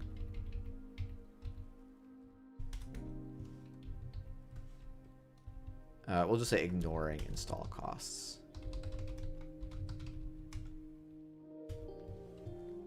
This is a fairly limited ability, but this has the fun trick of, oh no, this doesn't quite work, I think. Because the runner trashes SMC, this ability triggers, you swap the ice, they can now search for a card. This card might do nothing, or it might do something cool. It might also just let you recur border controls infinitely.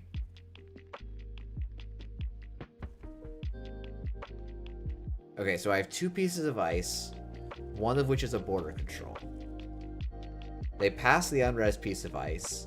I pop the border control, that triggers this ability. I swap the border control with the unres piece of ice. They run back. I pop the border control. There's no ice left to swap with, so the ID stops triggering. Seems fair. Seems totally fair. Nothing could go wrong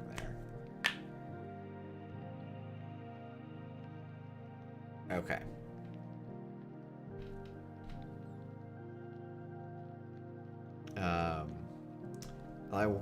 What's the name for fungus farmers? Do they have a fun name?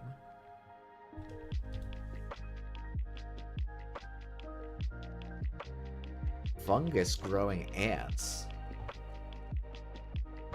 Oh, this could be the Atini line. Ooh, that's fun.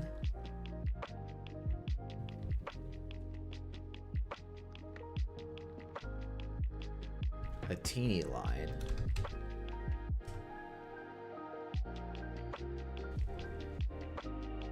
It could be a clone line of ant peoples. This does work with former carry, right? Because you switch. Well, I guess the former carry switches over, and then you have to trash it somehow. Okay, the question is, does this need to be a region so we can't Zato and then swap a card in?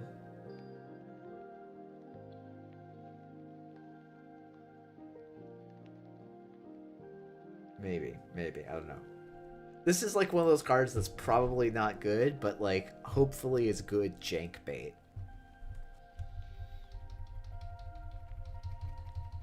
Okay. Holy crap! I've been going for 4 hours. Ugh, I want to do HB. I want to get started with HB, which is, I think my theme for this. No, we're just gonna call you HB, right? Because I didn't call it Wayland Consortium. I just called it Wayland. I'll have to fix that later if I ever try and make this thing. But this is gonna be the ID ability. And the thing I wanted to do with HB was to do just accelerated. What if the faction theme was accelerated diagnostics? Like we just try and make a deck that like accelerated diagnostics, accelerated beta test, just like resolve slightly random effects to try and get benefits. It was kind of the swing.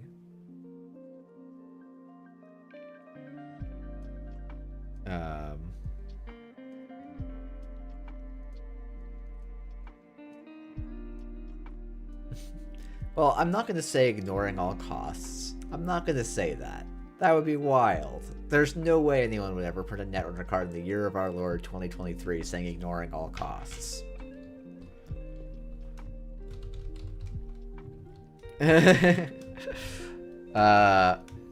Once per turn, you may trash your hand. I now immediately want to make an ID ability that lets you ignore all costs. Once per turn. No. It'll be click, click, click. Trash all cards in HQ.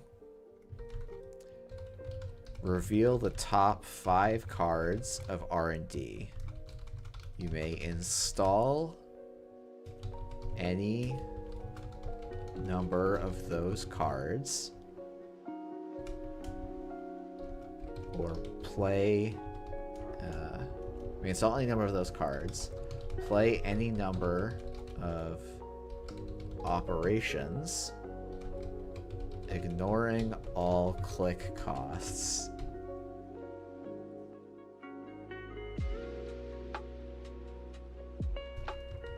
Trash any cards not installed or played.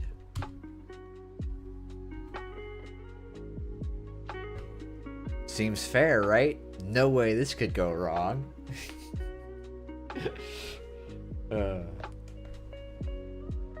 I think this is actually probably bad.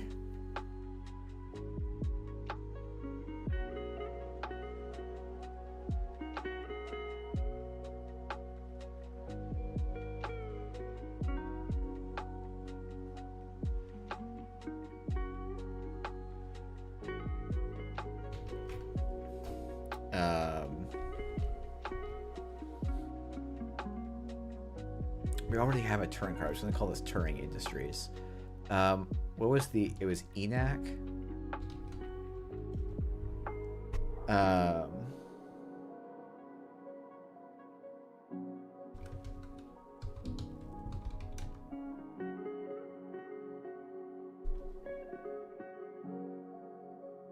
Well, you're always going to have one, right? Because you're going to have... You mandatory draw at the start of your turn. You don't get to advance cards with this unless you have... ENIAC, okay.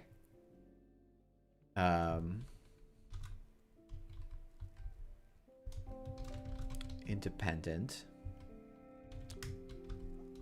Loveless, okay, yeah.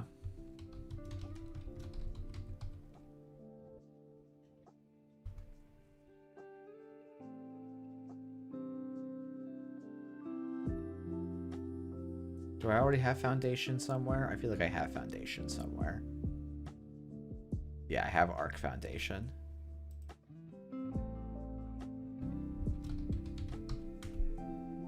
And this is like a rogue AI, probably. Or a semi-rogue AI. Maybe? I don't know. Okay, so let's do an agenda. So I think this ID is probably bad, but quite silly.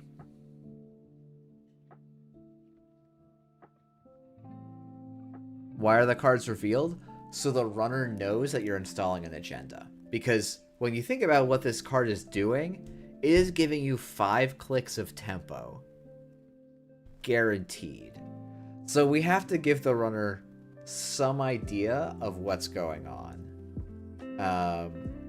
Is sort of my initial thought. You can't just like Accelerated Beta Test was actually a really solid card for just tempo reasons. And this is on an ID Accelerated Beta Test kind of whenever you want. Plus an Accelerated Diagnostics. Like, I suspect, like, it's like this card is probably okay, but it might actually just be completely broken. And yeah, you might not be able to afford the operations. That's certainly true. But you can imagine a deck that plays something like a red level clearance, right? That actually gives you a click back. And then you can have a biotic labor on that stack too. Suddenly, like, you're making a lot of clicks. You install a Bass for no clicks, and now you have a red level clearance click. And suddenly you have a 3-click turn, and you've, like, done a bunch of stuff. You also get to resolve things in the order you want. Like, there's some real potential in this to do extremely gross things. So I want to try and have balance levers that are soft before putting in balance levers that are really hard. And again, this is a for fun set, so if it's completely broken, it's fine. I really want to make a 3-2. Subliminal is also a great shout out. We're just going to make a 3-2 and ignore the fact that you cannot print another 3-2 in this faction. Fine, we'll make it a 4-2. Okay.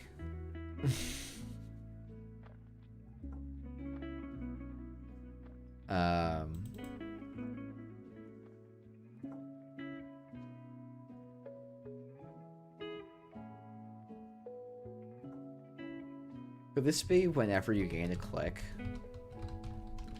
Gain a click. You may pay... not during the start of your turn. You may pay 3 credits to gain a click.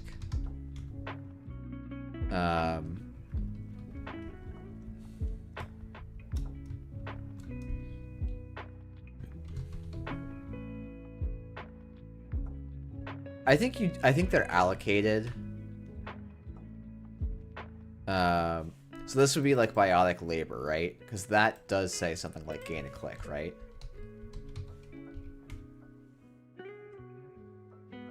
Okay. We're going to say gain a click.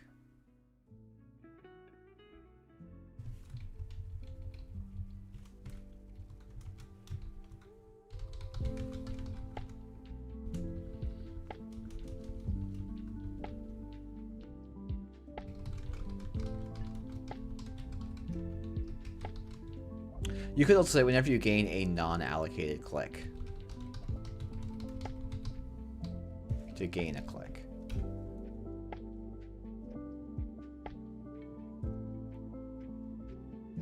This would mean you would pay 7 you would pay 7 to gain 4 clicks. Ah, okay. Whenever you gain a click not during your draw phase.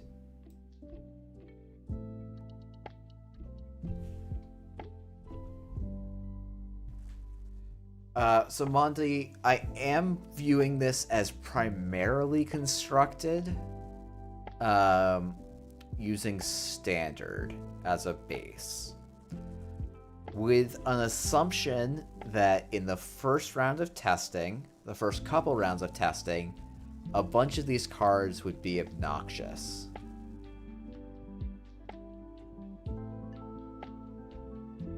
Oh, whenever you gain 1 or more, thank you, Cold Lava. 1 or more non-allocated clicks. You may pay 3 to gain the click. Good shout. This is really an RLC card.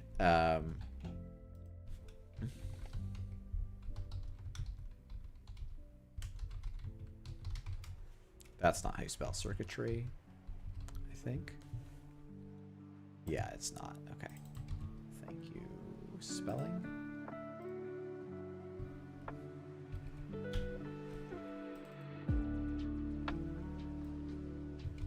Is this infinite?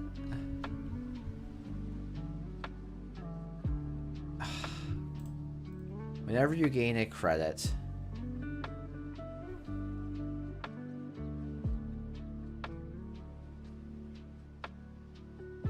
okay.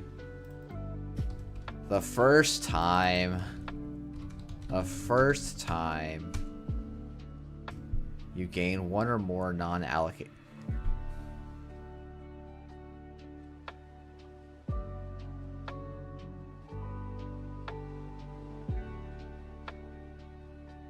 You gain a click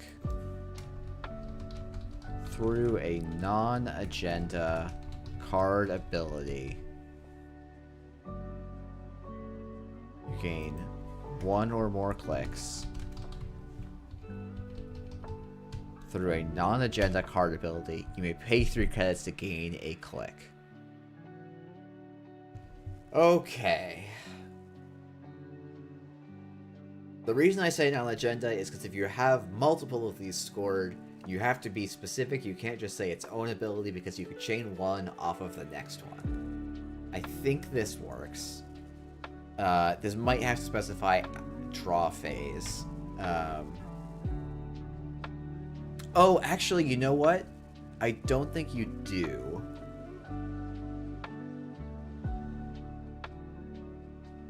Because... are those clicks gained in the action phase? Maybe it doesn't. No, I don't think that works. Anyway.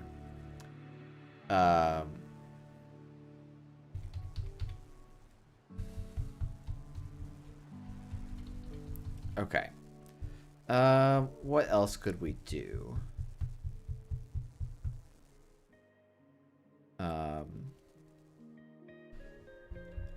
I want to say, like, service malfunctions, HB, agenda,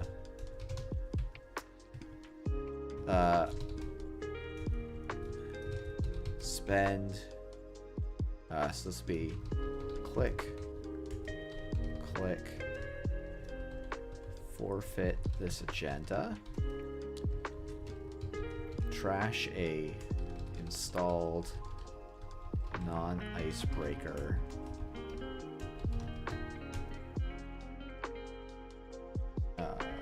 program or hardware.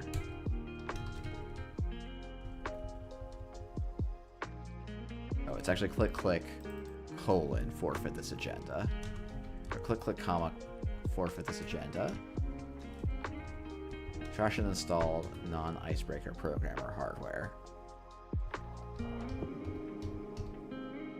Could restrict it via card name.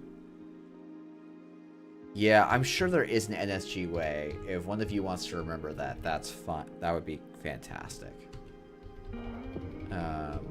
But I will not. So this is a 3-1 that lets you rig shoot, right? It's in HB, so it's probably bad. But I like the thematic idea of a service malfunction in a fairly closed system on a loop. Make it a 2-0? No, I want this to actually be an annoying penalty for the runner and a little bit, or for the Corp. Because I think this is actually a kind of strong ability. This is an unconditional trash. It's not always going to be good, but like I could see this being a pretty solid piece. A lot of spaces.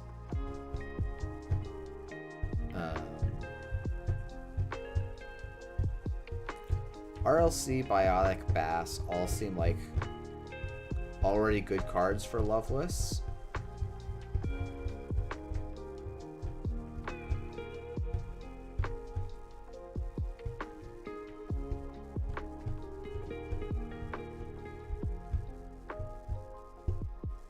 Duos with utility is definitely a space. I don't think I want something that's so that would be spending 2 credits and basically 2 turns to trash a runner card. Maybe that's fine. Yeah, hardware is very mean. Trashing a non-icebreaker program or hardware is very, very mean. Like trashing their console is pretty mean.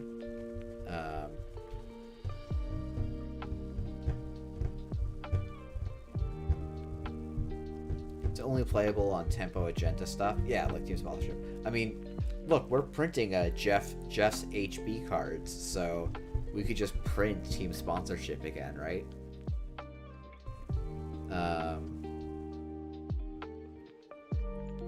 Actually, let's do let's do a prognostic. Prognostic's already let's call it modeled future.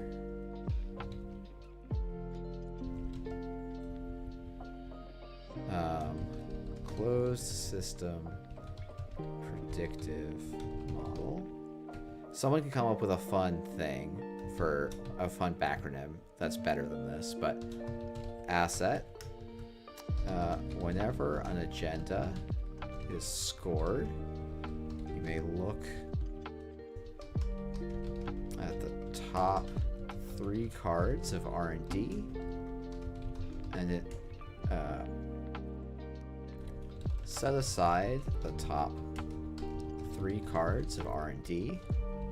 You may install one of them or add it to HQ. So this is a little bit more architect than team sponsorship, but I think it could be kind of fun. It also gives you a little bit of insight on should I dump my whole deck to actually, if it's just top 3,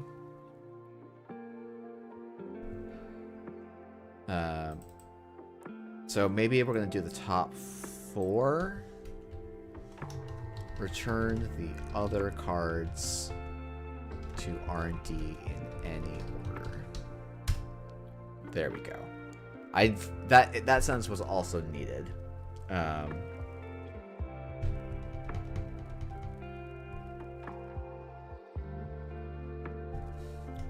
and then we're gonna have synthetic programming, HB, asset. Oh, I need costs for some of this. This can be a 1-4. Okay.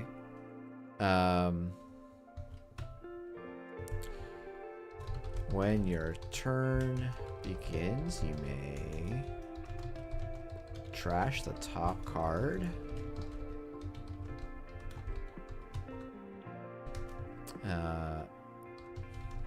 Gain credits equal to flip it, reveal that card. gain credits equal to its res play. It's res or play. It's res or play cost, or twice its advancement requirement.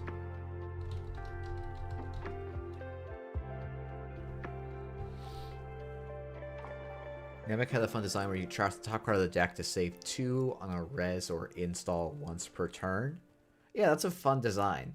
And that like actually fits well with this idea of like a little bit of randomness, like using R&D as a resource. Yeah,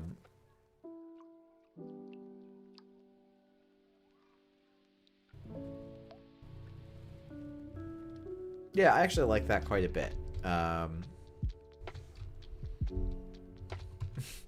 Did I really make a card called Boot and Rally? What was a year ago Jeff thinking? Where's Boot and Rally? Wait, what? Boot and Rally. The first time each turn you trash a card from your grip, draw a card. Yes. I think these are a year old. A lot of these are a year old. Or maybe 6 months old. One of the two. I think like a bunch of these were from like pre-Parhelion spoilers.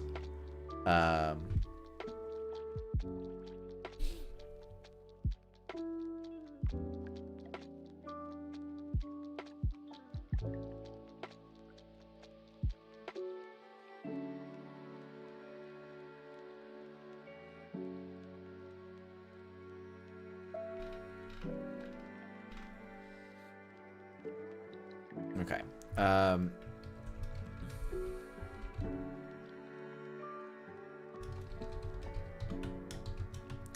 This will be an upgrade. I think this will cost 2.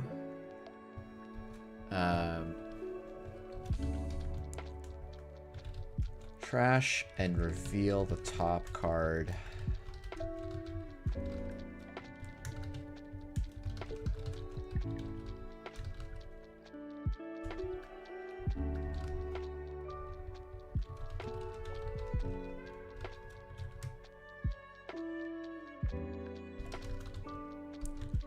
You may reveal and trash the top card of R&D.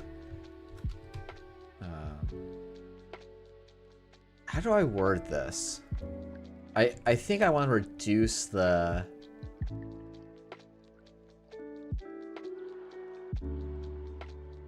Boot and Rally like 6 different people across various pieces of flavor text inexplicably. Not quite getting the joke, Monty, but also I should really be getting ready for bed, so... wow, I really should be wrapping this up. Okay. What do I want this card to do? Trash the top card of R&D, reduce the res cost of the ice that's being... Maybe I don't need to reveal it. It's just trash the top card of R&D, reduce the... Yeah, okay, I think I like that. We're just going to steal the design that from Andre that he's remembering from a Namek set.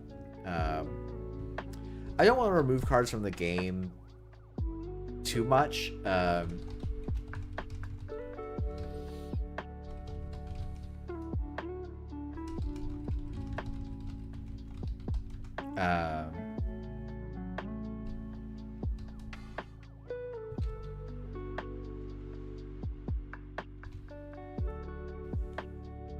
How the hell does patchwork work? I feel like that's what I need.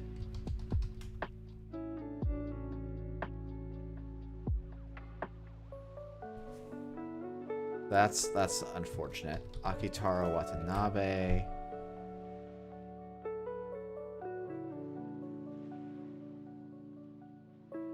I mean, we could just say you may trash the top card of R&D to reduce the res cost of the next card you res by 2 credits. Use this ability once per turn.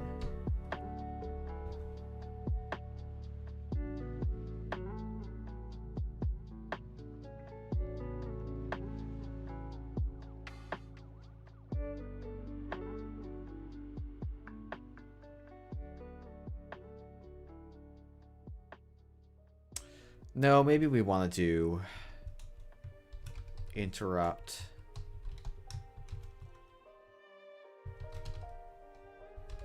When you res a card, you may trash the inner protecting the server.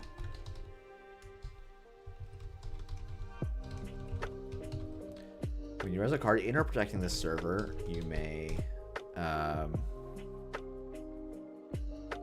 copy of card name. Thank you.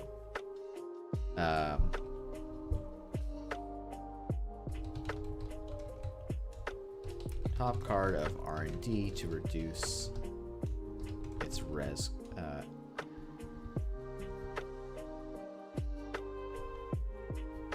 Pay its res cost reduced by 2. Hey, Jamie.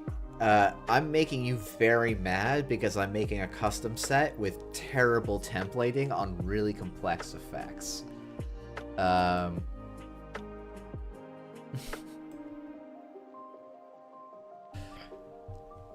And these HB effects are just completely stupid and unworkable, and but I have to spend a lot of time figuring out the wording for them. This agenda, for example, doesn't work, but I want it to work, which is the first time you gain 1 or more clicks through a non-agenda card ability, you may pay 3 credits to gain a click.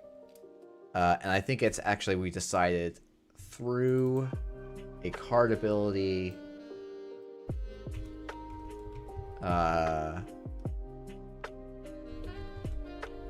other than a copy of circuitry optimization. You may pay 3 credits to gain a click. Yeah,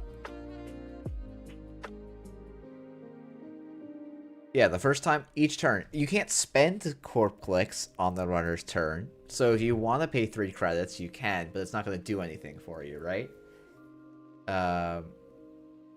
So I think this works as is. Okay.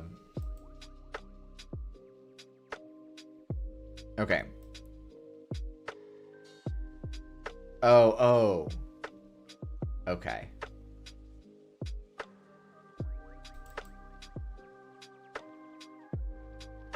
Oh, okay. So the other way to do this would be, say, whenever you gain... use this ability only once per turn. Okay. Here we go.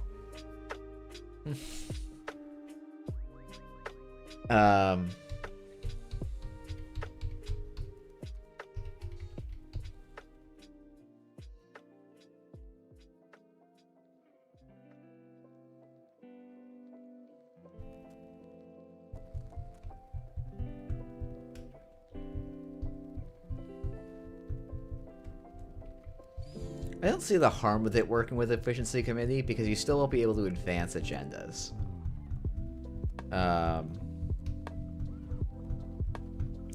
Though this ID would actually love a shipment from Sansan like no one's business.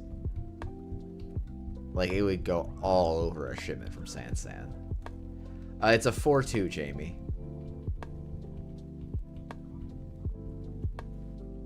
Because I wanted to make it a 3-2, but that was against my... Yeah, a 4-2 that lets you fast advance when it, like, super fast advance. It basically lets you fast advance 4-2s once you score it for, like, some cost. Yeah, it's very, very powerful. The ID ability, I think, is actually, as I keep thinking about it, maybe even more powerful.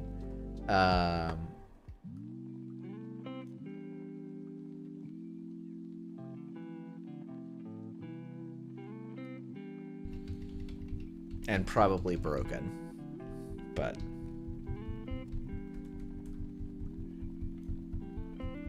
yeah, red level becomes a super biotic. It just becomes a 1-card biotic labor. You just have to score a 4-2 first, but then it becomes a 1-card biotic labor. Subliminal, yep. Subliminal is very good. Yeah, 2-cost biotic. The ID ability seems super swingy. Yeah, it's meant to be a super swingy ID. It's probably too swingy, but... I think there's a lot of fun balance levers, and like the goal with this is probably more so that people can have a fun time building a little broken deck, rather than like, oh, this is gonna be like. I think I built the runner cards being like, oh, this could be a set that I could release and be like, look, I can do as good of a job as NSG, and then I'm like, you know what? That's too much work. Let's just have some fun, and we can stress test that way. Yeah, Jamie, we're going all in on the idea ability.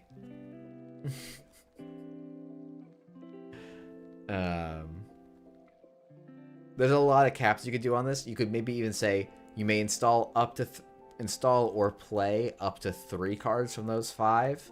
That way, there's always 2 trashed or something. But.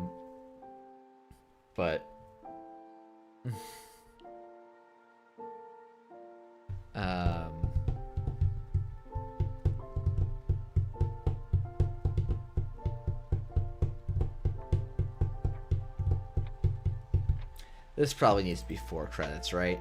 Maybe even 5. Okay, there we go.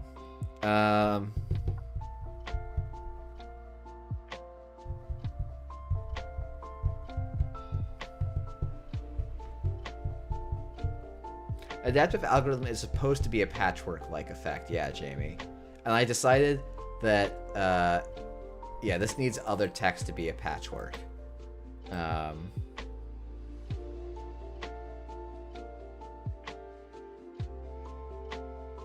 Oh, this should be to instead res it.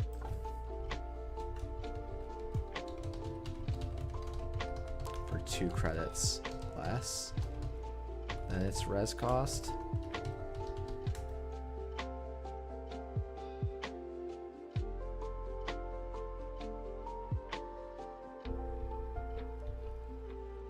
Five credits for a click makes Biotica 4 a billion credits. 13, I think. Yeah, I think 13 sounds right. That's big deal style money. Okay, maybe we'll put it at 4. I think the thing is, most of the time you're probably playing a red level clearance, which makes this cost effectively 3 credits.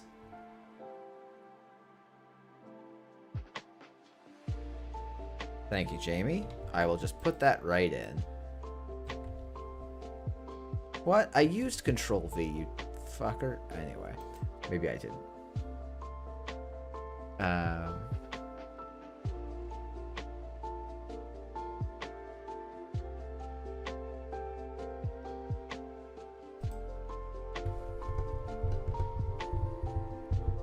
Okay. Let's see. I promise Jamie to be good.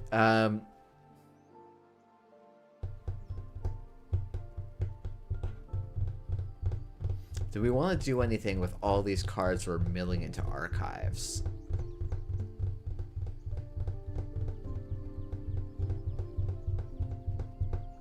Should we just have an econ operation that HB operation costs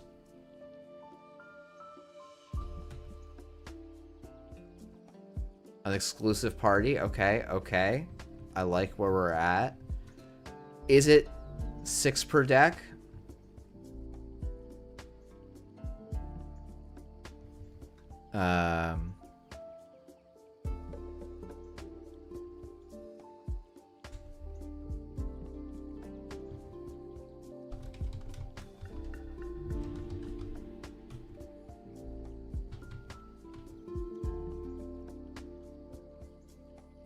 Node propagation limit 6 per deck.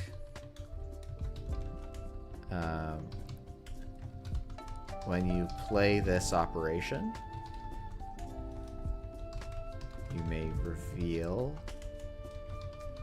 any number of face down copies of node propagation, then gain 2 credits plus 1 additional credit for each copy. You may flip up any number of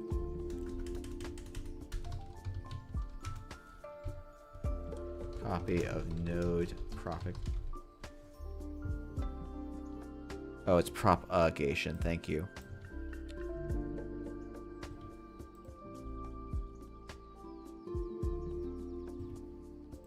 I cannot spell. In archives. Actually, we could just not make this limit 6 per deck, right? So this defaults to a 2. No, then it doesn't work. So it would have to be 3. Okay, so this starts as a green beans, then as a sure gamble, and then as a...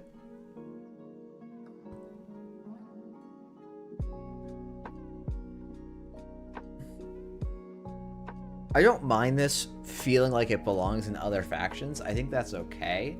I also think, like, hey, HB, we're milling ourselves,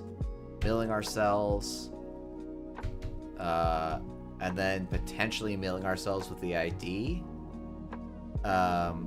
So having a little bit of synergy that's soft and works in other factions, I think is okay.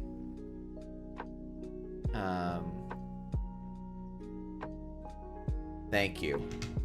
Actually, Jamie, that's not quite what I want. When you play this operation, you may... So I'm going to leave the second half. Number of copies of node propagation in archives face up. Then gain 3 credits plus 1 additional credit for each copy of node propagation in archives.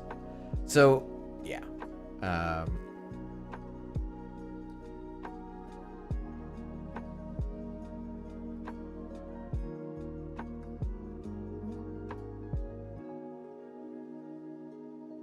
Oh, you just say you may turn any number. Yeah, of course. You don't need the other part.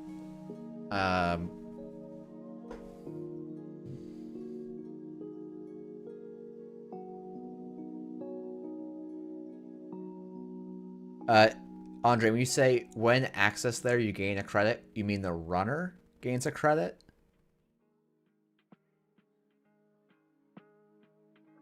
The Corp gains a credit. So the runner acts as an agenda, doesn't get to steal it, and the Corp gains a credit. Interesting. I mean, that's probably still fair. It's a 3-1, right? So yeah, it forces a shuffle. Oh, I see what you mean. So runner runs R&D, runs archives, runs back. Okay, that's fair enough. Yeah. That's a cool little card. And it fits with the theme. It's our second 3-1. We're going for good stat lines here.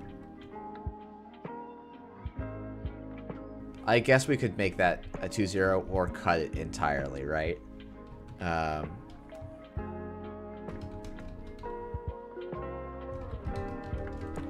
Accessed in archives.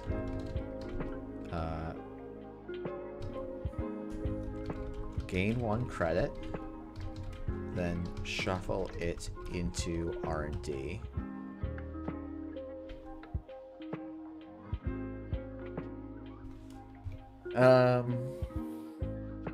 What can we call this?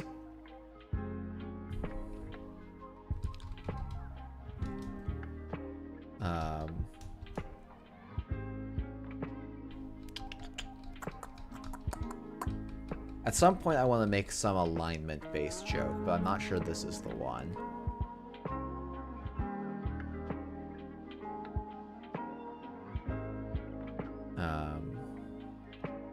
But now alignment's all I can think of.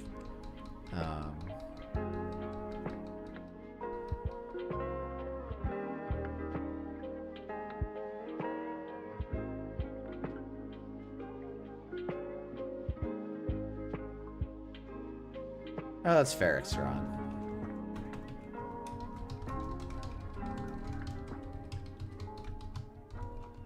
Gain 1 credit. If this agenda is accessed from archives, I think is the language.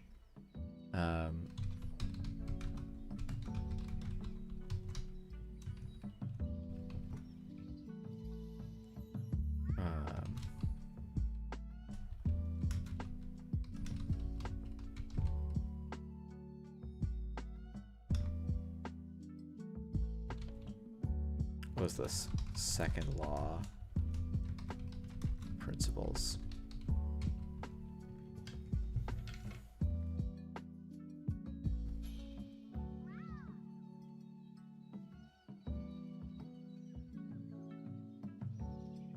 All right, well, we've got ice and more operations to go. Ah.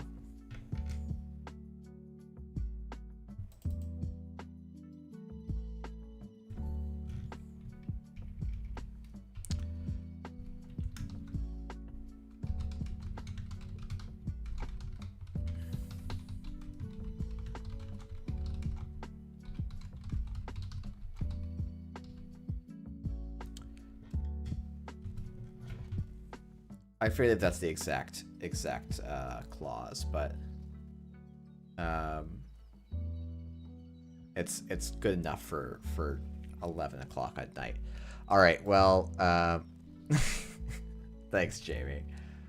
Now I'm okay. You know what? It's not that hard to look it up. While this runner is accessing this, oh, so it's like I guess I could look at quantum predictive model, right? Okay, copy and pasting is better than using my brain.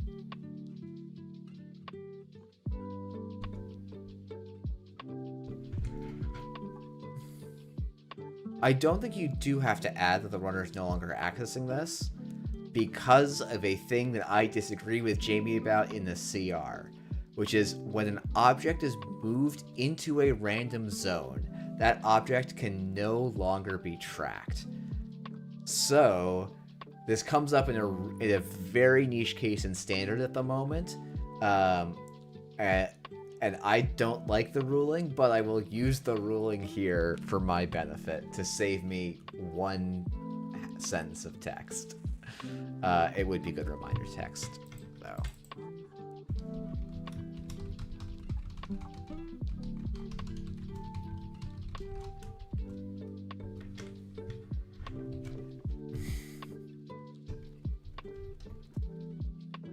Okay. Well, apologies, Jamie, for overcomplicating it. Consider by any means versus snare. Oh. Yeah, okay. You're right. That's my beef is with a slightly different thing. So it's okay, what happens is the steps of accessing a card when accessibilities. Oh shoot, I should just pull this up. But yeah, basically it's you exit the accessing a card phase, and it's no longer, you never get to the phase where you can actually steal the agenda. So, Mr. Sticks, I believe there is an edge case. Maybe I'm wrong, Jamie, but I believe there's still an edge case where the nuke can get uninstalled, but not get removed from the game.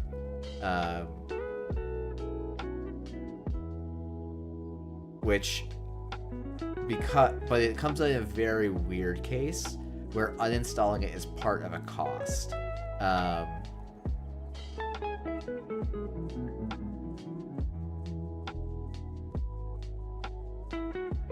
Yeah, it's not super important how we resolve the mess because honestly, with Cabanessa gone, I think the nuke stocks dropped to 0. So it's not a huge deal, but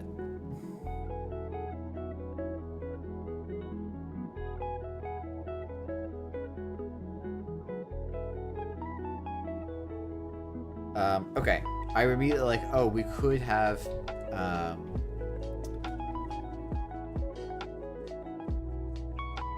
so cold lava, I think actually it does not. At least that was my understanding, is because the cost is to shuffle the card into R&D, you lose track of it because the cost payment is move the card to R&D, and that somehow beats the uninstall. That's what I remember from this discussion. I don't want to speak for that being actual rules knowledge, and I don't want to make Jamie figure that out on this stream as I am trying to go to bed. Thank you everyone for hanging out. This has been a lot of fun. This is like starting to get to the size of an actual set now. We've got 66 cards. And